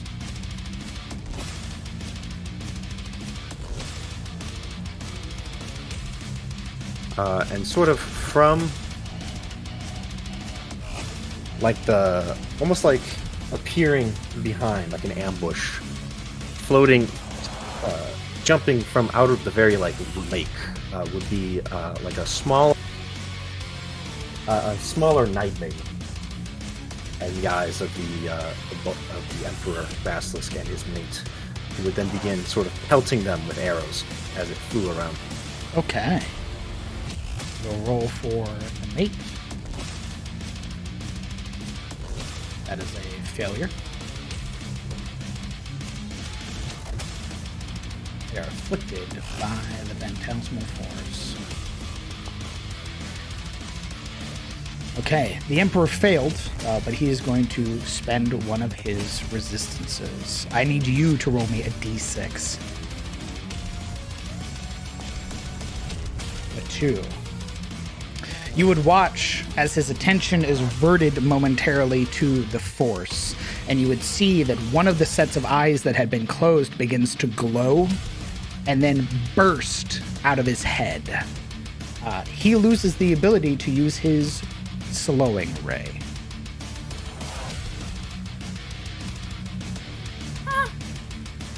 Well, that did a thing. Well, it's not what we hoped for, but it's something. Let me see. Does this thing do damage on the same turn?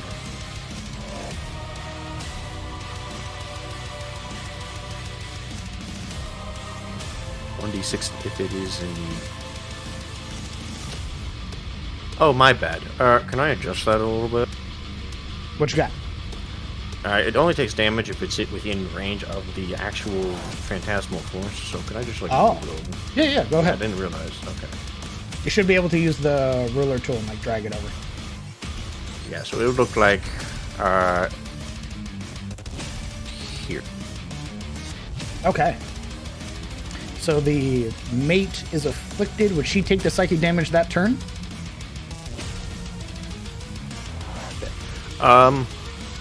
That's what I'm reading right now. It does say each of your turns. So I assume it would probably proc the first one. Each round on your turn, the Phantasmal can deal 1d6 psychic damage. Yeah, I want to assume that when it fails, it takes the initial psychic damage, and then on all of your subsequent turns, as long as you maintain concentration, and the creature doesn't dispel it or realize it's an illusion, they'll continue to take that damage. It's basically a free dot. Yeah. So 5 psychic So the damage. mate. Oh, yeah, never mind. Haha, ignore that one. We'll go with that. I was like, You're unless so you want to smart, roll. man. No, you're so smart, man. All right, anything else on your turn? Are you staying there?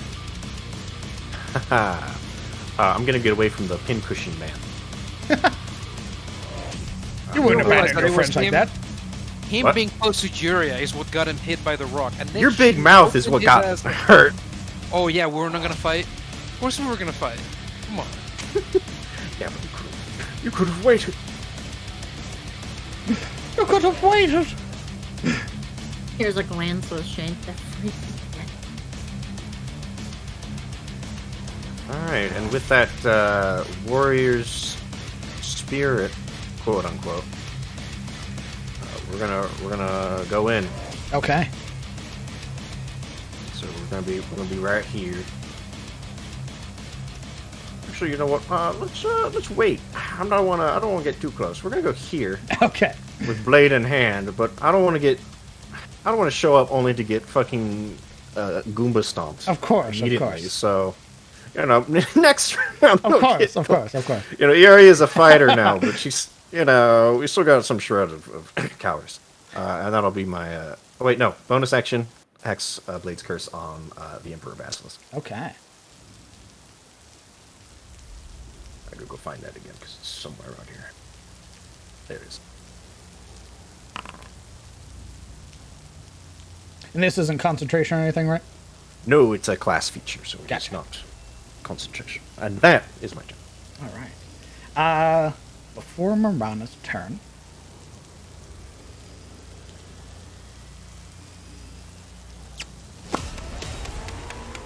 actually, it's going to hold on to that. Marana, what are you doing? Oh, fantastic. Great.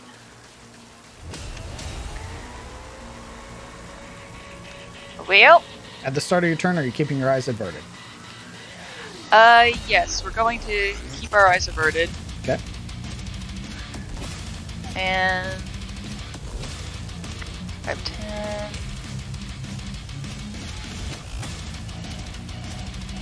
35. Okay, we're gonna come out this way, in front of Alaric.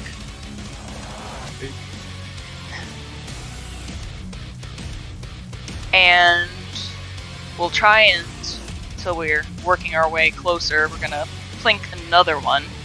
Was I hidden from him?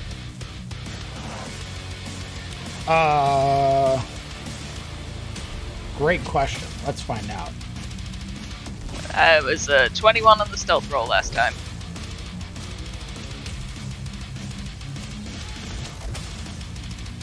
Yes.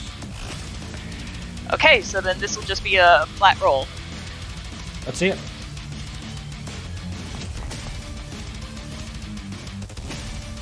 Ugh. The 14 misses, I'm afraid. Damn. The arrow shattering across the crystalline back. Well.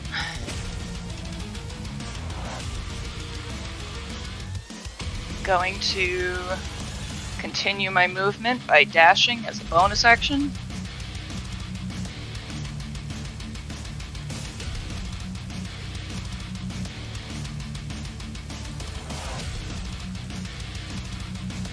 And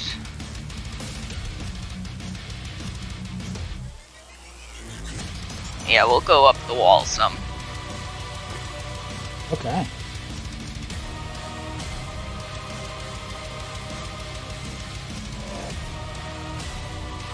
No longer hiding.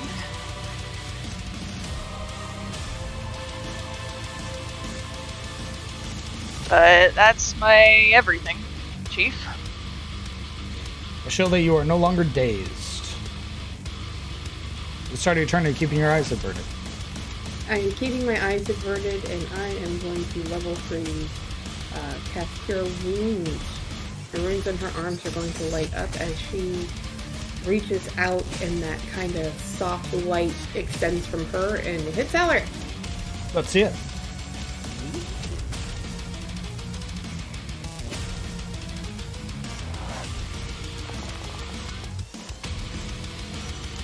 "16 points, Alaric. You are no longer bleeding." We like those, DM. We like those. Very nice. Go ahead and heal yourself for 16.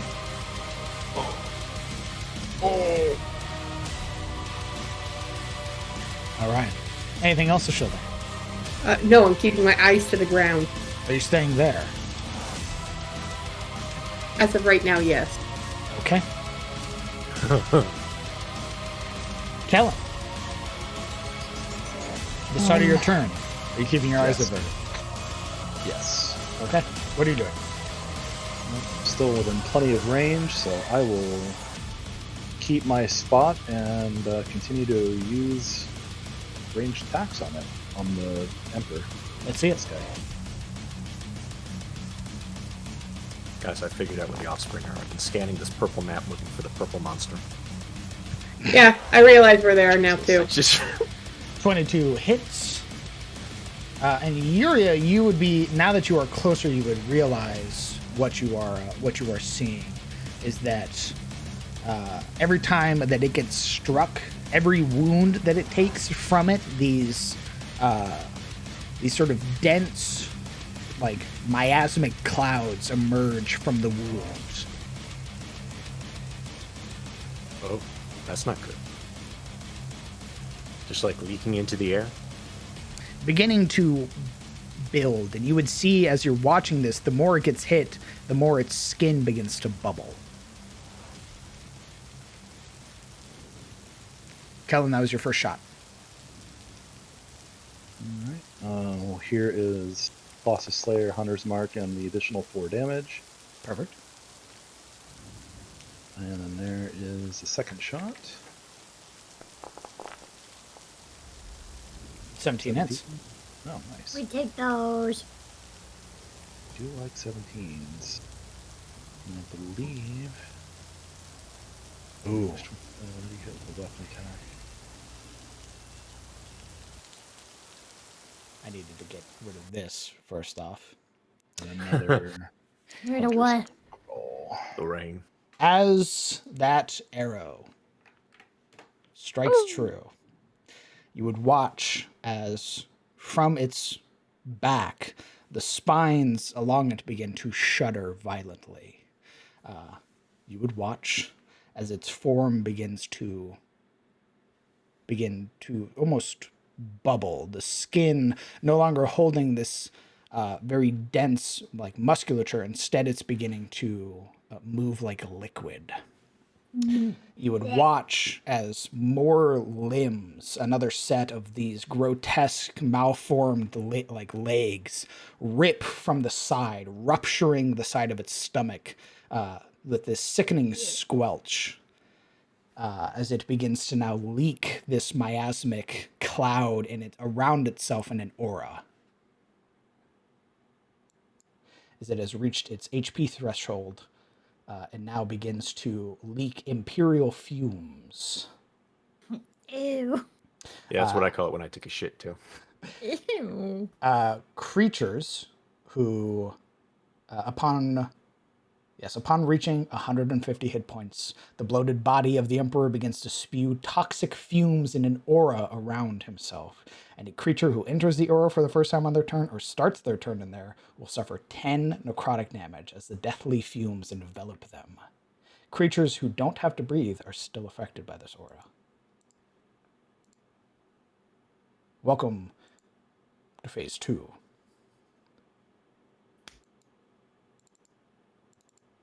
Do we know the radius of that? Did I not say the radius? Wouldn't you like to know, Ed boy?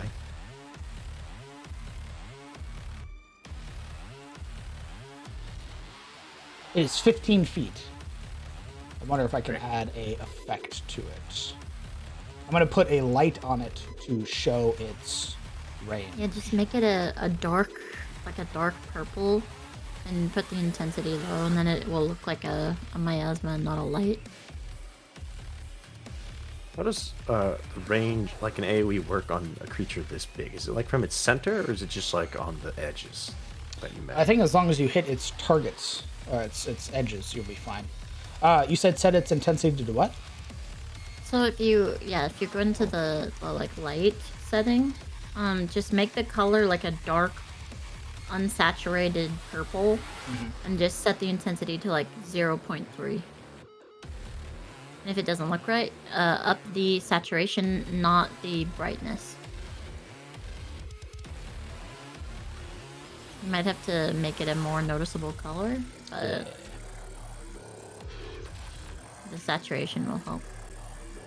And you can give it even an effect, like the visual effect of the light. You can do like the radial pulse or whatever. The radial,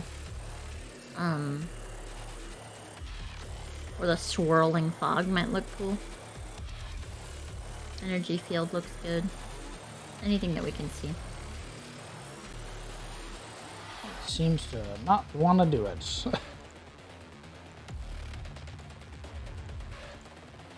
Interesting. Oh, I guess it's giving off a little bit of an aura. Ah, there we go. I just had to set it up really high for some reason. Okay. Here, I would do like something that's easy to see, like a swirl or something. I have it set to swirl. The issue is the color, apparently. We're gonna set it to like a deep green to contrast against Vortex the purple. will probably look good. Like this is Vortex from my light. Apologies about this. Like this is Vortex if I use it on my light. It's super easy to see. So I would use Vortex, I'd say.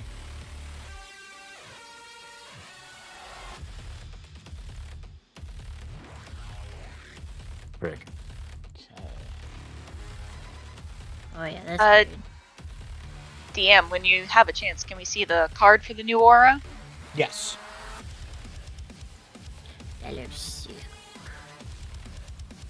Oh, I see it's an aura fight, is it? We've got a maiden. Man, this is why melee sucks. Hi. Yeah. I hate that for you.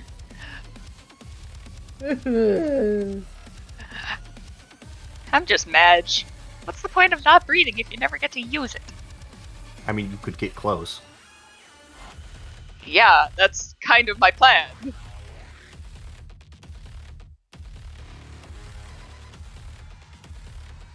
But it still affects you. All right. Kellen, are you staying there? Yes. This is a good spot. Good spot. Then at the start of Nerea's turn, let me double check. Indeed, she will take the 10 necrotic damage. You would hear her begin to hack and cough, realizing that this thick miasmic cloud is beginning to engulf her. She will attempt to lash out against the Emperor.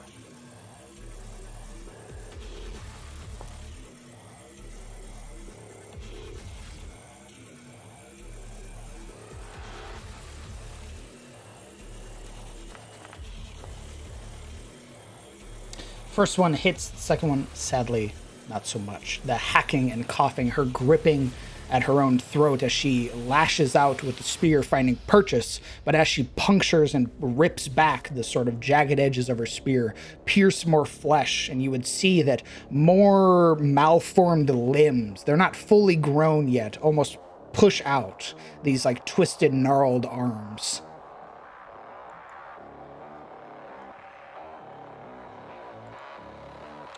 Alaric, you are no longer dazed.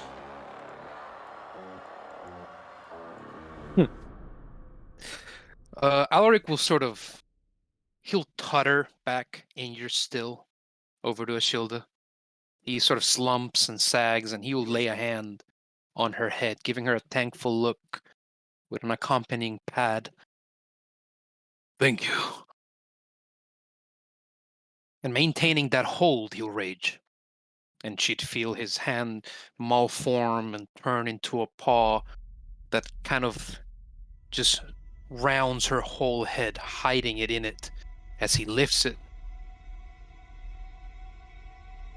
And we are going to get closer. We are no longer averting our gaze, by the way. I forgot to say.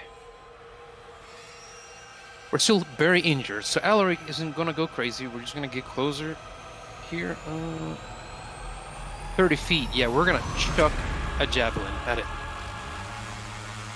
Last javelin, I believe? Indeed. Let's see it. The 15 is just short. You guys would know, having fought it for this long now, its armor class is 16. That's alright. Yeah, he would finish making his kind of dogged approach. Take a stock glance of everybody and end right here behind Juria. That's my turn. Okay.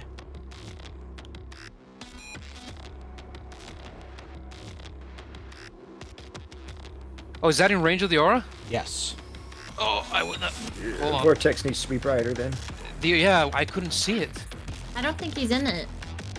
The edge looks like it is Yuria. Oh, yeah, no, It's you're in 15 it, brother. Yeah, and he would have stopped right here. Okay.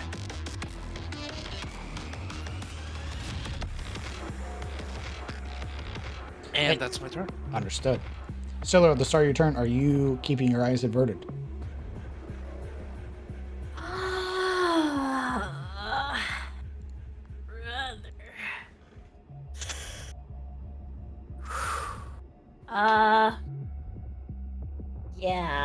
Yeah, she is. Understood. She will tell Shane to keep his eyes averted and to, basically, how far will I need to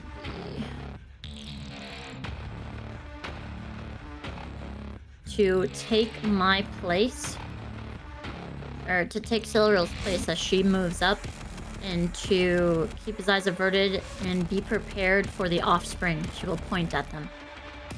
They will be coming soon. Be prepared. Strike if they get close. He nods, leveling the javelin, and sort of like you can see the shake, but he's trying to keep up the facade. For free action, she will grasp the, side of his neck and shoulder area, and just kind of tightly hold him there, looking at him. I will not let you die. You will be here.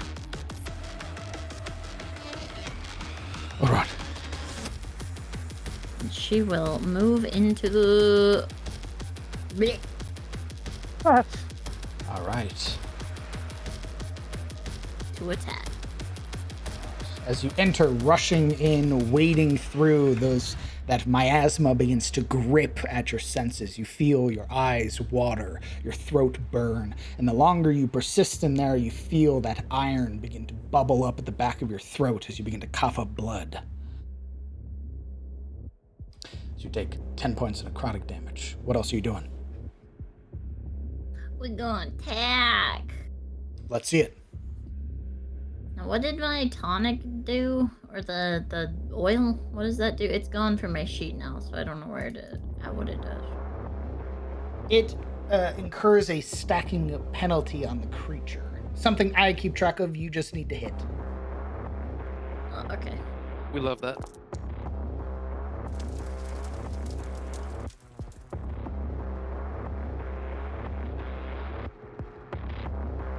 A 15 would just miss, I'm afraid.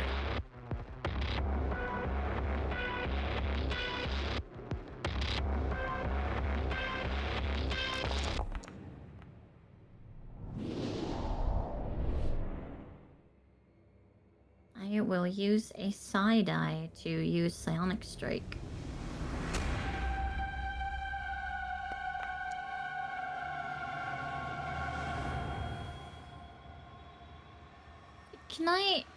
Does Zweihander do piercing if I attempt to pierce with it? Or is it only slashing? Since I have the weapon mastery, I didn't know if that was a possibility.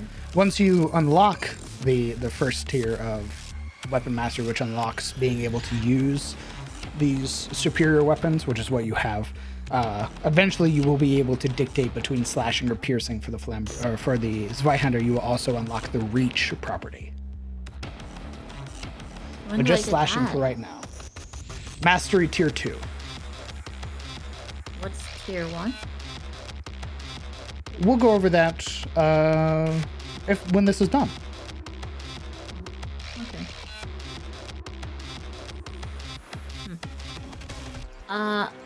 Yeah. So she will hopefully hit with a 23.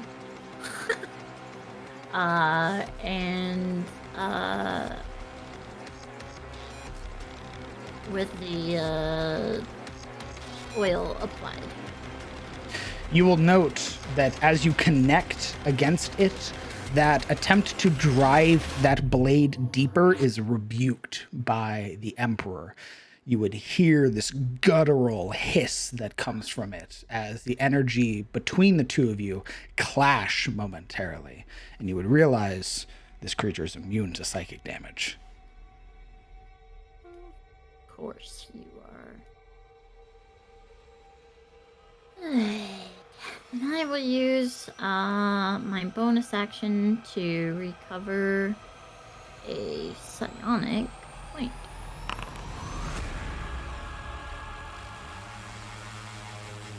Back up. Then we're gonna leave. Okay.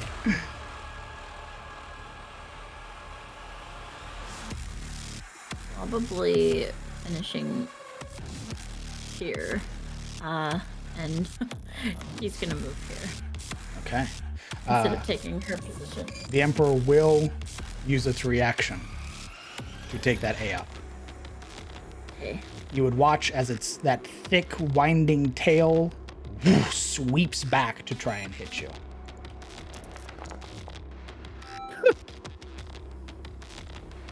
It is a natural 20.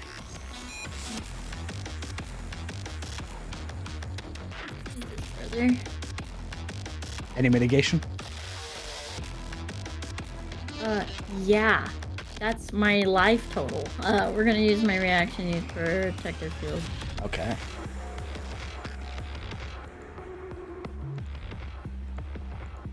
Okay. Okay. I can't see. Oh, fuck. I forgot to turn off the goddamn heartbeat. My bad. Apologies. I completely fucking forgot. I don't see it for the monsters, so I'm like, yeah, everything's fine. That's okay. You are bloodied. As you rush past, you feel the sickening crack. You feel ribs break under the weight of the tail slam.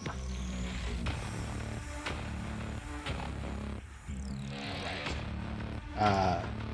Shane, seeing you get fucked up, do you still want him to rush out to go to like a Shode side?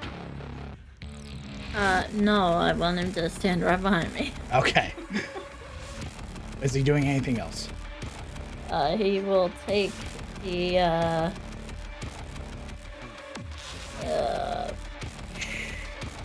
do you have any health potions on him? You guys have not given him any health potions to give you. We don't even have any health potions. We decided to settle in the one fucking city that doesn't have anything. You do have health potions. Your cleric has them though, and she used it on herself once. Awesome. No, he'll just take the dodge action. It's not potions that I can give out, it's the ointment. All right. I gotta rub it on you. That is his turn. It is the whelps who go. They rush a Shilde. Of course they do. Actually, they wouldn't be able to make it that far. Apologies. They would make it here. You would see the hissing, writhing sort of mass of these smaller basilisks now scurrying across the obsidian to try and get you. Each one fighting with the other as they get closer. The smell of your blood drawing them in. It's intoxicating. It is top of the initiative, which means the lair action triggers. Who would like to roll the d6? I'll roll it.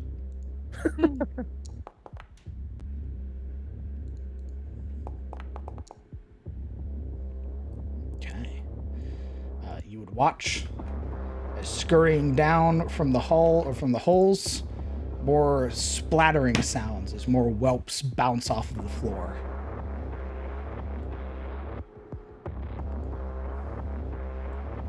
The Emperor goes.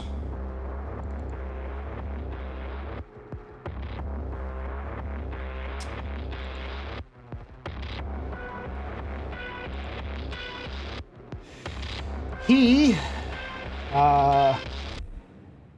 is going to do two things. One, he's going to turn, seeing that all of the creatures keep stabbing it in the back. And as it turns, it connects its eyes with you, Yuria, and you, Alaric. All right. I need you both to roll me Constitution saving throws. At advantage because you are chewing your Valerian root.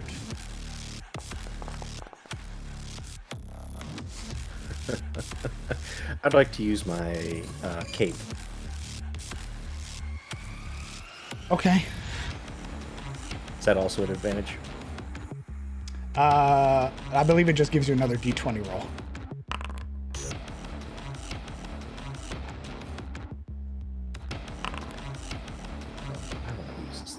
Don't spam it. You just post it and then you roll the save again.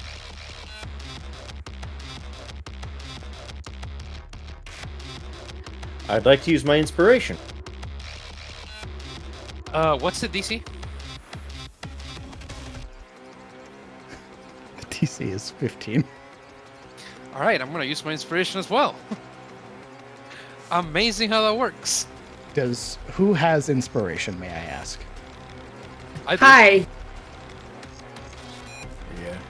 Not I. I'm not inspiring. Didn't I give... Miranda, did you use your inspiration recently? Yes, to make sure that we crafted the extra potion of petrification. Right. The bile. Fuck. Okay, so it's just a shield day. No. I just wanted to know. Just hold on to it for now. Both of you, spending your inspiration, go ahead and roll your saves again. Is this at advantage? Oh my god. Mother fucker. Yuria, you are slowed. As you meet eyes with the Emperor Basilisk, the doom that has sat within the back of your mind, you lock eyes with this gargantuan creature. And the fear that had been bubbling up finally latches on to your soul. And you begin to become slowly petrified. It, as that was part of its multi-attack using its ray,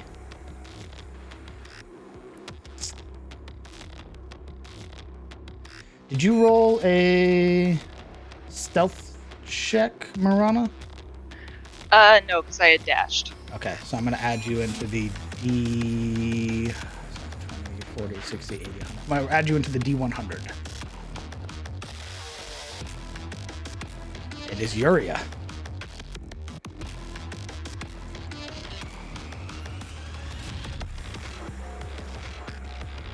It would... and use Imperial Reprisal against you. 10 misses. You would hear from the creature.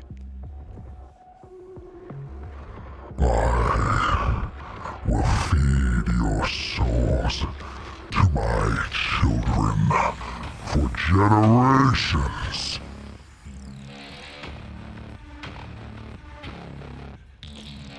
That is its turn. As you use a ray and a swipe. The mate goes, affected still by the phantasmal force.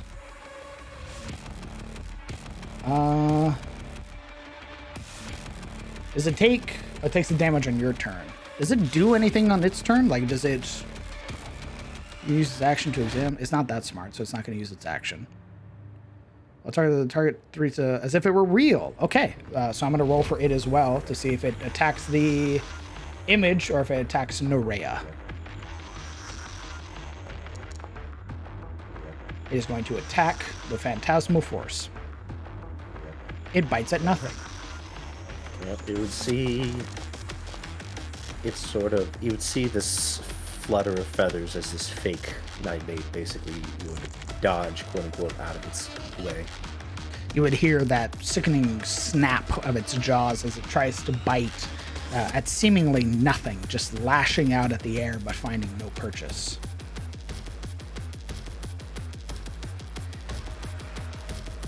Yuria. As you started your turn here in the aura, you will take 10 points of necrotic damage.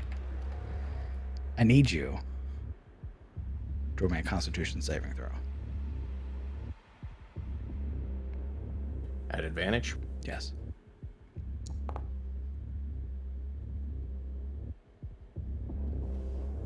Does anyone have inspiration?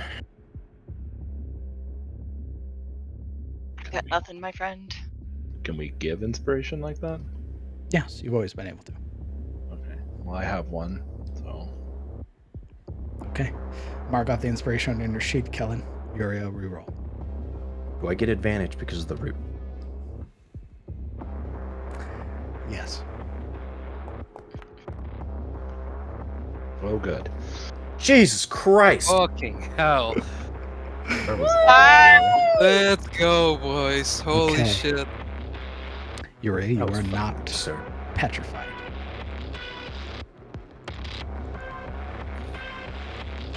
It would But have been you an awkward conversation still tomorrow.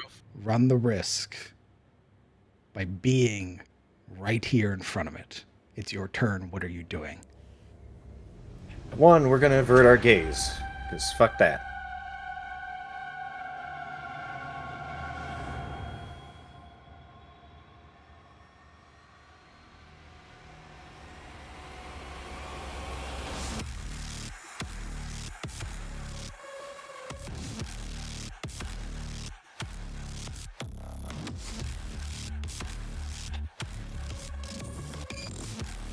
What else are you doing, Yuria?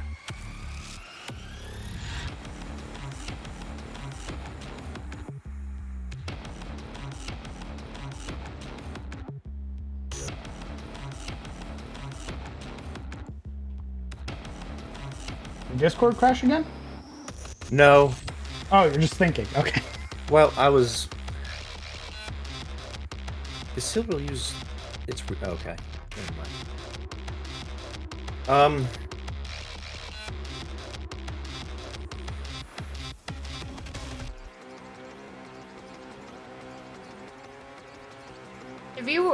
If you ask anything of me, just let me know, because I can't see shit right now on my screen.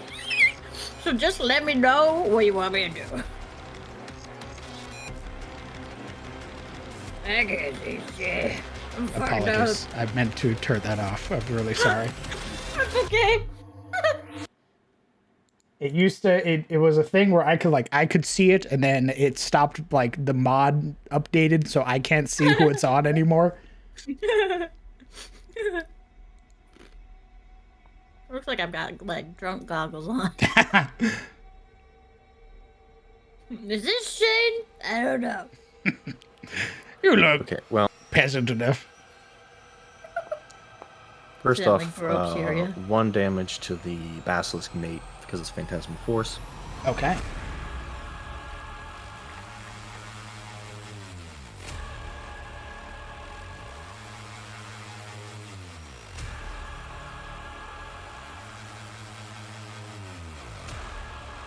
As our previous reaction to the damage, we're going to use Absorb Elements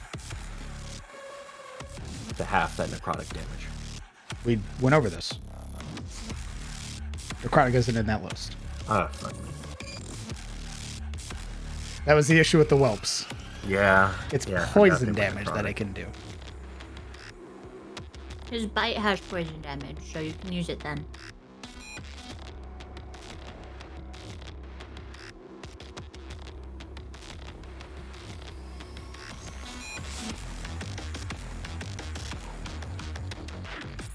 We're going to disengage and fuck off. Okay.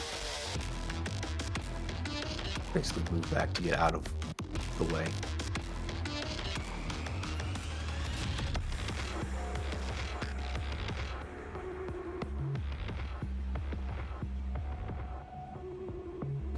I can't take any more damage from this thing.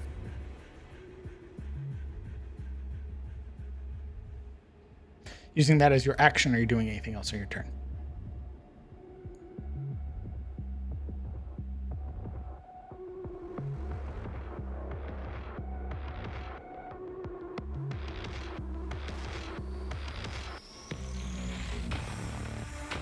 No. Understood.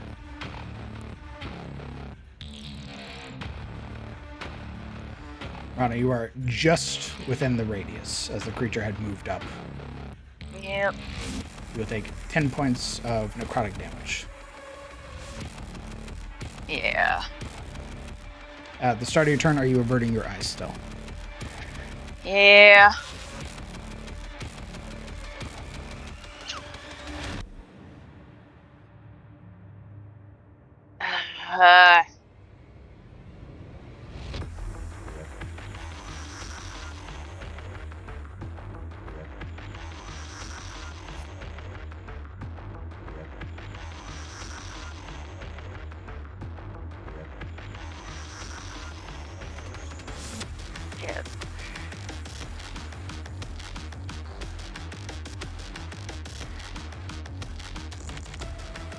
Yeah, we're gonna go in and try and give it a snack. That's it. So coming down.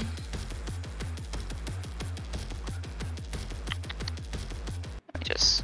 Oh.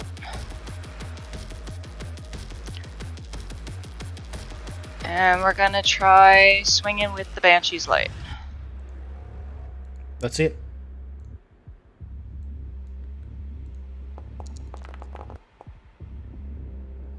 Dirty 20 hits. Dirty 20, yeah.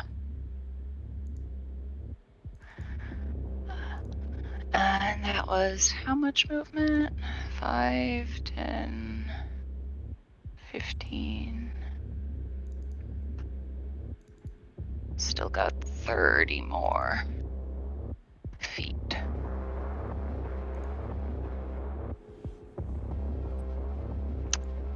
You get your sneak attack because Ray is. Nope, she's not close enough.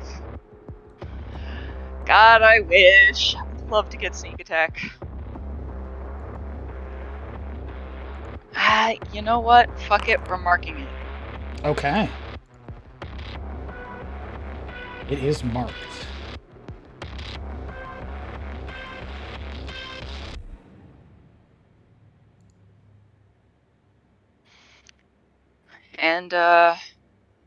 And we'll stay. Staying. Understood.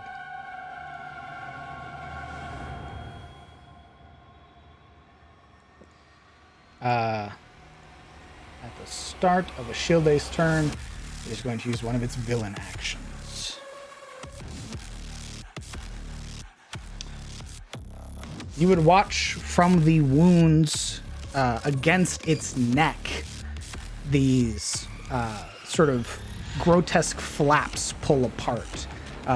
You would see like tendrils of mucus that have built up between them, stretching and then snapping. And as they extend to their fullest length, you would watch as they begin to catch the light of the chamber. And you would watch as the light ripples against it and against the crystals as it uses psionic projection.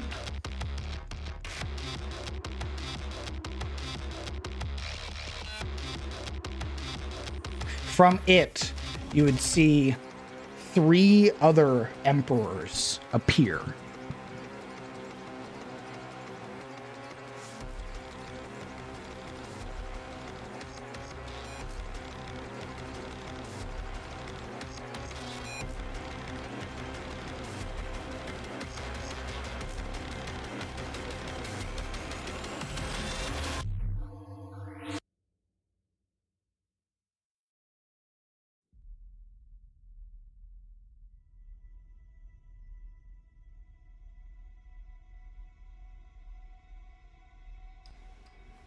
Ashilde, at the start of your turn, are you keeping your eyes averted?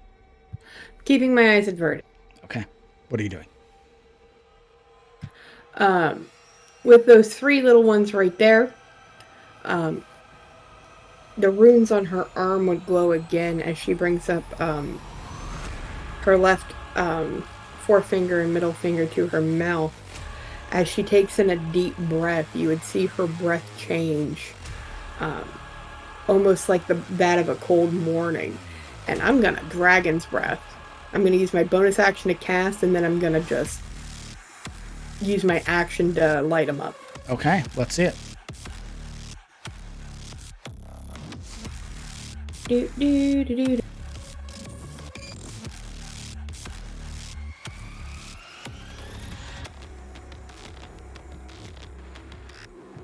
Did it cast? It did not. It took my spell slot though. Probably because it wants you to put down the cone.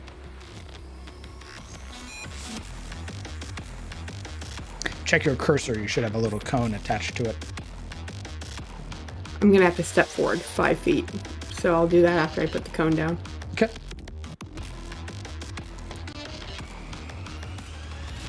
Okay. If you... no, I see what you're going for. Okay. I will roll their saves. That is a fail. That is a success. That is a fail, but it deals half damage on a success, so it doesn't matter. You would watch as breathing out this gout of flame that covers them. It's actually ice. Ice. Understood. Never mind. You turn them into tiny popsicles.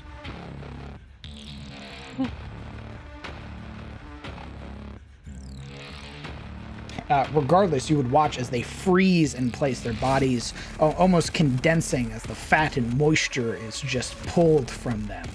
And they contrast starkly against the dark obsidian floor.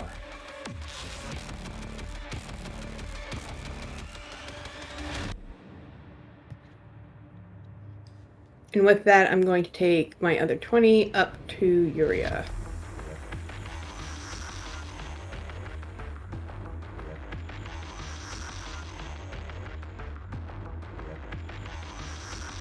Understood. Anything else in your turn? As your action and bonus yeah. action movement?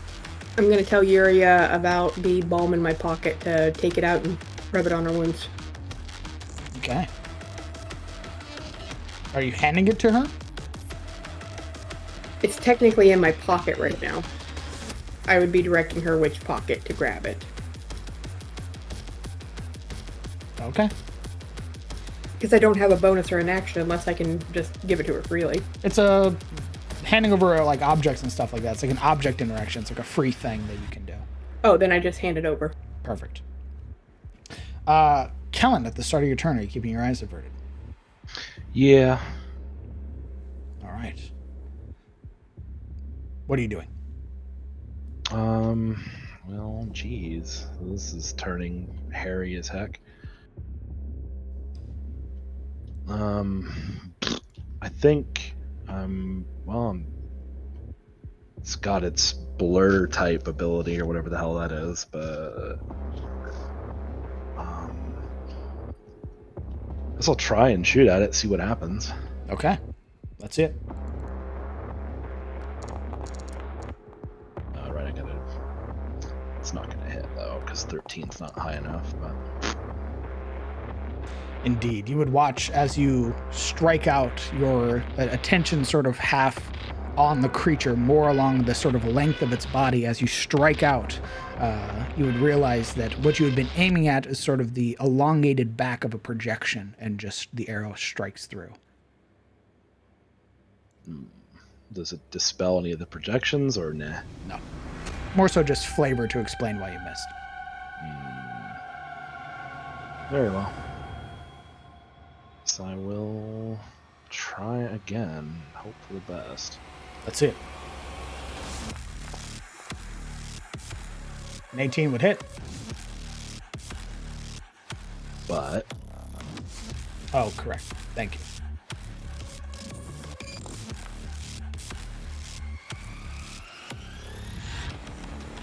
You would destroy one of the duplicates.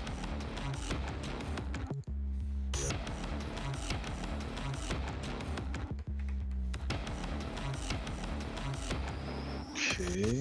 So instead of doing damage, I just did that. Correct. Basically what you did is you attacked it, and when you attack, the psionic projection gets in the way. It'll roll because it has 3 projections, and it needs to beat a certain number. If it fails under the DC, you hit it instead of a projection. If it rolls higher, you hit the projection instead and shatter it. Now it's down to 2 projections. Okay. Well, I will stay here. Okay. It is Nerea's turn. She's going to make her 2 attacks.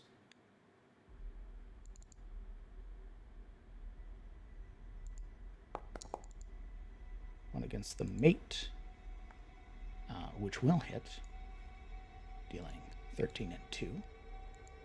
And then she will whoosh, strike out with her spear.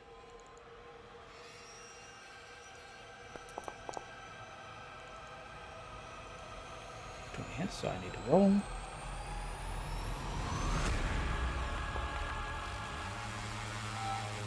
Shatters a projection.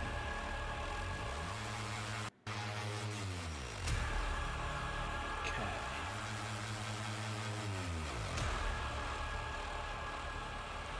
Alaric.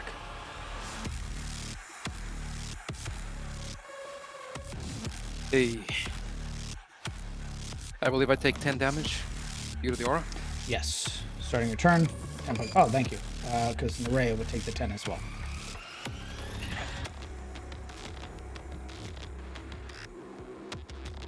Okay. Let's see. Well, Alaric would have ran, but I think after seeing how the basilisk struck Siluril with its tail, it is all that Terosian needs for convincing to go in. Seeing his family so terribly injured has an effect on him. He He throws himself at the basilisk and screams. This howl of wrath, the fine mortal origins, impossibly ripe in its anger, as though something else and deeper in him spoke through its cacophony. It's his anger, too, as he charges across, crashes in beside Smorana, seems to have an effect on Verdict. The plates at the side of the hammer's spiked head kind of break apart, and from inside them roar out these flames of gold-green hue as he swings it at it. And he will not avert his gaze. He can't, as he gives himself utterly, entirely to Shieldier's wrath, and will attack recklessly. Yeah. Understood. Make your attack roll. 27 hits.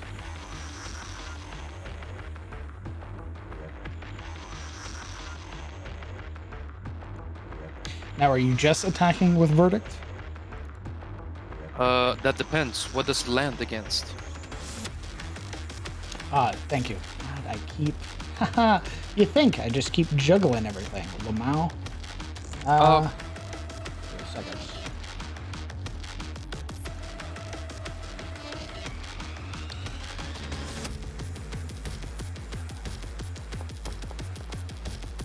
The final projection shatters.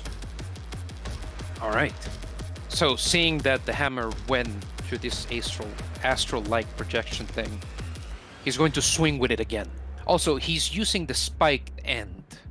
I'm not sure if that means that it would do piercing. It's up to you. In its current form, no. Okay. If you train more with the weapon, maybe we can work on that. Once more, a reckless attack. All right.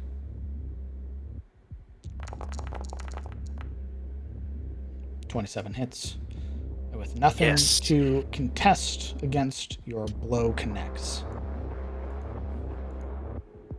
So, as Verdict connects, I imagine against its head, left on the point of contact, is the brand of Andor, the Maul of Judgment, which is an elvish sigil that begins to gurn and burn, eating at the skin like acid.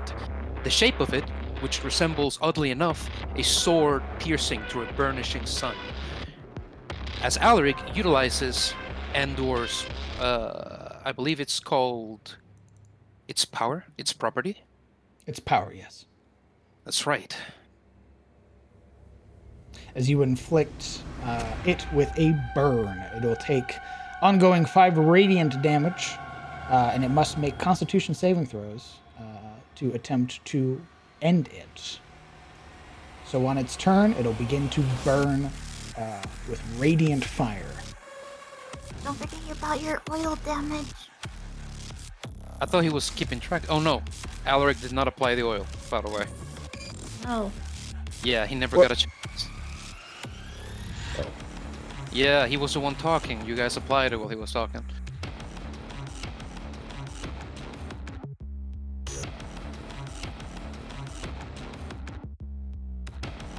So that is my turn. Understood. Celero, at the start of your turn, you'll take the 10 necrotic damage. I'm sorry for your scream. I just looked at it. I'm really sorry. I can't say it. She looks around. Everybody looks over at Celero, and her face is just caked in blood. I can't see it. She falls into the ravine. Basically collapsing onto the shoulder of Shane, this struggled, just pain-stricken visage. She will speak to him. We stand until we can no longer. Help me. And she will make motions to move towards a shielding with Shane. Understood. kind of just like, please. I cannot go alone. Yeah.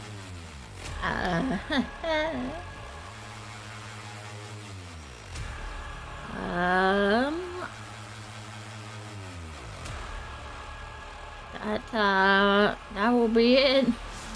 Understood. She wistfully stands next to, Do you have a ranged variant?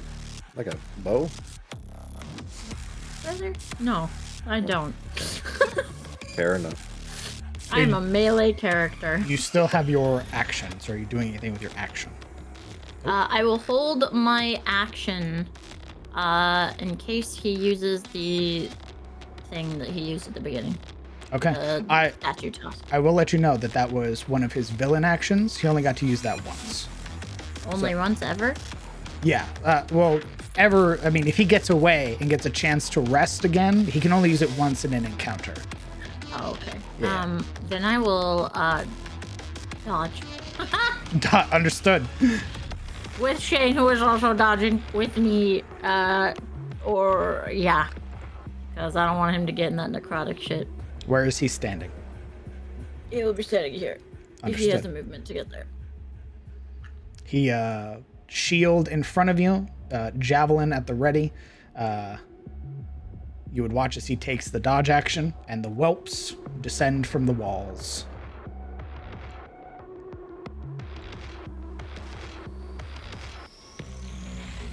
Only one gets within reach and makes its attack.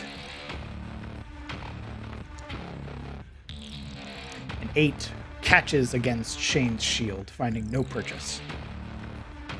He's done, bitch. She basically just arrives to a shield. They like, please. I show that you look up and see just every orifice of Celeril's face just bleeding profusely. Yeah, she's scary right now. Her hair looks like a fucking river. Initiative 20 for the lair action. I'm going to roll a d6.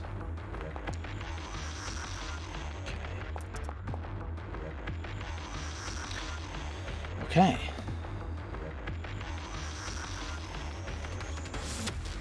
I need to roll 4.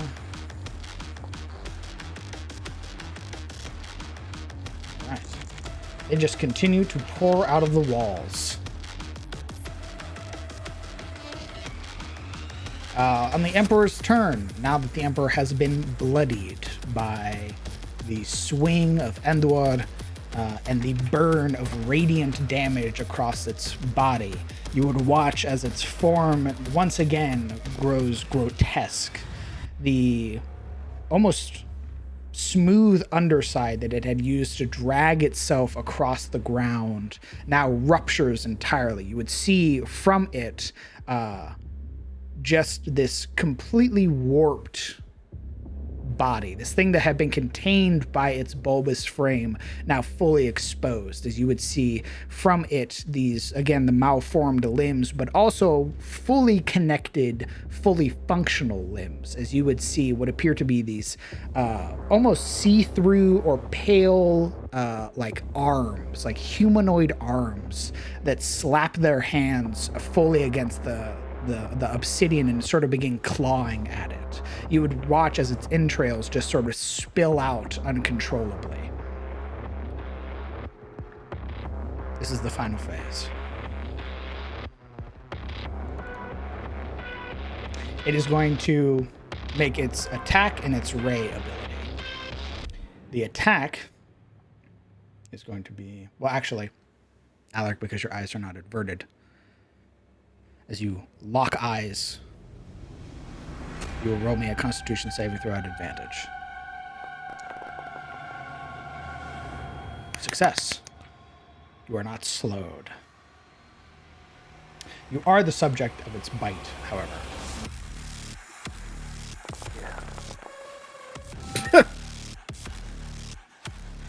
That is a natural 20. Yeah. That is 18 reduced to half. and 9 points of poison. I use my reaction.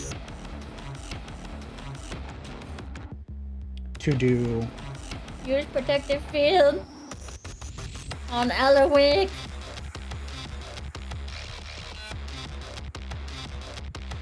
He's 25 feet away. He's within 30 feet. Yes, you may. Here you go, Alawick! Just looking behind her, she'll see that glint of his form behind her, and she will send out that energy, a flare of gold flecking in her eyes as the blood around it just shows that saturation. Then you are the target. As he targets you with telekinesis. Hey, wait a minute. I need an intelligence saving throw, please, as he would lift you up and attempt to slam you into the nearby spires of crystal in the wall. Oh, yeah? Well, I have telekinetic movement. I lift myself up. You make it easier for him, then. And stay there. Roll me an intelligence save, please. Okay. I would like to use my second charge of Olwyn's Tear to reroll that. Let's see it.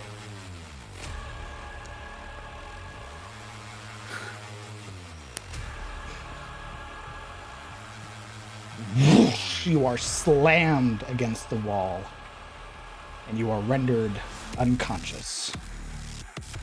I'd like to assume she's just impaled by a crystal. If you would like to. Does that worsen my chances of coming back up? Because I don't want RP flavor to worsen my chances of getting back up. If nothing else, then it would be, if not you impaled, then it would be your cloak impaled. Basically, you are hanging from the crystal. Yeah, that's cool. Okay. That is a bad time. I imagine Alaric would have seen this, yeah? You'd have felt the field, looked back, and seen the... It's like a scaled egg of gold just encompasses you. And then she goes... She gets lifted up and thrown against the wall. And you would hear this booming voice again. The mate goes. It's going to discern what's it just attacking. It's going to keep attacking that projection, baby. It don't know no better. 16 hit the projection. Cute. It deals 13 points of damage because it don't know no better. Yuria, at the start of your turn, you're keeping your eyes averted. Yes. 1d6 for the damage of the mate. Who isn't even bloody yet. Very punk. I was about to say, you just made it bloody. How much healing does that balm do? It is a flat 10 points. It also removes blight or diseases that you have. Yeah, Yuria would want to take it. She'd let the shielded keep it. Now that Cyril is too far for her to reach, her only option is to use weird reconstruction. So that's what she would do. Understood.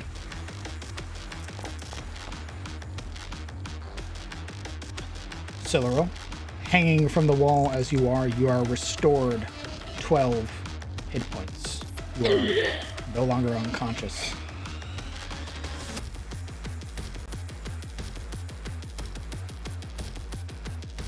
I do need a Constitution saving throw from you, though, when you wake up.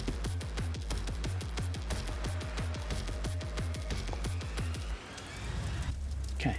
So, not only do you not swallow your Valerian root, you didn't spit it out either. You managed to keep it perfectly in place. Yeah, I don't think it was her that kept it in place. I think it was just the sheer shock of being moved. That it just kind of stuck in her cheek. Perfect.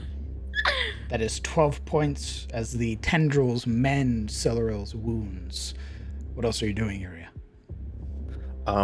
Looking at literally everyone's condition, Yuria would come to the conclusion that flight is the option here, and she would sort of mutter this to Ashilde. We need to leave. And then she'd shout through the halls.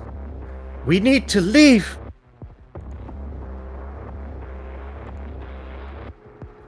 With that, she would basically draw her weapon. Does she have a bonus action for anything? Nope. Okay, so yeah, we're gonna draw a goggle at. We're basically gonna prepare ourselves.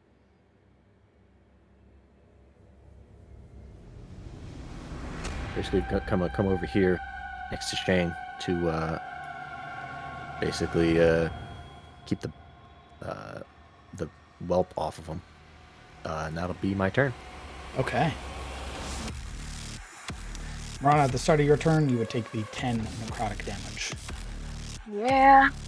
Are you keeping your eyes averted? Yes. Okay. What are you doing? You okay? Yeah, sorry. I took a drink of water and it went, you rolled a 1. Steady aim. Okay. And we're gonna swing. Let's see it. Holy shit. Whoo! Things happen! Things do happen. Hold on, first. Okay. Oh wait, that's doubled. Does that crown of yours do any kind of damage? No, but this is the first time it's ever happened to me, guys. I'm pumping. So it gets another d6 of fire damage on the critical.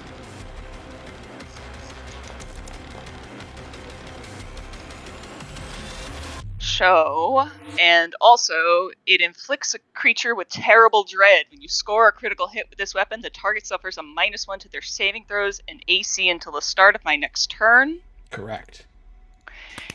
And because it has my phantasmal mark, it drains some of its vitality, granting you half of your sneak attack damage, rounded up in temporary hit points. So since I did 22, that would be 11. You gain 11 temporary hit points. Yes.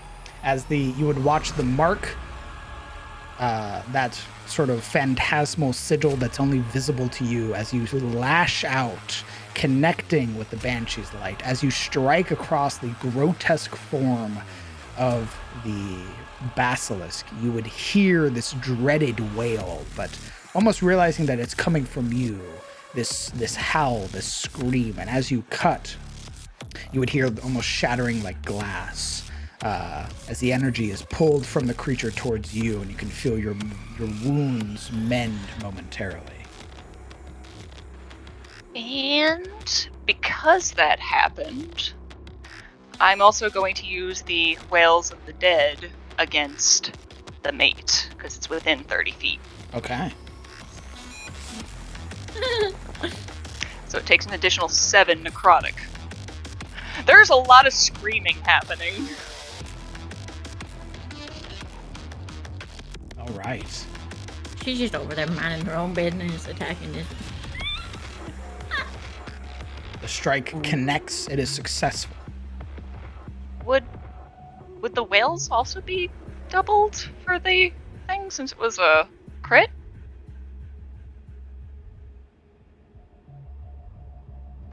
I believe it would say so, wouldn't it? It just says your sneak attack damage on your turn. I can target a second creature that I see within 30 feet. The first creature. Yeah, it takes 2d6 necrotic damage. I think. So I don't think Well, that's yeah, it. that's rounded down of my. I'm just asking, would I roll it again? Because all the dice get doubled on a crit, but I don't think it's a crit against. That's the whole point of the Illrigger, is that when you crit, you activate your marks, and that's why you keep them rather than just activating them on the fly. I thought it was at all damage. I just need to know whether I re-roll some additional 2d6 for Wails from the Grave. So we didn't do the verdict tick at the end of the basilisk's turn. Because he didn't roll the save. He takes the tick at the start of his turn. Oh, okay. Yeah. Shit. So he took the damage, by the way? Yes. Nice.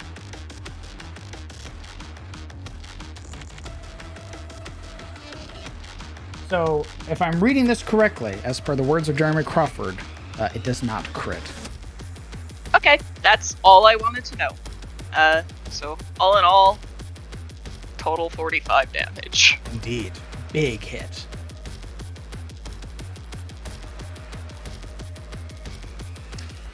So much so, in fact, that the pride that it had felt attacking Alaric is drawn to you. Yeah, that's unfortunate. Anything else on your turn? That's all I can do. Okay. Ashilde. All right, I'm gonna move.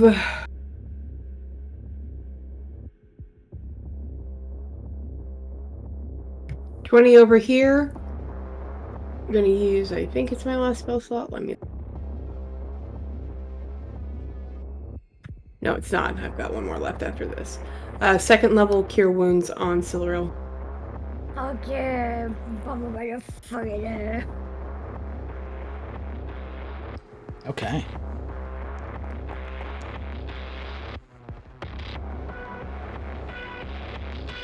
So, Lord, you restore 14 hit points.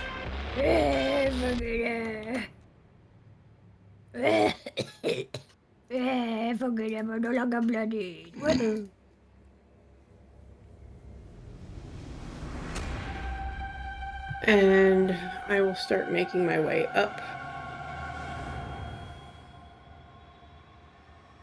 And that is where I will end my turn.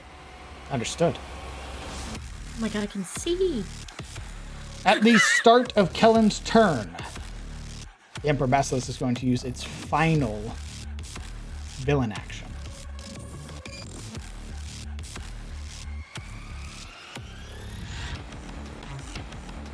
Those of you that are currently covering your eyes, you will roll this at advantage. But you would watch as the flaps on the side of its neck begin to fill with light, begin to pulse inwards before exploding outwards. And once it does, every crystal inside the cavern catches the light. The entire chamber becomes blinding white light as he uses blinding pulse. DM, can I reflect that at him with the mirror shield? There's nothing to reflect that. Everything's covered. Like, there is nothing's visible when this happens. Oh. I have to know, do the babies have to roll? Yes. Oh, horrible, Dad! So I believe everybody except for Alaric will roll their Constitution save at advantage. Are we already kind of imposing blindness for ourselves? If you were imposing blindness, you wouldn't be able to target it. I don't even know why I bother with con saves, bro. Horrible, Dad. We stare into the light. Aren't you blessed? Why don't you add the 4 to that? You'll meet Not the blessed. DC. Yeah, that fell off. Oh. Yeah. Never mind.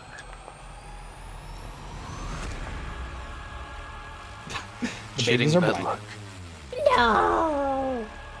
She's a horrible father. That is a... His mate, too. Oh, yes, thank you. And Naraya. Naraya's eyes are already closed. She's been using her echolocation. Oh, she fucking... Alright, bet.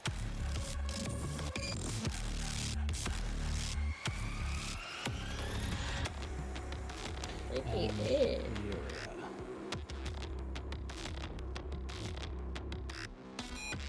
Okay.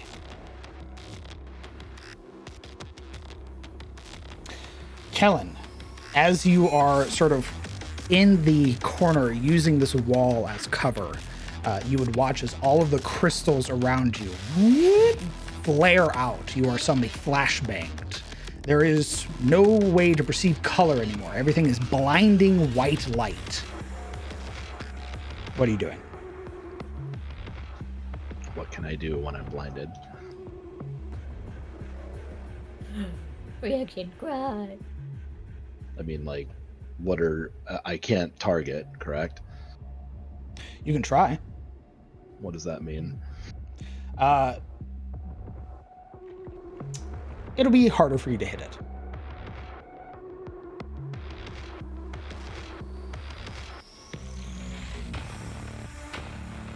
Sure. All right. Bashing your arrow. You draw back. Loose. Does that take more time and kind of do that whole, like, steadying thing and listening thing? And when he thinks he's got it, he will attempt to fire. That's it. Disadvantage, because we really are blind.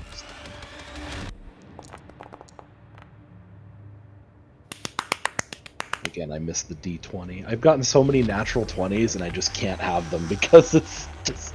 I feel you! You hit! With the... If it wasn't for Marana's reduction because of her crit, you'd have missed, but the 21 hits. Yeah, so that sort of heartbeat moment where it's just time slows and time to do all the good stuff, because we do that around here. 8 damage. 6 plus 4. Boop.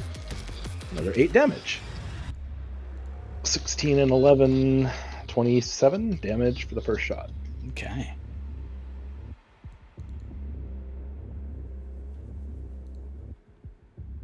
Okay, and making sure I'm not fucking anything up, because I don't like doing that. Yeah, no, it's fine. Okay, cool. Well, the first one went okay. We'll see if we can pull a rabbit out of the hat and try it again. That's it. Don't do that. He petrified the rabbit. The rabbits are not his favorite. Fuck. Your first one striking true, you feel that pulse, that hatred for monstrosities sort of driving the arrow, but this one firing just too short, managing to strike the obsidian at its feet. Yep. Okay. If you would like, you could sort of grope at the wall and try and move along it, or you can roll me a dice to see which direction you start trying to move. Or you can stay there. I'm good here. Okay.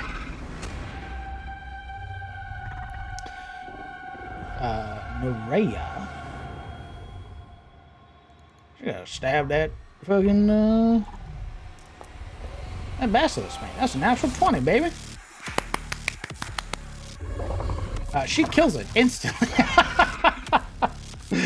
Drives this spear with a sickening crunch against the back of the mate's head, who's been futilely trying to fight against the phantasmal force, and as it's been blinded by its own mate, its final death squeal, the last thing that's heard as she twists the spear and wrenches it back.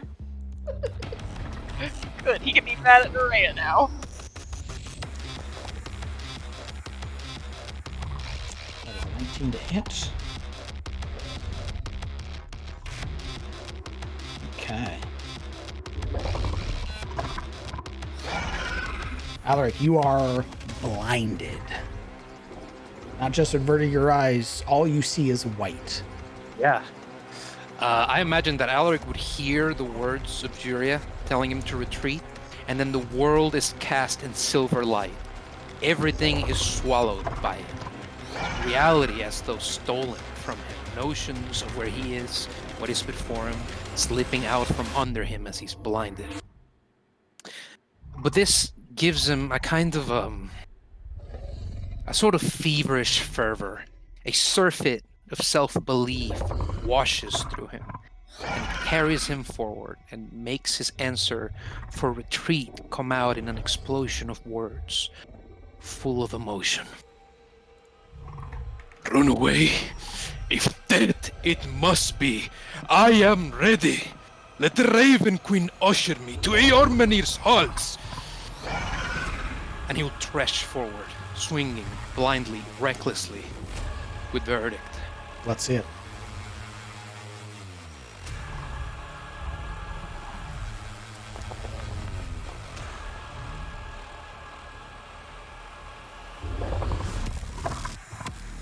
.26 hits. You do? You feel the connection, the slam of Endor against its side. Though you cannot see it, you feel it as if that rune pulses in response.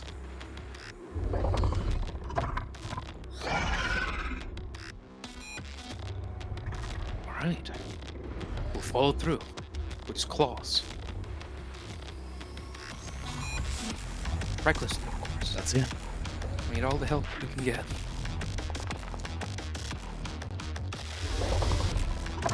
Given your current condition, a 16 misses, I'm afraid. Mercifully just. Oh, we have another try.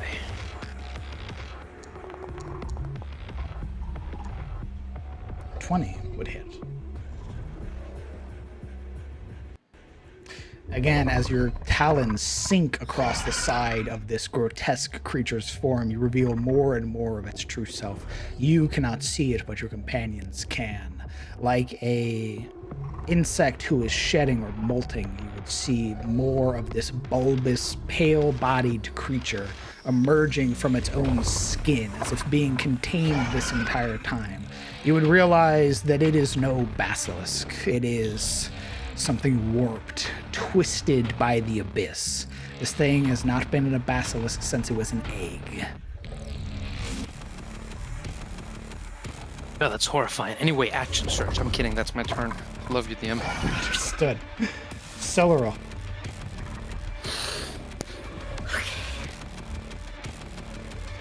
We are going to move. Not averting my gaze. Okay.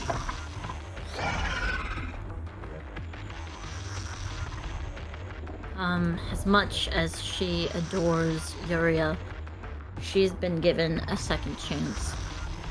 And will take it. She will move. 25. And attack. You'll take the 10 necrotic upon entering the aura. Oh my god, scared the fuck out of me. It made my screen red again. Scared the fuck out of me. You're bleeding out of your eyes. I've been given a second chance. Oh my god. All of the blood explodes out of your face. She used it to propel herself forward. She'll have given the go get him tiger pat on the back. Holy fuck, that scared me. Alright, yay. Gonna attack. And 11 misses. And attack again. A 17 hits. Hell yeah. And then we got action surge. Oh my god, yes. Yes! Action surge! And we go attack again. Give him the surge. An 18 hits. And we go attack again. Ooh, A 10 misses. it's not a 1 though. The grotesque body of this creature barely holds itself together. Jane, throw the Can't javelin. use psionic strike, can I? I can't, no. That's right. Then yeah, she would, after cutting into it, this fervor, this glow of her eyes, just the very blood spraying off of her that is her own, she will turn her head after spinning and cutting, and she will try to inspire Shane to look at her and throw the javelin. You can do this.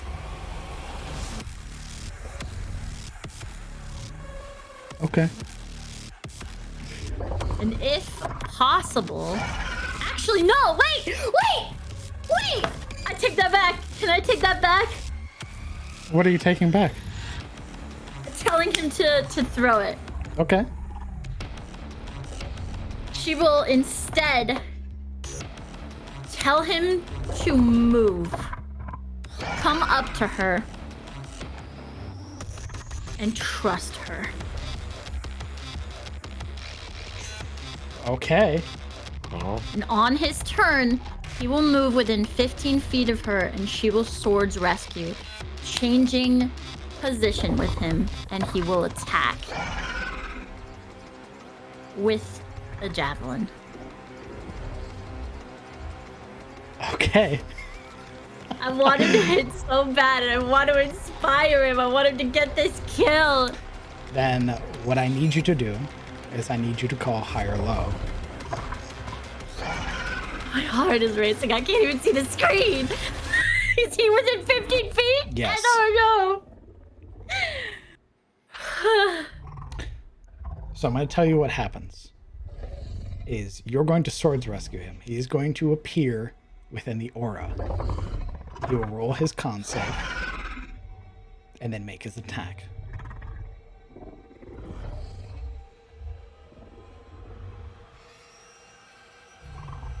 Understood? Yes. Okay. Go ahead and post your swords rescue. Please. I'm begging you guys. Please. Swap places. Thrusting Shane into the miasma. First time? Indeed. He will. Yeah. She's basically like eyes closed. Just. Shield up. Javelin crackling with energy. As you trade places, he rolls his con save.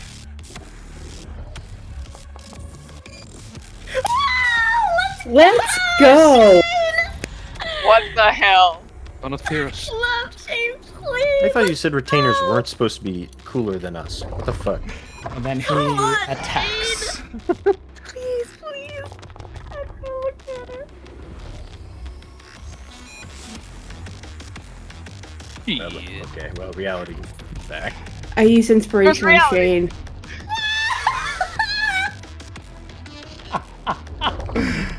Can I use telekinetic movement to move his weapon? Go ahead and mark off your point of inspiration to inspire the retainer.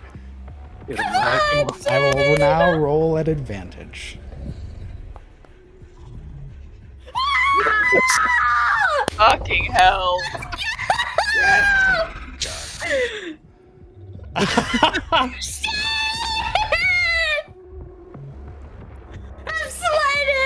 I can't see anything!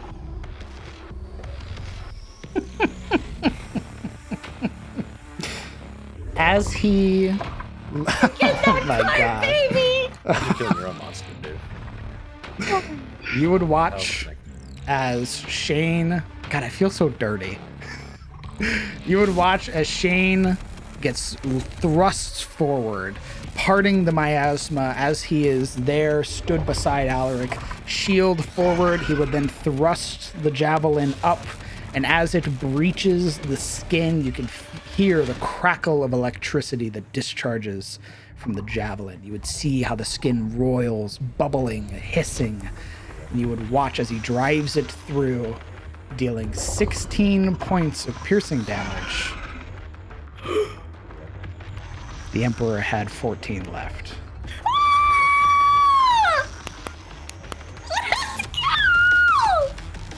I do not feel ashamed for using my inspiration on an NPC. You're right, you're right. What are you talking about? You mean you don't feel ashamed? I don't feel ashamed. Yeah. There is a guttural cry, this sharp, almost pathetic sound that whimpers out from the demonic form of the Basilisk Emperor, and as the javelin is driven up, you would hear the final sickening crunch, the last portion of its skull broken by the magical end of the javelin before the electricity boils the creature. And as he wrenches it free, this splatter of viscera follows. With that, combat is over. What about the whelp? Thank you for reminding me. When he dies, I need all of you to roll me a Constitution saving throw. Oh, time to meet Peter Griffin in the corner. At advantage or standard? Standard. Just Fall to my knees. we did it. Yuri is in the corner getting eaten Oh by shit. wolves. I fall. Can I have that to my birthday knees. inspiration crown? You cannot. I didn't get one, you ain't gonna get one. Those. all Oh about my birthdays. god. just the way of it, by the way, might I add. Everyone has gotten a boss kill. Now Shane too. Come on, let's be inclusive as a team. Those of you that failed, which is anybody under a 15, you are knocked on your ass. You are felled to the ground with a sudden and violent collapse. Your body convulses as from the death of the Emperor, he sends out a terrible shockwave of psionic energy. You feel the very air around you boiling with heat, rapidly cooling and freezing before electrifying and filling your body with that smell of ozone and the crackle of electricity. And as the energy disperses outwards, somewhere deep within the deep woods, an entity roars in pain. All of the basilisks, currently not here in the lair, rupture violently as their aberrant blood boils, their bodies exploding. With the death of the Emperor, it is the death of his line and his kin. Congratulations, party. The Emperor's dead. And that's what we're going to call it for tonight. I'd like to say that Alaric would have caught Morana before she fell. Cleaned out Still some a little shit. space on the ground. Just say she fucking. Bleh. She's like Peter Griffin times 2. God damn, that fight. Fuck. Thank you guys so much for playing. I look forward to seeing you guys next week for episode 63 in the Take return it easy. journey home. Really? Let's go, Sam. We finally killed it. Cool, bro. We finally killed it. After 50 days, the main threat, the host of the basilisks, have been routed, and now you are free to pillage its lair and turn its body into equipment to help you in your future hunts and whatever else lies within the deep woods that threatens the people you care about.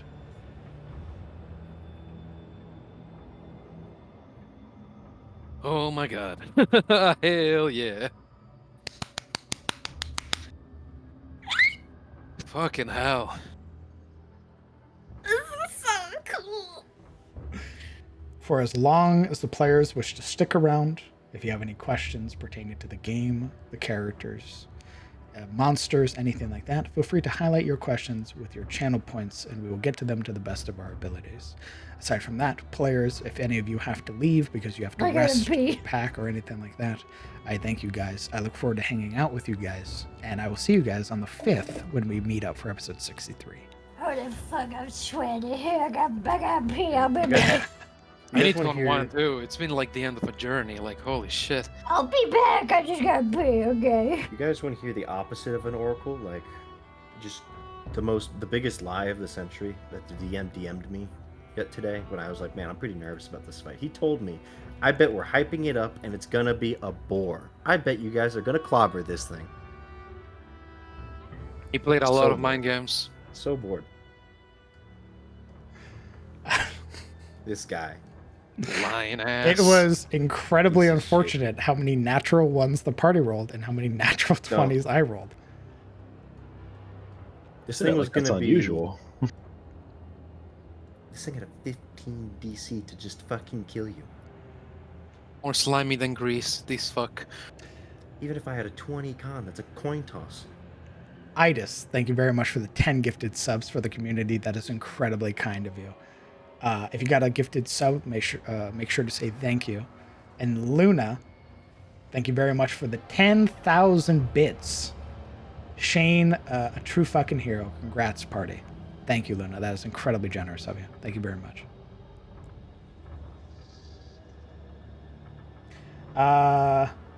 Stupid question. What is your celebratory wine? Alaric, you have a wine in mind? Oh god. I guess some sort of sparkling wine. Champagne. Okay. Yeah, man. Ashilda? Ashilde's celebratory wine would probably be a red of some sort, between a mix and a sweet and a dry.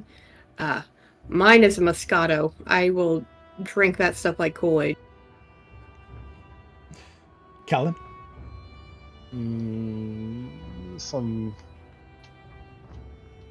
Something very robust, like a Shiraz or something like that, would probably be perfect. Understood. Verana?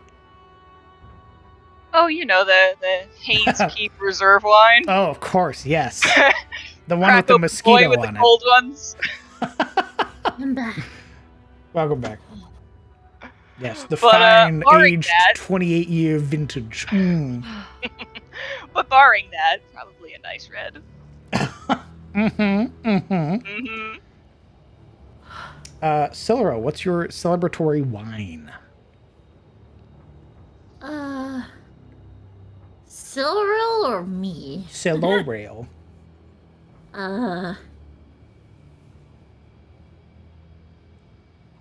don't know. Probably like fruity. Not really wine at all. Mostly fruit. A Capri Sun. It's Arbor Mist of wine. Arbor Mist. Oh my god. Yuck. Wine mom wine. Yeah. That's the one that makes her sing more in the taverns. She like puts on the red dress kind of thing. That's her one. Yuri. The vomit that she's about to eat when she realizes that she's not going to die, and the adrenaline hits her in the face. Why, I'm alive? Literally, that's next week. Licorice wine, smile. No! Yep. I don't think Shane's ever had wine, so he doesn't have an answer. He's whiny. Got him. A nice juice. A nice He's apple. getting a juice box. I like cider. Was it a retcon or did someone change their class? I am ashamed. I haven't the time to chime in a while. That's all right, Sin. No, I don't believe anybody's changed their class. There was Alaric at the start, who was a paladin, but that change was a fair bit ago. Uria as well, but this was around actually the same time that you guys first went out to hunt the basilisks. Yeah. I believe it was episode 26 when everybody made it back, and then the changes happened. So fair bit ago. Level change. We just switched one level of warlock into sorcerer, but she had already had both classes. Hardcover, thank you very much for the resub. Thank you for 2 months. 2 months. That's incredibly kind of you. And thank you for the 10 gifted subs immediately after. That is insanely generous. If you got a gifted sub from Hardcover, make sure to say thank you. And Hardcover again, gifting a sub to Cyric. Thank you, Hardcover. Say his full name. Cyric the Weakest. Thank you. I love that name, by the way. How much EXP does Shane get? Great question. They'll figure that out when they get back to a safe haven. Uriel, we need to go. The party proceeds to throw hands. It was Really do be like that. It was a moment again where I was like, it's one person calling for retreat and everybody looking at them and saying, I didn't hear no bell. We're That's why I'm Tarosian. here, guys. I'm here to play the coward so everyone feels better about themselves and start rolling 20s. That's my job. I would like to crit. Dude, I didn't think everybody was gonna stay. I was ready for it to be like the leper, like spare them. I am ready. You know what I mean? I was also ready for Alec to die. Puffs her hair. Tarosian. Alaric was very close. Really, Yes, he was. it really is like that, where it's like, oh, and all the Trojans went, what? I'm gonna tell you what would have happened if Shane hadn't gotten the kill. It would have been the Emperor's turn. I take the aura damage. I go down. It eats me. It would have been its last spiteful act. Yes. A prince for an emperor, and then he died. I want you to understand, guys, that had it swung back to its full round and Alaric taken the damage, it would have killed him. Mm-hmm. It would have used its action to tear into him. He'd have fallen over, it'd have tore into him, and then the aura would have killed him. Shane saved the fuck out of Alaric. Let's go. Everything in the right place. Shane's first skill saves the fuck out of Alaric. Trust me. I'm cool with that. What is the equipment that you guys want the most from this boss battle?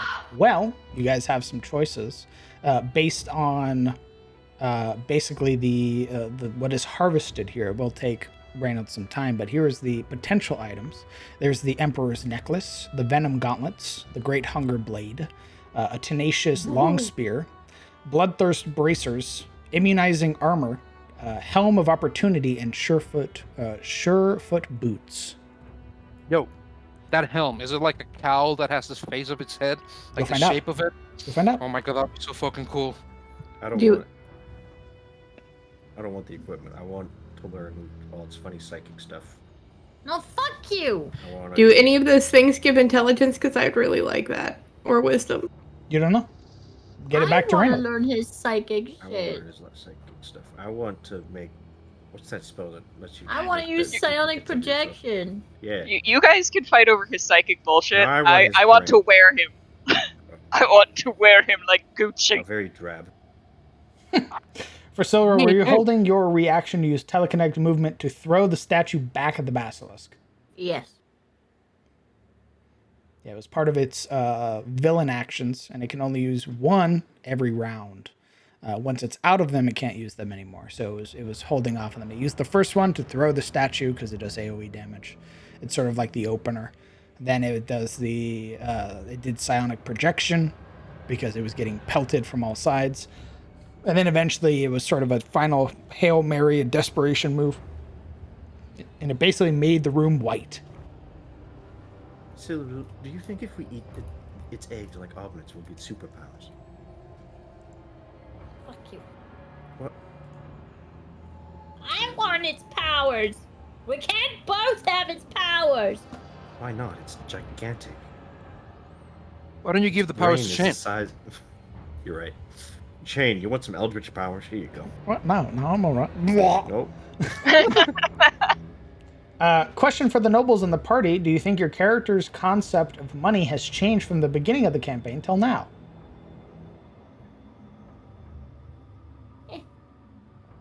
I'd say that not at all. No, like a free room and board. Yeah, true. Yeah, Alaric arrived at the True. town. He got everything for free. All he had to do was hit some logs, and he went off to adventure. Why? Because he's a noble, and Geralt gave him everything he deserves, and nothing has changed. He's here to murder shit and lead. So I would say that if anything, him thinking that money is not important at all and has no bearing on his person has only been but reinforced. We got money, couldn't use it on anything because nobody has any materials for us to buy. So honestly, the fact that we got money and it did nothing for us, yeah, I mean it's we'll just throw money at each other, like having like little money showers and like Maybe deeds before words. If I may draw your attention. Draw your attention to that room over there? Indeed. What, to this? Yeah, that's cool. yeah, that room. You mean the one with the broken caravans? All of them? And dead people? Man, big win for the party today, guys. Holy shit. How does it feel that Shane was the one to land the final blow on the Emperor? I think I jumped on my chair and screamed when he nailed that attack. Y'all heard me scream too, right? Yeah, I was holding my breath, hoping the inspiration let him hit it. So fucking sick. He did max damage with the javelin, by the way. And he had to. He had to for the math to work. Dude, I knew Alaric's life was in his fucking hands. When I saw that roll, like, oh, fuck. Very good. So sick, dude. I'm glad that at least some of the players are like hyping it up. I always feel bad when like an NPC that like isn't a player character gets the final kill. Because I'm like, oh, that could have been like a player that did that. That could have been really fun for the player. But I'm glad that you guys enjoyed kind it. of like I did it, you know? I don't care as long as it's dead and we're not. I kind of threw him at it, you know? So it's like reckless abandon. I made the choice. I don't feel like I won. I feel like I survived. So anyone who kills it, you know, good on them.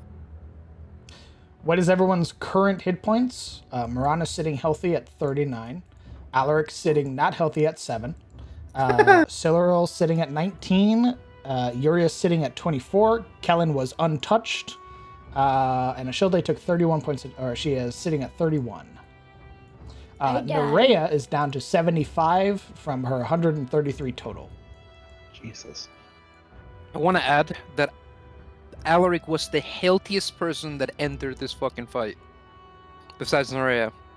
And then he got hit with a rock. Yeah, you did get owned at the beginning. Like, and then he fucking tanked. That's the word. He tanked. You got bouldered and then, like, pin cushioned. Like the fucking Needler from Halo. They just... I like to think that he just took that rock for Juria. You know what I mean?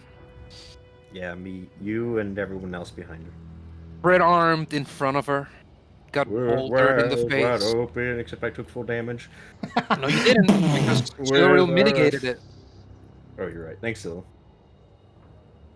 Fucking broken thumbs up, like bent the wrong way. Like zombie down bone on the ground. Yeah. Is everybody ready to fight the spider? No. No. I'm retiring. Seriously, what's that? That was it. Campaign's over. We're in downtime. New characters, bro. Let's roll them up. Hell no. When is Shane getting his retainer? Never. We're gonna get him a better card. Shane is badass enough. Like, we pump him despite all of the DM's protests. Does he become like a playable character? Like a backup? Like, if Siluriel dies, can you mean Siluriel getting to play Shane? Yeah, exactly. Just inhabits that body. Sure. No. I don't want to be a level 1 fucking Shane. No. Oh, come on, man. Look at all the cool things he's done. Yeah, we did it because You're of me gonna push him like that? eh? You're gonna push him like that, and then you'll be like, ew, gross. And throw him Stop being upset because you wanted to retreat. It's fine. Bro, I'm glad we won, you know? God bless. I didn't want to retreat. I just saw 3 people at Bloodied, and that thing had only just reached Bloodied. And it's like, here's my new ability, by the way, that I'm going to pull out now. And here's some more whelps, by the way. Here's my 10 damage aura per turn. Like a Pokemon.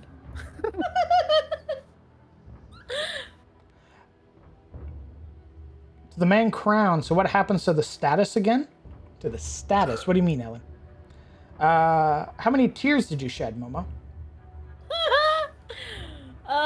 When I went down, I was kind of in a I was, as my health started to tick down, I kind of went into like denial. Because before this, Crowned like completely mind-fucked my existence as Siluriel and was like, well, I mean, you may die. Tee-hee, DM, tee-hee. So I was just in denial, and then I went down and was like, well, I guess he wasn't kidding. And I was like, alright, that's cool. The moment that really set the tone for me was the immediate natural 20 that I rolled with its crystal artillery, and I went, oh, I see. Doom was prophesized, and I was ignorant to it. Yeah. I think what set the tone for me was the 6 Constitution saves I had to make. Holy fuck! Shit. Holy Hey, fuck, when I by say the way. death by fucking coin flip, I'm not kidding. Your I hate RNG is bastards. shit, by the way. No, it's not, okay? That's average. I rolled average. It has a 15 DC. Oh my god. Why are you saying I'm shit? I have a +3 con. I have a 16 con. You rolled under a 10 each time. That's a coin flip. That's what happens. When you flip the fucking coin. You need And a the lock DM's on like- your door, do you? Ooh, sorry, you hit tails. It's time to die now. There's gonna be a cute conversation tomorrow. Incredibly unfortunate. Thankfully, you had inspiration. Yeah. Thankfully, you had your cloak. No, that didn't do anything. It gave you an opportunity to keep pushing towards rolling. I'm gonna take your other leg. I hope you know. He's like, this time tomorrow I will have your Taking other your D. other leg. You and your con saves, and you're like, well, that's decent save. I will not interfere. This is your right. Thank you. When we get to hear Shane roleplay his reaction to slaying the Emperor, yes, next week. This is why I fucking love D&D. As a retainer NPC, it's a bit different since they are controlled by the party. Yo, whoa. He did not slay the Emperor. Everyone did. That motherfucker just touched it at the end. Keep it real. We out here. Okay. We haven't even started the next session. He's already shitting on Shane's achievements.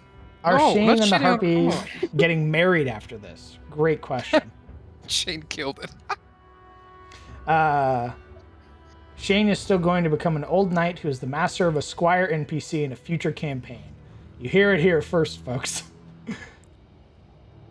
No, he's gonna die to the terror, guys. Come on, we know this. Oh, the statues. You'll find out. Smile. Yeah. Nah, you won't. We're just gonna leave. Grabs Basilisk by the face. All right, we're out, and just leaves without exploring. Allow me, by the way. Basilisk Emperor.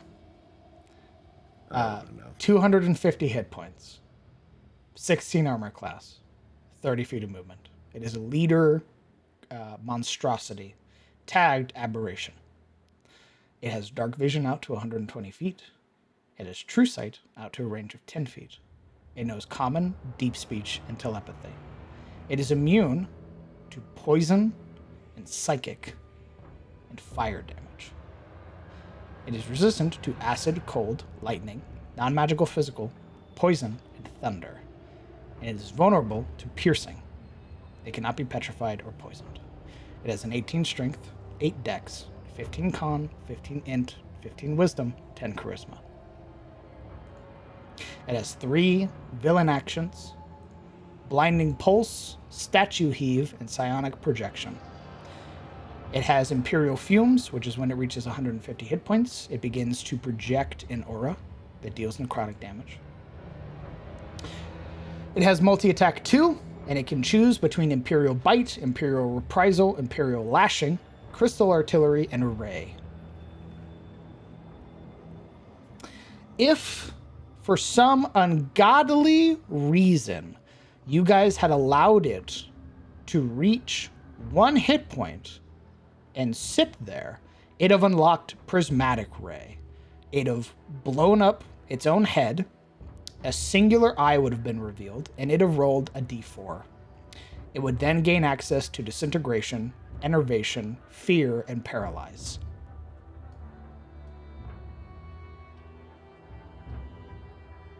Why would you do that?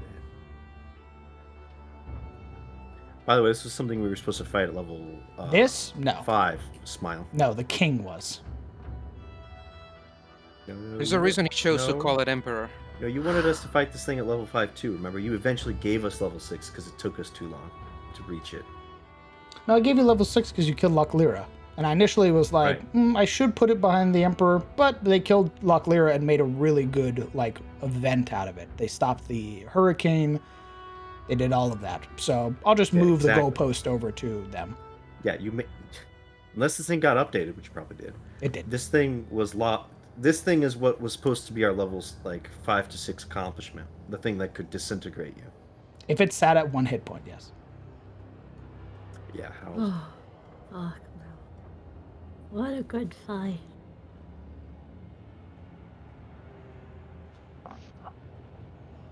Scary shit. I was over here waiting just to get nuked from orbit. Like, anytime I was like, he's gonna drop like a meteor on me, just sitting over here plinking at this stupid thing. He'd be like, you're gonna get yours, motherfucker. And then I'd roll a 1 on the save and just get obliterated for like 100 HP or something. I was waiting for something to fall on you, frankly.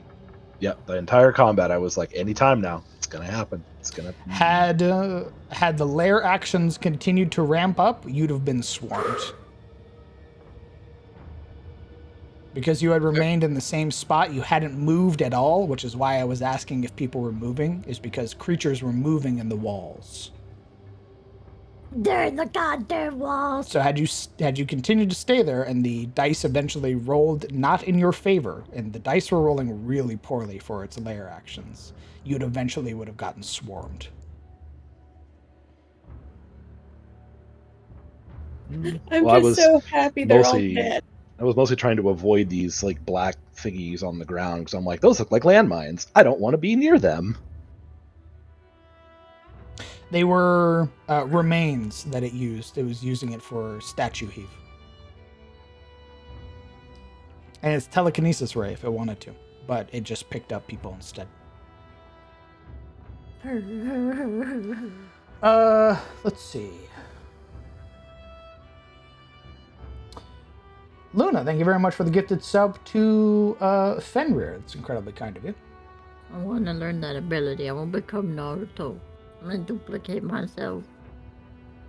Did Momo shed tears of joy when Shane got the kill? No, I didn't cry, but that's like, that was genuine excitement. I was fucking screaming. I was like, yeah. What the fuck led this basilisk to become this atrocity? The abyss. Poor parenting. Yeah, grew up with no father. True. Fuck, I don't want to be like that. Oh.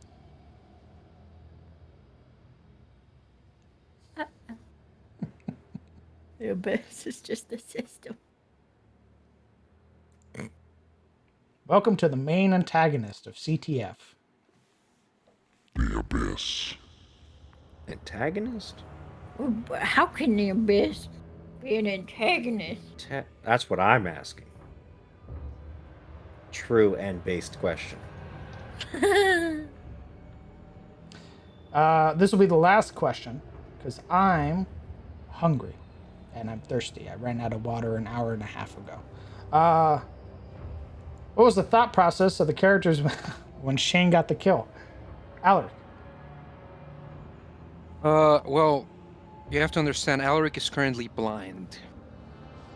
So, I would say that after he realizes that Shane has managed to finally end the fight, he'd sort of be proud of him, and then he'd slump over and sit the fuck down for a bit. Let it all wash over him. Ashilde. Oh my god, thanks, sweet Ayun. We're not gonna die.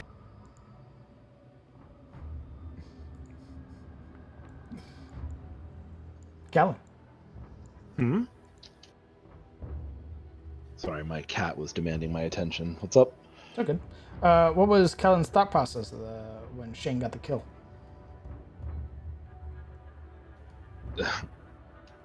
I guess it was a mixture of, oh, thank goodness it's dead, and also, wow, did that really just happen?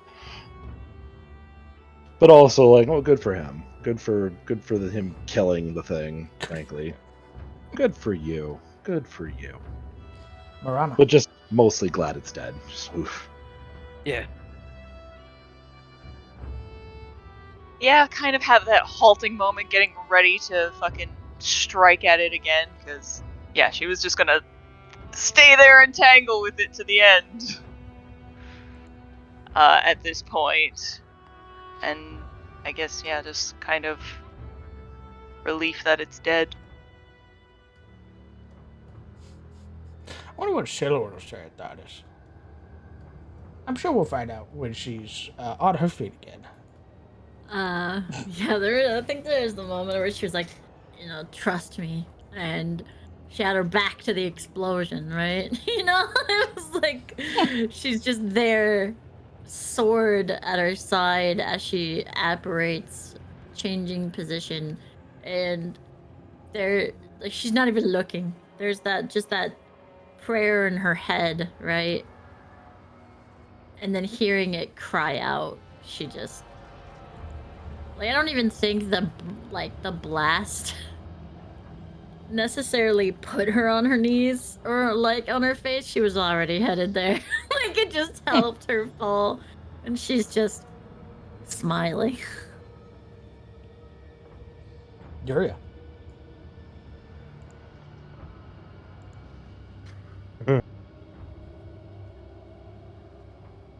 I'm not dead.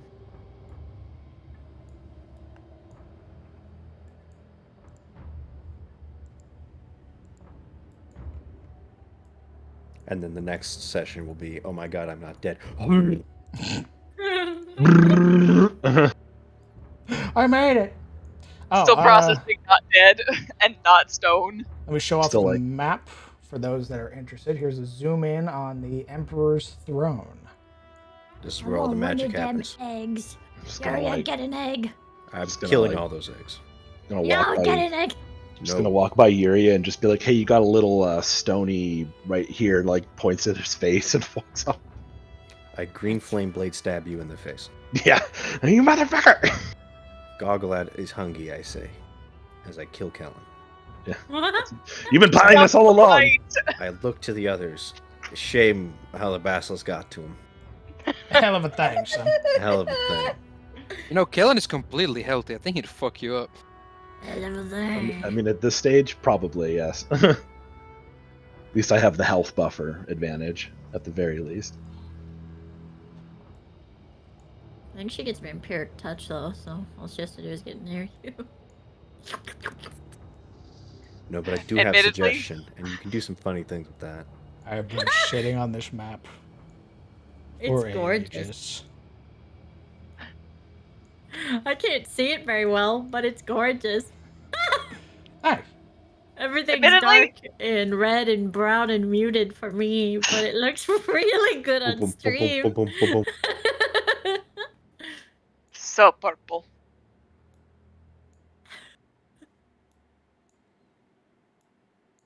Everybody looks like a blur. I wish I could show you. I don't know how I could is the issue. Yeah, because even using Ghost to like select her doesn't show what she's seeing. But I can assure you, it's fucked. I assure you, it will give you a headache. What a good test drive. Do we even... That's very kind of you, Vinipack. Thank you very much. That is an incredible compliment. Thank you. Oh, yay.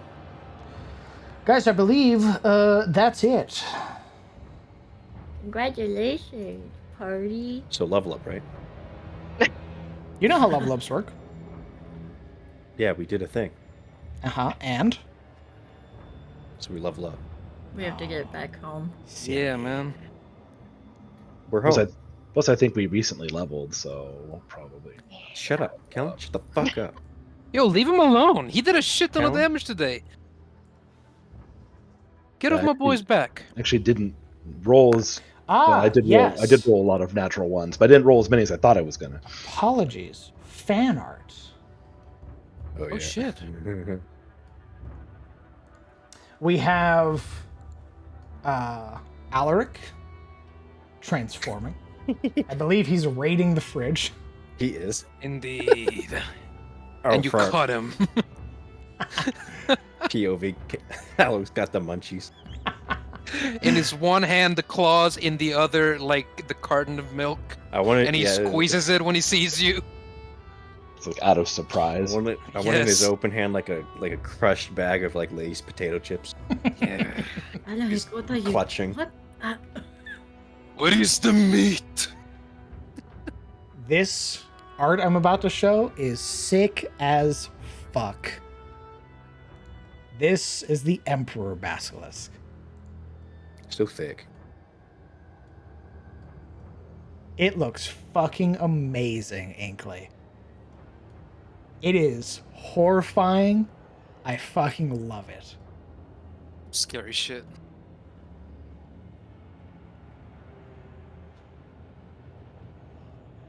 Yeah, I don't like that it started growing hands. Like people hands. Remember phase 1? You're just occasionally mentioning that it eats people's souls like every other sense. I didn't know if people would pick up on that or not. It was after the third time. I'm like, all right, buddy. I'm like, okay, I'm just gonna put this to the back of my mind. Paleo. Hey, if given the opportunity, I will eat your soul. I mean, at least he said, "Hey, I'll Across the make board. you." At least he was like, "I'll make you a trophy," right? Like, there's that comfort, right? The basilisk talks about eating people's souls like people brag about doing CrossFit, okay? Or being vegan. It's like, how do you know that he does CrossFit or is vegan? Don't worry, he'll tell you. How do you know he eats souls? He'll tell you that too. Do you expect to like persuade it to chill out and become our I don't friend, know by the what way? was gonna happen. I was hoping to basically. I wasn't really sure going into it what was going to happen, but the moment it started talking about how it mostly just wanted to conquer things and eat people and eat all the harp, like the moment it said, "I want to eat all the nightmaids," I was like, "Well, we're not allying ourselves with this." But I was super interested because the idea in the back of my mind was like, oh, maybe they'll try and parlay, maybe they'll try and talk. I doubt it, but there was like this. We'll see what happens. Itching. I'm like, maybe the DM has set this because it would feel very DM like we've been like stressing about killing this thing for God knows how long, and then it ends up being like on our side. It would be very ironic. But maybe with enough talking, maybe that could have happened. That'd have been super interesting. I don't think it would have happened. It would have been like we either choose it or Nerea, and I mean we already know what the party is going to choose, right? The titties. But when it started talking about eating nightmaids, I was like, all right, well, the most we can do maybe is like butter it up so that we can at least get into position before we attack it. That was about the extent of what I expected to do. At least get people ready. I loved Alaric talking shit, and then everybody in the background being like, "Hey, avert your eyes, get your oils." Yeah. We've been through this rodeo enough that we know. He wanted to conquer land in Tyros. He's a nobleman. He lost him right there. That should have gotten your interest. Like, oh, well, then this is like an official diplomatic like envoy, right? We gotta like be like, okay, well, we're going to war now. This is an official assassination attempt. What? Instead, we kind of showed up at his home, and he was like, well, I'll let you in. And then we sat in his couch, and then pissed on his carpet and said, fuck you, and gave him the middle finger. It's like that scene at a training day where the the guy lets them into the house, and then he just gets fucking obliterated. Yeah. True. That's it for me, guys. Thank you guys so much for playing. We will pick this up on the 5th of May, where you guys reach episode 63 and have to figure out what the hell you guys are going to do with the body, with the loot, with all of it. I already know what I'm going to do with the body, and Reynolds going to hate me.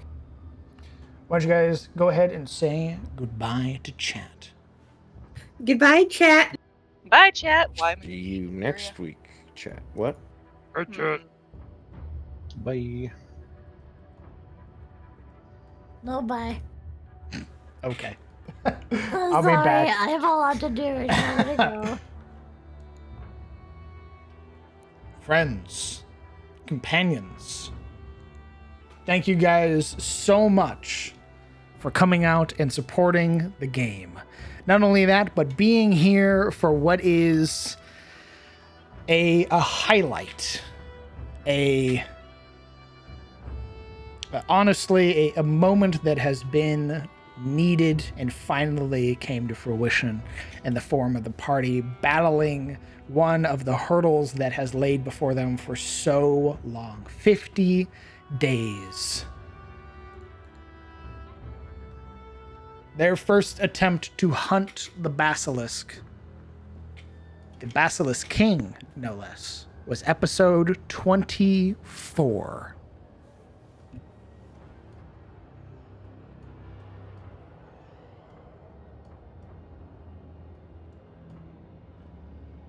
The prologue is finished. Now we go to the actual story. That's right. Now we see what lays before the party, now that a portion of the Deepwood has been freed. As always, thank you guys so much. All of the bits, all of the subscriptions, incredibly kind of you. Thank you very much. Let's see. To all the new followers who joined for this stream, hello. Welcome. I'm the Crown DM. I'm a 5th edition Dungeon Master who runs games in his own homebrew setting, the world of Adis. What you just saw was episode 63 of Cometh, or 62 of Cometh the Fall, Sins of the Father. Cometh the Fall takes place in the western continent of Tyros. It is the realm of kings. It is inspired very heavily by Arthurian legend, as well as a number of other mythos, and focuses on the fantastical and the heroics. And what you just saw was our party overcoming an obstacle that has blocked their forward advance for a very long time. And now that threat is destroyed, and they will be rewarded for it. There will sadly be no Tales of Sunfall game this Sunday, as a number of our players are currently going to be in transit, as well as some of the players going out of town to visit family. So instead of the game, there probably won't be a stream on Sunday. Just because I'll probably be hanging out with all of my friends who will be visiting us this weekend. So almost everybody, save for Ashilde, who is burdened by parental responsibility, will be here, and we're going to be celebrating Sizzle's birthday, and Razi's birthday, who is another player of mine. What else? I'm gonna be honest, probably not going to stream a lot this week. I apologize. No, there probably won't be a Map Making Monday or a TPK Tuesday or anything this week. So I am sorry. But I'm going to take that time to hang out with the homies. If nothing else, I will be active in the Discord, keeping you guys updated with all of the changes and everything like that I make to the races.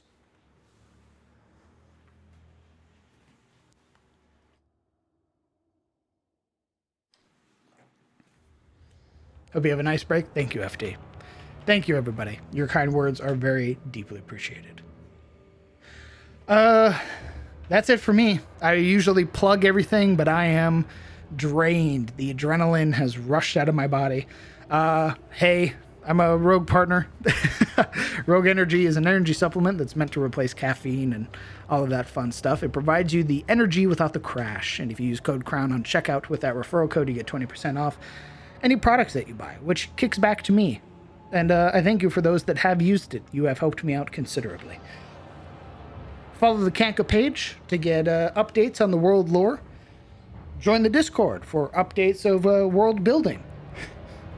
Follow the Twitter for when I retweet cool artists and notifications of when I go live.